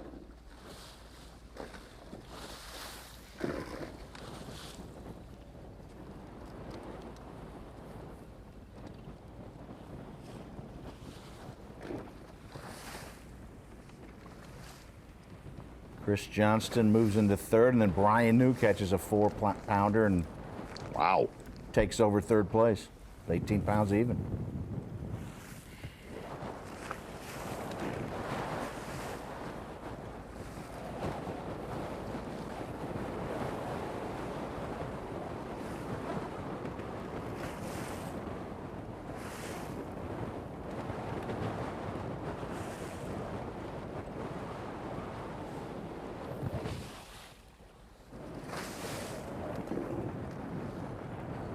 We'll be able to see some stuff tomorrow morning. I mean, Jay Shakurit and Chris Johnston are, it appears at least on our maps, that they're fishing 17 inches from each other.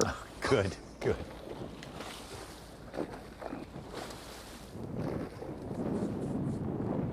And Chris probably has a bone to pick with Jay since he just won on, you know, his prized body of water, you know. Sure. Although Jay said that was just revenge for him coming over to Sturgeon Bay and doing the same thing to him. So is it?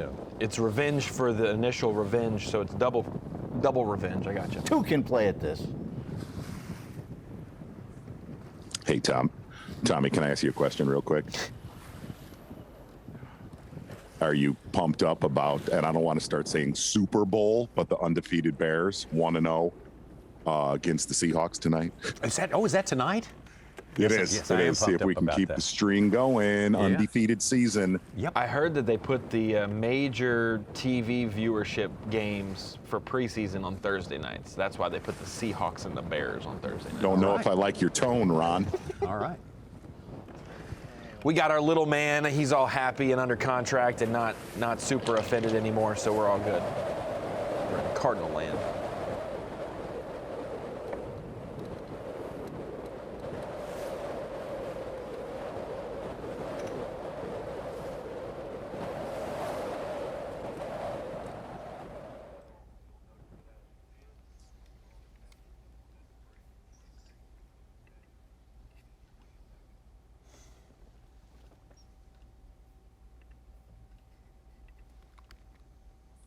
Boy, you hated to see Austin Felix miss that good fish right there.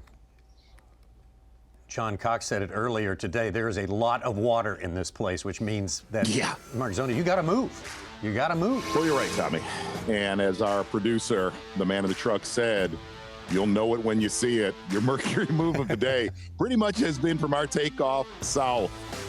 Taking a look at our takeoff there in Mobridge, South Dakota. Everything is from south down, well, from Mobridge down towards that 221 bridge.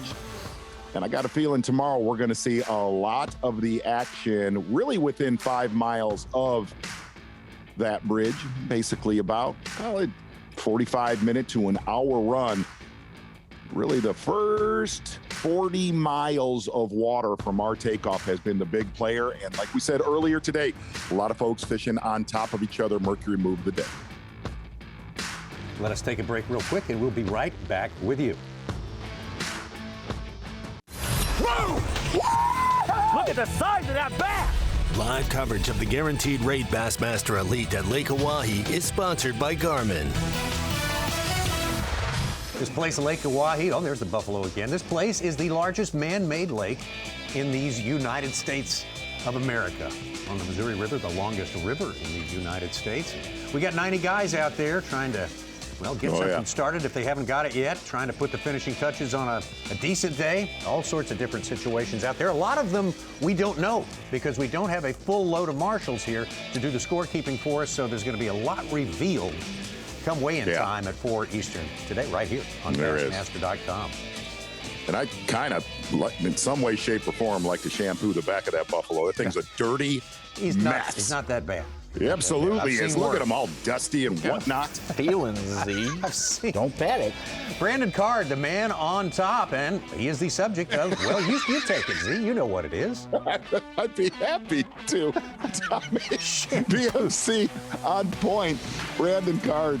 It has been early and often for this young man. And interestingly enough, Brandon Card, one of the anglers that I've kind of kept my eye from early this morning, Brandon Card has done a lot of damage today, and he's been left alone for the majority of the morning.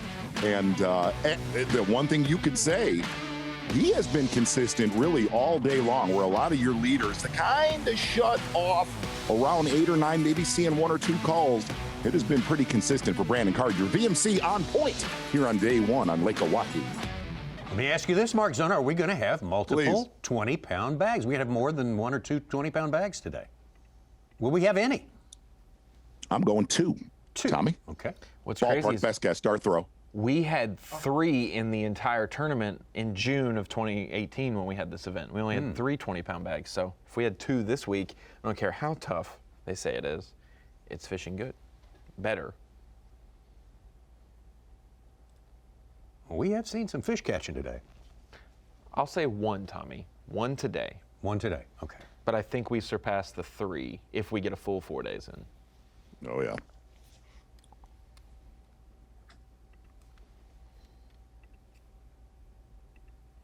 Oh, come on, fish. It's not supposed to be this hard.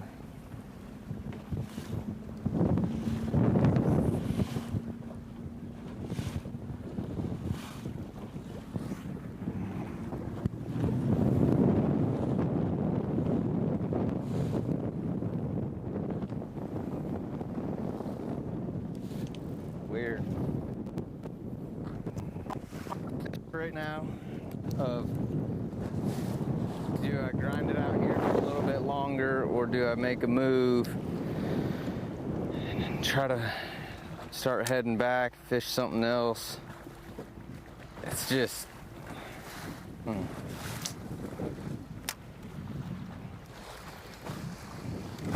should not be this hard, but it's a sporty one today. Boat ride's gonna be bumpy. I don't know how long it's gonna take us, which is a little nerve-wracking.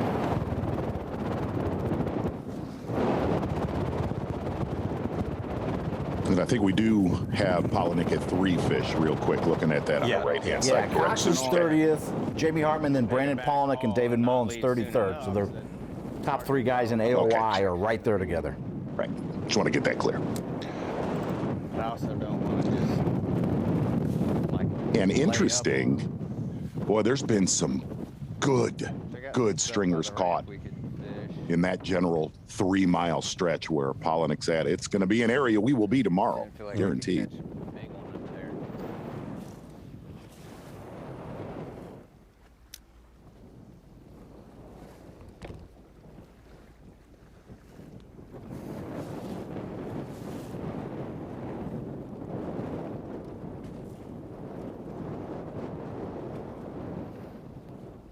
Seeing nearly as many now.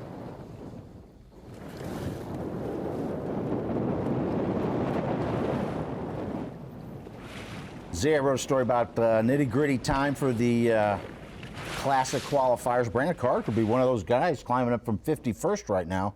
Wow. With his first place points, he is in the 30s. Okay. Well, he'd do himself a solid. Josh Douglas as well, right in that 50s range. Yeah, up to 38. What's bad is there's a definitive gap. You're 25 to 40 points behind and only about 12 or 15 spots in the standings. Normally we go about a point or 2 per spot, but there's a certain line right around 48 to 50 where all of a sudden it's significant gaps for those who have and have not caught them.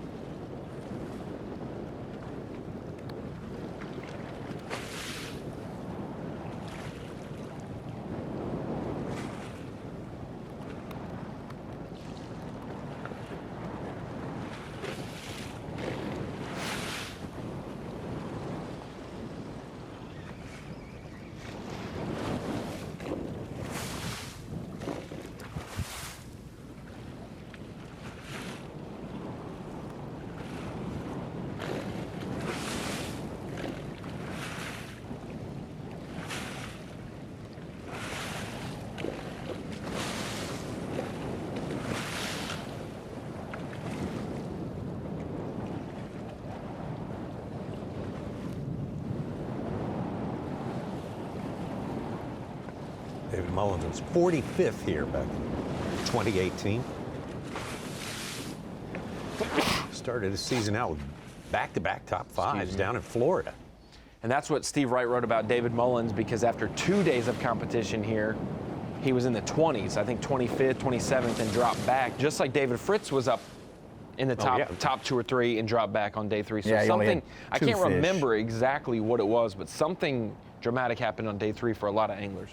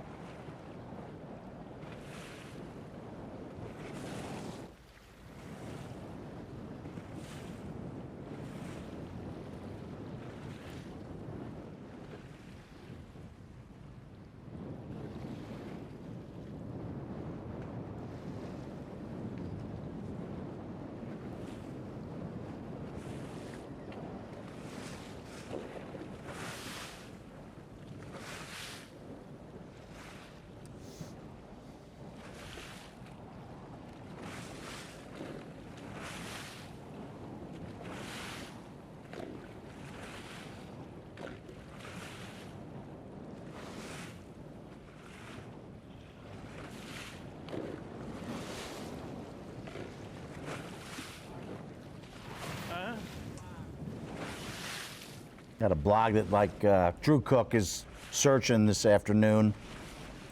Done fishing. Guys like Brian New, he just caught another 4-pounder. He's up to 19 pounds, second place.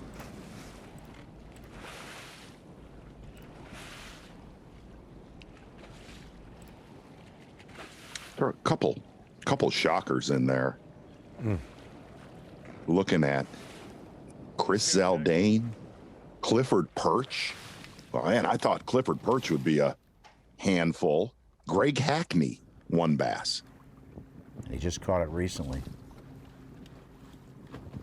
And for fans looking at Bass Track, we said it earlier, but out of the 90-person field this week, there are about 41 marshals, and so if there are any anglers blank, they may not be putting it in themselves, whereas some anglers who don't have a marshal will continue to update their Bass Track for the folks at home. All right, so let me throw one out there. Ron, how many zeros do we see today?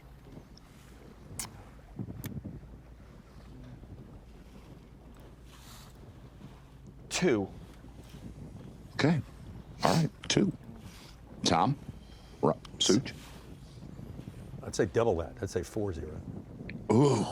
Now you have to name. Now you have to name who you think's going to zero, Okay. Tommy. Give me just a second here. I got Is it 4 gonna be likely because they suspects. You're going to do it at about 2:05, I think. Yeah. Is it going to be because they didn't catch fish or they didn't make it back? Well, I hope it's not the latter. Yeah.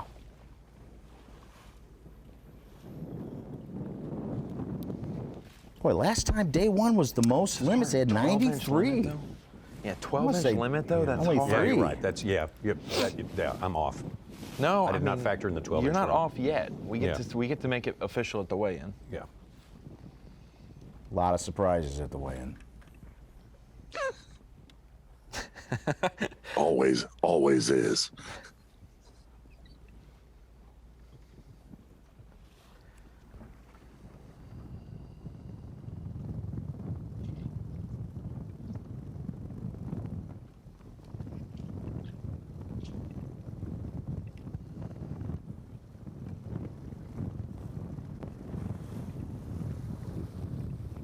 Buddy Gross having a better 50th birthday now that he's got a limit over 10 pounds, approaching 11, 22nd place. That's how you do a BFA suit. You just said his age earlier, and it kind of had me thrown off. It's a big one, Elizabeth.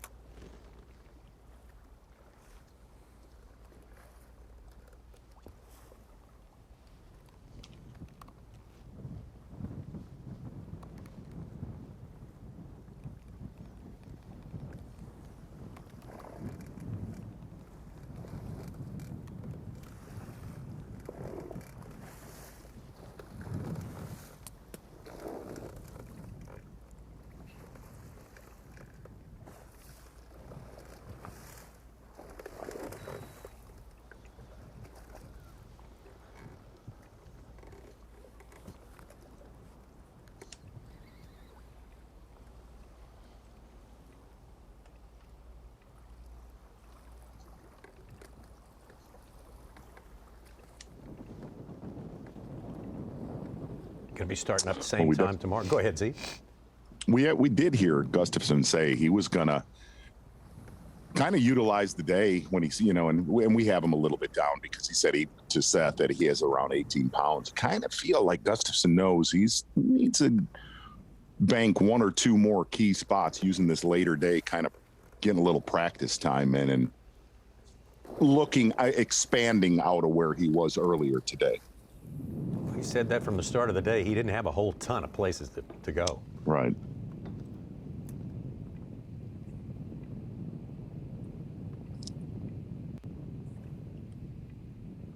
He also didn't know if his spot at the Knoxville would last 4 days either. And every single day it just somehow started to produce. It even produced the best it had produced and the quickest on the final day.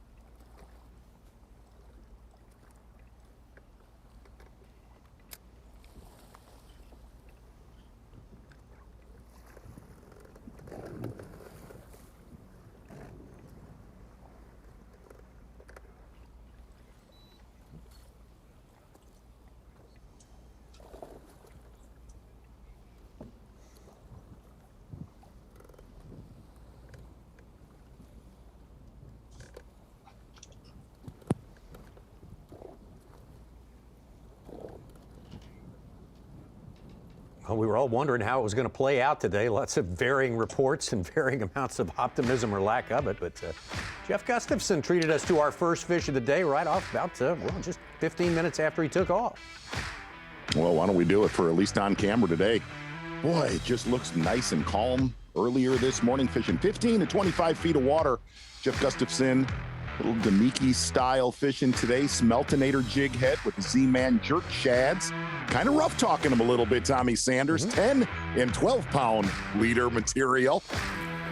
That is heavy lineup here in the north for all of our southern viewers. Marathon Peak Performance, Jeff Gustafson landing on him early, catching 4 nice ones, filling out his limit, then having to move on and catching one big one next to Josh Douglas earlier.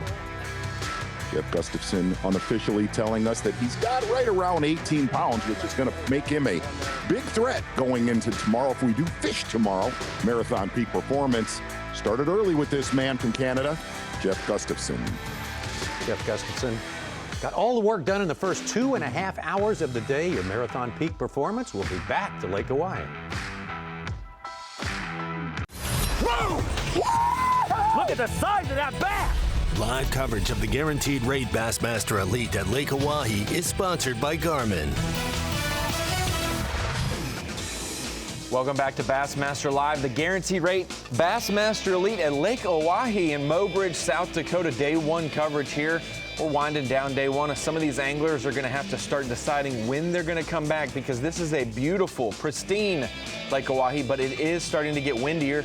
So we take a look at our Falcon Rods Bassmaster Rookie of the Year watch. Jay Shakurit dropped back after leading all season long.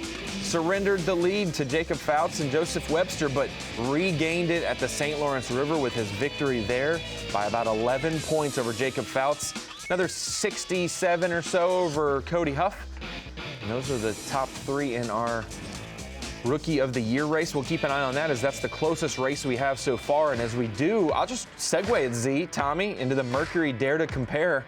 Comparing the resumes of these 2 anglers this season, you can see Jay's got 5 top 47, so he's made 5 day 3 cuts out of this is now the 8th stop, so he's only missed 2 cuts so far this year. Jacob's made 4 out of 7 previously, before this week, but all of his have been top 30s. Meanwhile, Jay does have a victory under his belt, 2 top 10s for Jacob Fouts, both on the Tennessee River. And that's how you get within 11 points with a couple different recipes on ways to get there. That's our Mercury Dare to Compare. And that's kind of a race we're going to keep our eye on as Jay Shakurit is in the top of our leaderboard towards the top 10 there. As we bring it into the Bassmaster Studio, sponsored by Marathon, I said I'd deliver on some fantasy fishing transparency of my team and how they're doing. If I'm kind of living up to the nickname I've given myself via your suggestion, Z, the king of fantasy fishing. And I'd say so far, my team is decent overall, and my Mercury Drain the Lake is even better. But when we look at my 5-man Rapala lineup, I've got Taku Ito. We talked about that. He spent a lot of time here, so it's a lot less foreign to him days on the water. I know obviously the time of year and the conditions with it being 12 feet low is a little different than every angler's experienced, but he's got a lot of time on the water here. Clifford Perch, he fished well in 2018 here, and honestly, you poor mouthed them last segment, Z, about not showing up so far this morning, but Such, what happened? He just caught a 5-pounder, our Phoenix Boats Big Bass of the day so far. What? He's up to 31st place. A 5-pounder. It's unofficial. It's unofficial. It is unofficial, but that means it could be a 5.5 or 6-pounder. So Clifford Perch obviously moving up a little bit. We saw Austin Felix so far all day today, but lost a good one at the boat. He needs to rebound from that. Paul Mueller, we don't have any service on Justin Hamner today, so we'll keep an eye on that. But when we get to Drain the Lake, this is where it gets good, Z, because my 2 off the wall, I set my Mercury Drain the Lake lineups before the season started. Tommy, Such, and myself, we did a deal. We wrote out our entire season-long picks because you can only use an angler one time each. Once you pick them once, you lose them for the rest of the year. And I designated Brandon Card and Brian New, 2 kind of guys you wouldn't expect here, but I like their advances with 360 and with live imaging, and these guys are showing up big time for me today. Cody Huff, we're keeping an eye on him because he doesn't have Bass Track loaded up on his yet. We've obviously talked about Austin Felix. And then Chad Pipkins, he only has one on Bass Track, but we've seen plenty of blog updates. He's just, I don't know why it's not clicking in for him, but he does have more fish than what's showing. Ronnie, you told us where you went right.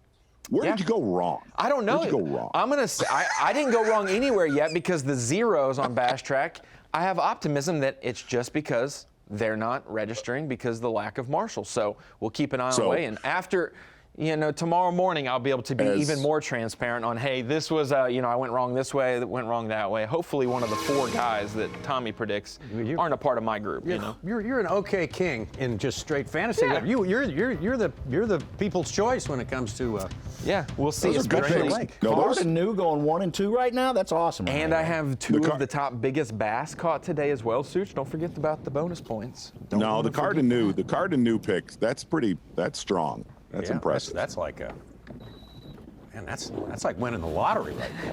Just because of their electronic knowledge, or why? Why exactly? You just kind of New because of electronics, and then Card because he had an okay showing here. It wasn't. I think he made the cut. He didn't do. He was in the 30s, I think. So he had at least had tangible experience here, which only a third of our field has had.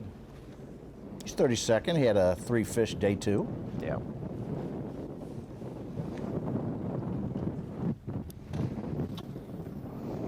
No, but Z, you'd be amazed at how many people chirp me about the whole king of fantasy fishing thing when it all derived because you were like, you know what, you need to pump yourself up. And I said, okay, I will. Whoa. Don't throw that on me, bud. No, you did. Don't you lay that on me. You did. I'm just saying. And Brandon Carr just culled again. He's up to 21 pounds even. Boom. Wow. I mean, crown him.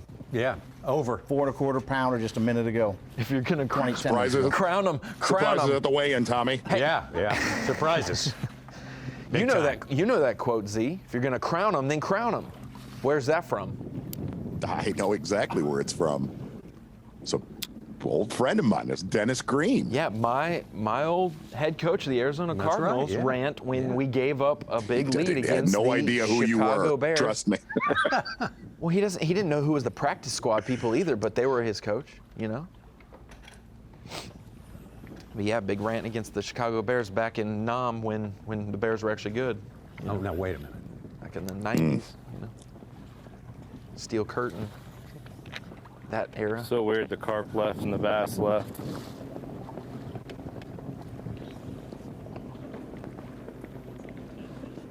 Yeah, it's weird, It's almost like they were so curious to see what the carp making all that noise.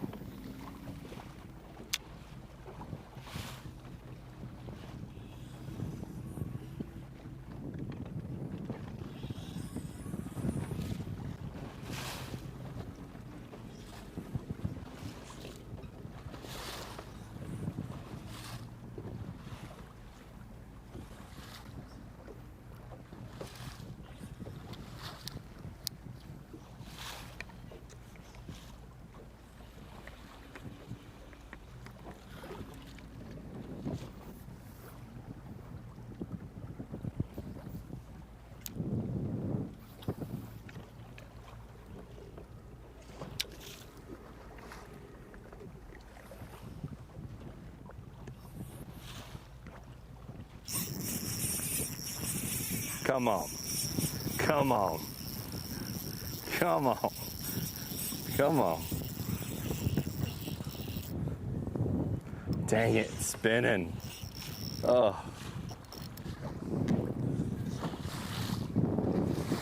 Another catfish. Gosh, dang it. All right.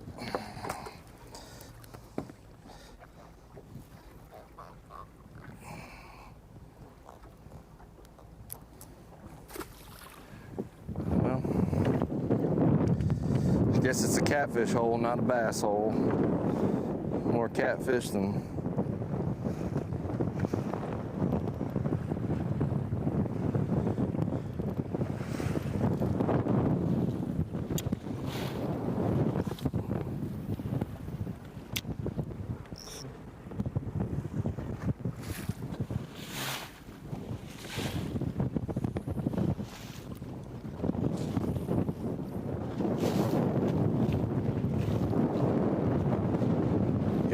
Heads up, we're going to start same time, 7 a.m. Central, 8 Eastern tomorrow, right here on Bassmaster.com. Tomorrow with the full complement of 7 hours live coverage from Lake Oahe. There's a treat this weekend, though, for fans who tune into the... Watch the FS1. Yeah. We'll have 5 hours of that for you on Saturday, starting at 8 Eastern. Let's go. We'll go practice the rest of the day.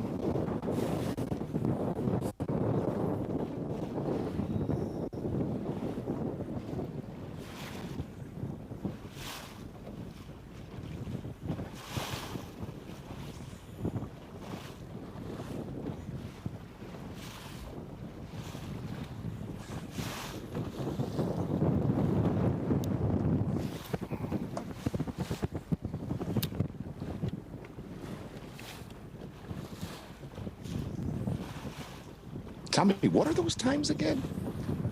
That'd be a 7 Central, 8 Eastern. 7 Central, okay. 7 Central, 8 Eastern. What's that in Mountain Time? Mountain Time, that would be, well, that would be 6. Yeah, so if you're across the bridge, you got to wake up even earlier. That's right. You got to wake up at the same time. It's just much earlier for you. Yeah. So we start same time. Yeah, same time. Start every day. Take off at 7 local time, 7 Central. Nothing gets by you. Now the weigh-ins, on the other hand, are going to be at 4 o'clock Central Time. Walleye up, each and every day. Right here on Bassmaster.com. Is that where you can watch them? That's where you can watch them. That's impressive. If you're into watching the weigh-ins, and I think today you should be, because so much information will be revealed there that we do not have access to. Well, if you're a fishing fan in general, you need to watch the weigh-in, because there's only 8 more Elite Series weigh-ins the rest of the season. I don't want you... Where did it go? I don't need you whining in September that the season ended too early when you had ample times to watch the weigh-ins. All right, one more throw. One more.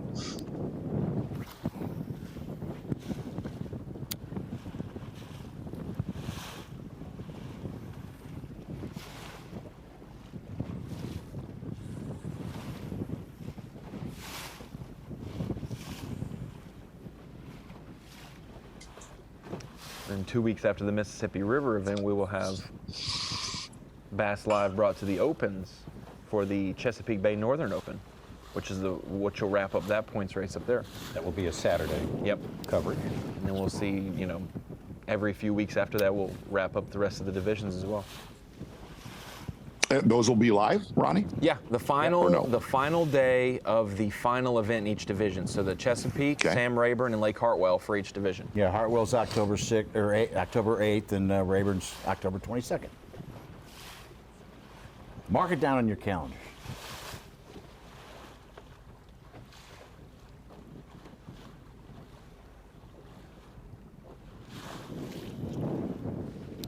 Tommy, do you get sad this time of year when we kind of get near the last couple quarters of the Elite Series season? Kind of do. It's kind of a bittersweet sort of feel right there. There's a little bit of sweetness to it, but a little bit of bemoaning what's past. Sure. Sure. I'm assuming you feel the same way. It's like when they're the last half hour of Breakfast Club, when they're sitting Indian style, they all start crying, and then they're all each other's friends. Yeah. By the end of it, like it was combative off the start. It's like exactly like that. It's that's what it's like. I feel like with you in studio for the next one, it'll be more like a party, not a sadness. I think it'll be like a celebration. It's absolutely going to be a party. I will say Monday through Friday. I don't know what it's like on Saturday and Sunday for an off week, because Tommy might come up here on Saturday and Sunday. I'm not here. But Monday through Friday, when we don't have Elite Series coverage, I look through that top window in the second floor where I work down to the studio, and Tommy is at his desk, and just most of the time it's hands Head in his hands, sadness. That's right. That we're not live. That's just. I know. It's not true, Ronnie. You said it was just your allergies. Catfish again. But there's no slime. Gosh, I don't know.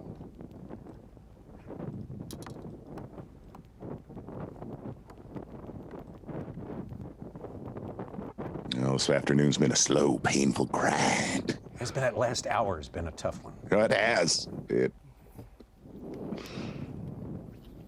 But not for everybody. No? Not for There's been some everybody. shots, Tommy. There's a been few. some shots. There's a few who have prospered in the last hour and a half or so. Yeah. Yes, there Music has. plays. You know, that's oftentimes when you'll see a little glimpse of our unofficial leaderboard. Not made official until we get, of course, to the weigh-in we were talking about. But yeah, it's been a good last hour for Brandon Card. Now he has turned himself into a 21-pound man on this day. Excellent, excellent job right there. Brian New this afternoon launched himself into the top 10. Drew Cook, Chris Johnston, very dangerous around here. You have to consider him. Josh Douglas, Caleb Sumrall, and all the rest. And we will be back on the range momentarily. The Guaranteed Rate Bassmaster Elite at Lake Oahe is sponsored by Ranger Boats, Yamaha, Toyota, Berkeley, and by Progressive. Oh. Coming out of the break, what an absolute treat. Just a treat from our friend Wes Miller out on the water today, flying the heck out of that drone. That's Austin Felix down there, landing a good one right here mid-morning, really needing that fifth bass, still sitting on 4 fish. Your power pole replay of the day right there, my friend, Austin. And Tommy is taking a look at that bull or whatever, that bison right there. I'll tell you, when I see that thing, and listen, all I do on Bassmaster Live is state facts. I want to skin that thing like Predator skins all its prey and go to absolute work on that thing. Oh my God. Your power pole replay of the day.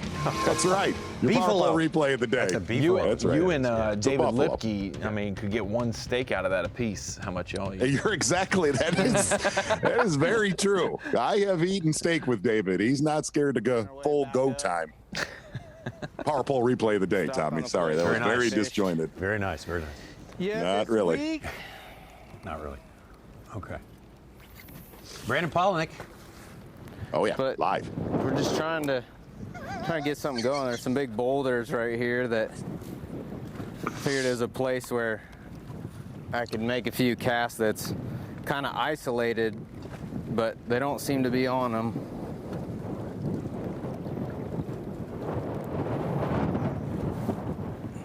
So we're gonna, oh, there was one on that boulder. Where'd it go?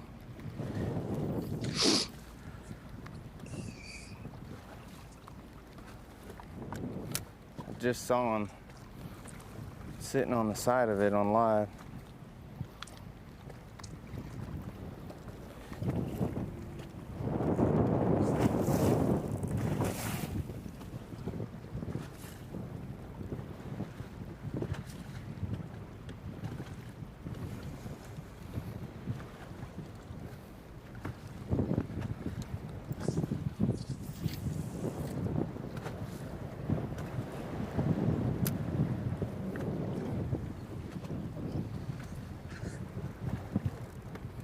Right now, Angler of the Year race. Cox has a limit for 9 1/4. He's in 32nd place. Pollanick's 4 spots back in 36, and Mullins is 1 ounce behind Pollanick, 37th. His closest competitor at 41 back. So just maintaining. Pollanick gets fish number 4, number 5. He's gaining. Yeah, for sure. Which is not a guarantee. That's not this week.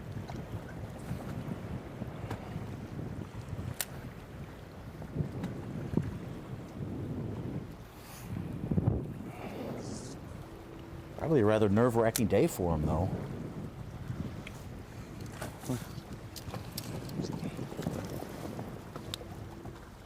tend to agree.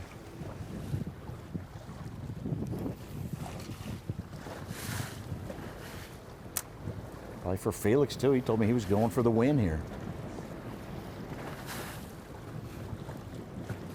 Lost a good one. Have a nice limit right now. The one 10 with that. silver lining for Felix is even if he didn't accomplish that goal of winning this week, Such, is that once he sees the Angler of the Year race and he sees the classic cut line and that he has, I mean, stacking good days on the water back to back to back is important.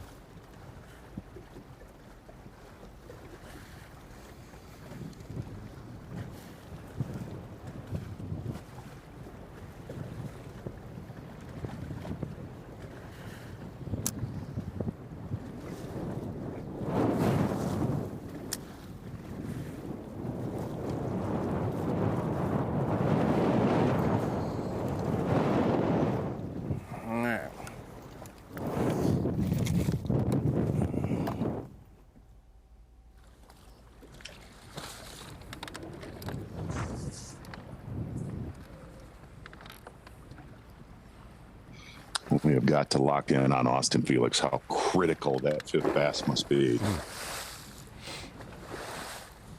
Felix isn't our last flight. He has till 4:30. Okay. 4:30 local time. It's been pretty tough. I caught 4 relatively quickly, more quickly than I thought I was going to, and then the wind kicked up and about 80% of my stuff is almost unfishable, and it's just hard to get a bite, hard to see anything.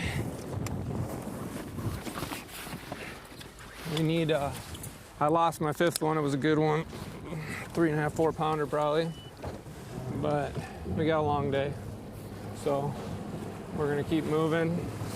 Just gotta get one more bite.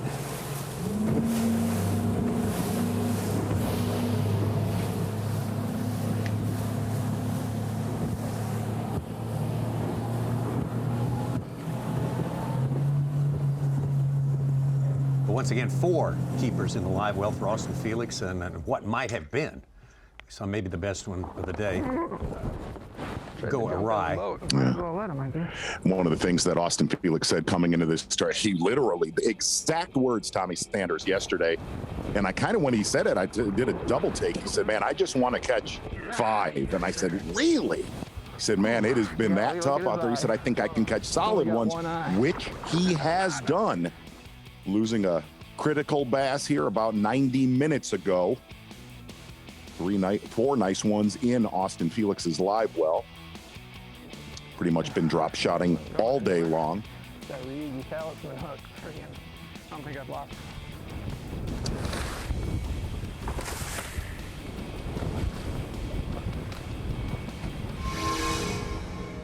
Well, back here in the Bassmaster studio, sponsored by Marathon, we appreciate you being with us all day. We kind of started this day, guys, not knowing what we were in for. There were a lot of less than stellar reports about how people's practices had gone during the course of the day. So I'll start with you, Ronnie, versus your expectations. How did today turn out, and what's the big story of today? Well, I think that I came into this event with really no expectations, because even though we had been here in 2018 and we had seen what this was promising, you know, what could be here with seeing 20-pound bags and seeing things like that, this is a brand new body of water with basically the upper reaches of last time we were here as playing field. You know how far they went north? That was about where they're going to have to go down this year. And so seeing a different playing field, 12 feet low, I was expecting to see a lot more 16, 17, 18-pound bags, and I think I've been thoroughly surprised to see those things. But Troy Deedy mentioned that we're going to see a couple guys over 20 pounds for sure. He wouldn't be surprised with a 23, 24-pound bag at some point this week.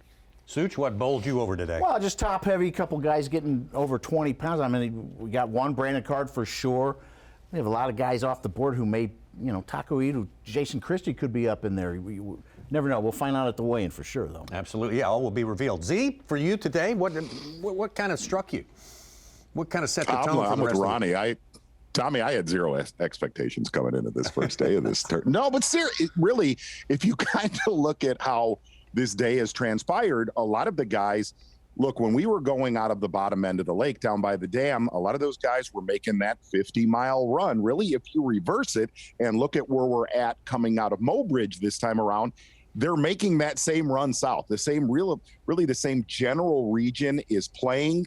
But if you caught over 17 to 18 pounds, and it looks like there's going to be several bags in that 17.5 to 20 pound range, man, you really did something today, because there are some big, huge names that are phenomenal with their front facing sonar that just did not catch them. And it's going to be tomorrow. The one thing to really look at is the guys that we have cameras on. Which ones of those anglers are maybe slightly off the beaten path? Because from what I've seen this morning, none of them were left alone. That's going to really be the story tomorrow morning. Well, let's throw it over to Dave Mercer, who's getting ready to get going with the weigh-in here, about an hour away or so. And Dave, what's your take on day number one here, and how do you think it's going to play out throughout the rest of this week, throughout the rest of this tournament? Confused, guys. If I had to choose one word, I would say confused, and I don't think I'm the only one. A lot of our anglers kind of felt that way this morning. And the neat thing about this tournament is it's kind of evil, but I think it comes along at the perfect time. I mean, just when everybody thinks that your Angler of the Year race is in cruise control, all of a sudden this fishery that is literally gets no pressure, but these fish are being incredibly finicky. I honestly think it's coming down to one thing. It's all forage based. These fish change depending, and you don't know what there's so much giant forage here. I mean, you have gizzard shad, you have rainbow shad, you have lake smelt, all these giant forage bases. And I think that's kind of when we're hitting the lake, when it's kind of on a weird off thing. But I think somebody's going to get onto them. I mean, I think a guy like Gussie, obviously we've seen he's had a good day, but guys that are good at chasing that pelagic fish. But it's kind of like dialing the smallmouth clock back. You know, years ago, we'd go to places, everybody say, well, the smallmouth are here today, gone tomorrow. You catch them, but you can't repeat it.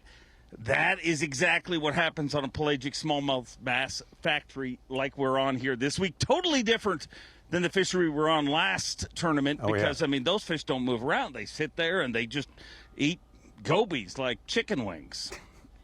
Dave, real quick look at, and this is obviously very early in this event to do this, but it looks like if you separated yourself from the pack and you got past that magic 17-pound mark, who in that top 10 unofficially right now stands out to you? You're like, ooh, you better keep your eye on him the next 3 days, or possibly 2 days. I mean, I'm going to go with some low-hanging fruit, but is it really? Jay Security. I mean, could he go back to back? I mean, he has so much experience here, because this is traditionally a walleye fishery. I mean, that's literally, this is the first time we're going to have a weigh-in with the view of an actual walleye statue right in front of the weigh-in. This is a walleye fishery, and if you listen to Jay Security, I asked him, I said, why did you become a bass angler? Your dad is so accomplished on the walleye, in the walleye world. And he said, we would go to these walleye fisheries, but for fun, just to get away from it, we would always bass fish. So Jay Security probably has more experience on this body of water, and experience pays off in spades when you come to a pelagic body of water like this. And I think a lot of it's just knowing how quick it can happen and not giving up on areas and just having those multiple areas to check. So I'm going Jay Security. Dave, thank you very much. The great Dave Mercer. Dave and Davey gave us some good stuff from on site. Thank you all for being with us all day long. Remember, Dave Mercer is going to crank up the weigh-in just about an hour away from right now, 4 o'clock Eastern Time, 3 o'clock Central, right here on Bassmaster.com. The man on the hot seat, well, with 21 pounds unofficially, Brandon Card. We'll see if that changes in the next hour of fishing time we have left. Thank you so much for being with us today. We will see you 7 a.m. Eastern Time, 8 a.m. Eastern Time, rather, tomorrow right here on Bassmaster.com. Exactly right. Your leaders definitely did a lot of work out there today. Tommy Sanders will be in the boat all of them hoping maybe Austin Felix catches number 5 by the time that weigh-in cranks up. Be an interesting event, to say the least, especially watch your eye on the weather tomorrow, my friend. Absolutely. We'll be looking at that. And of course, we'll be looking for all the additional information we will glean come weigh-in time, because we have not had reports from everywhere on the lake. So thanks again for joining us today. See you tomorrow. Bassmaster Live. Bass.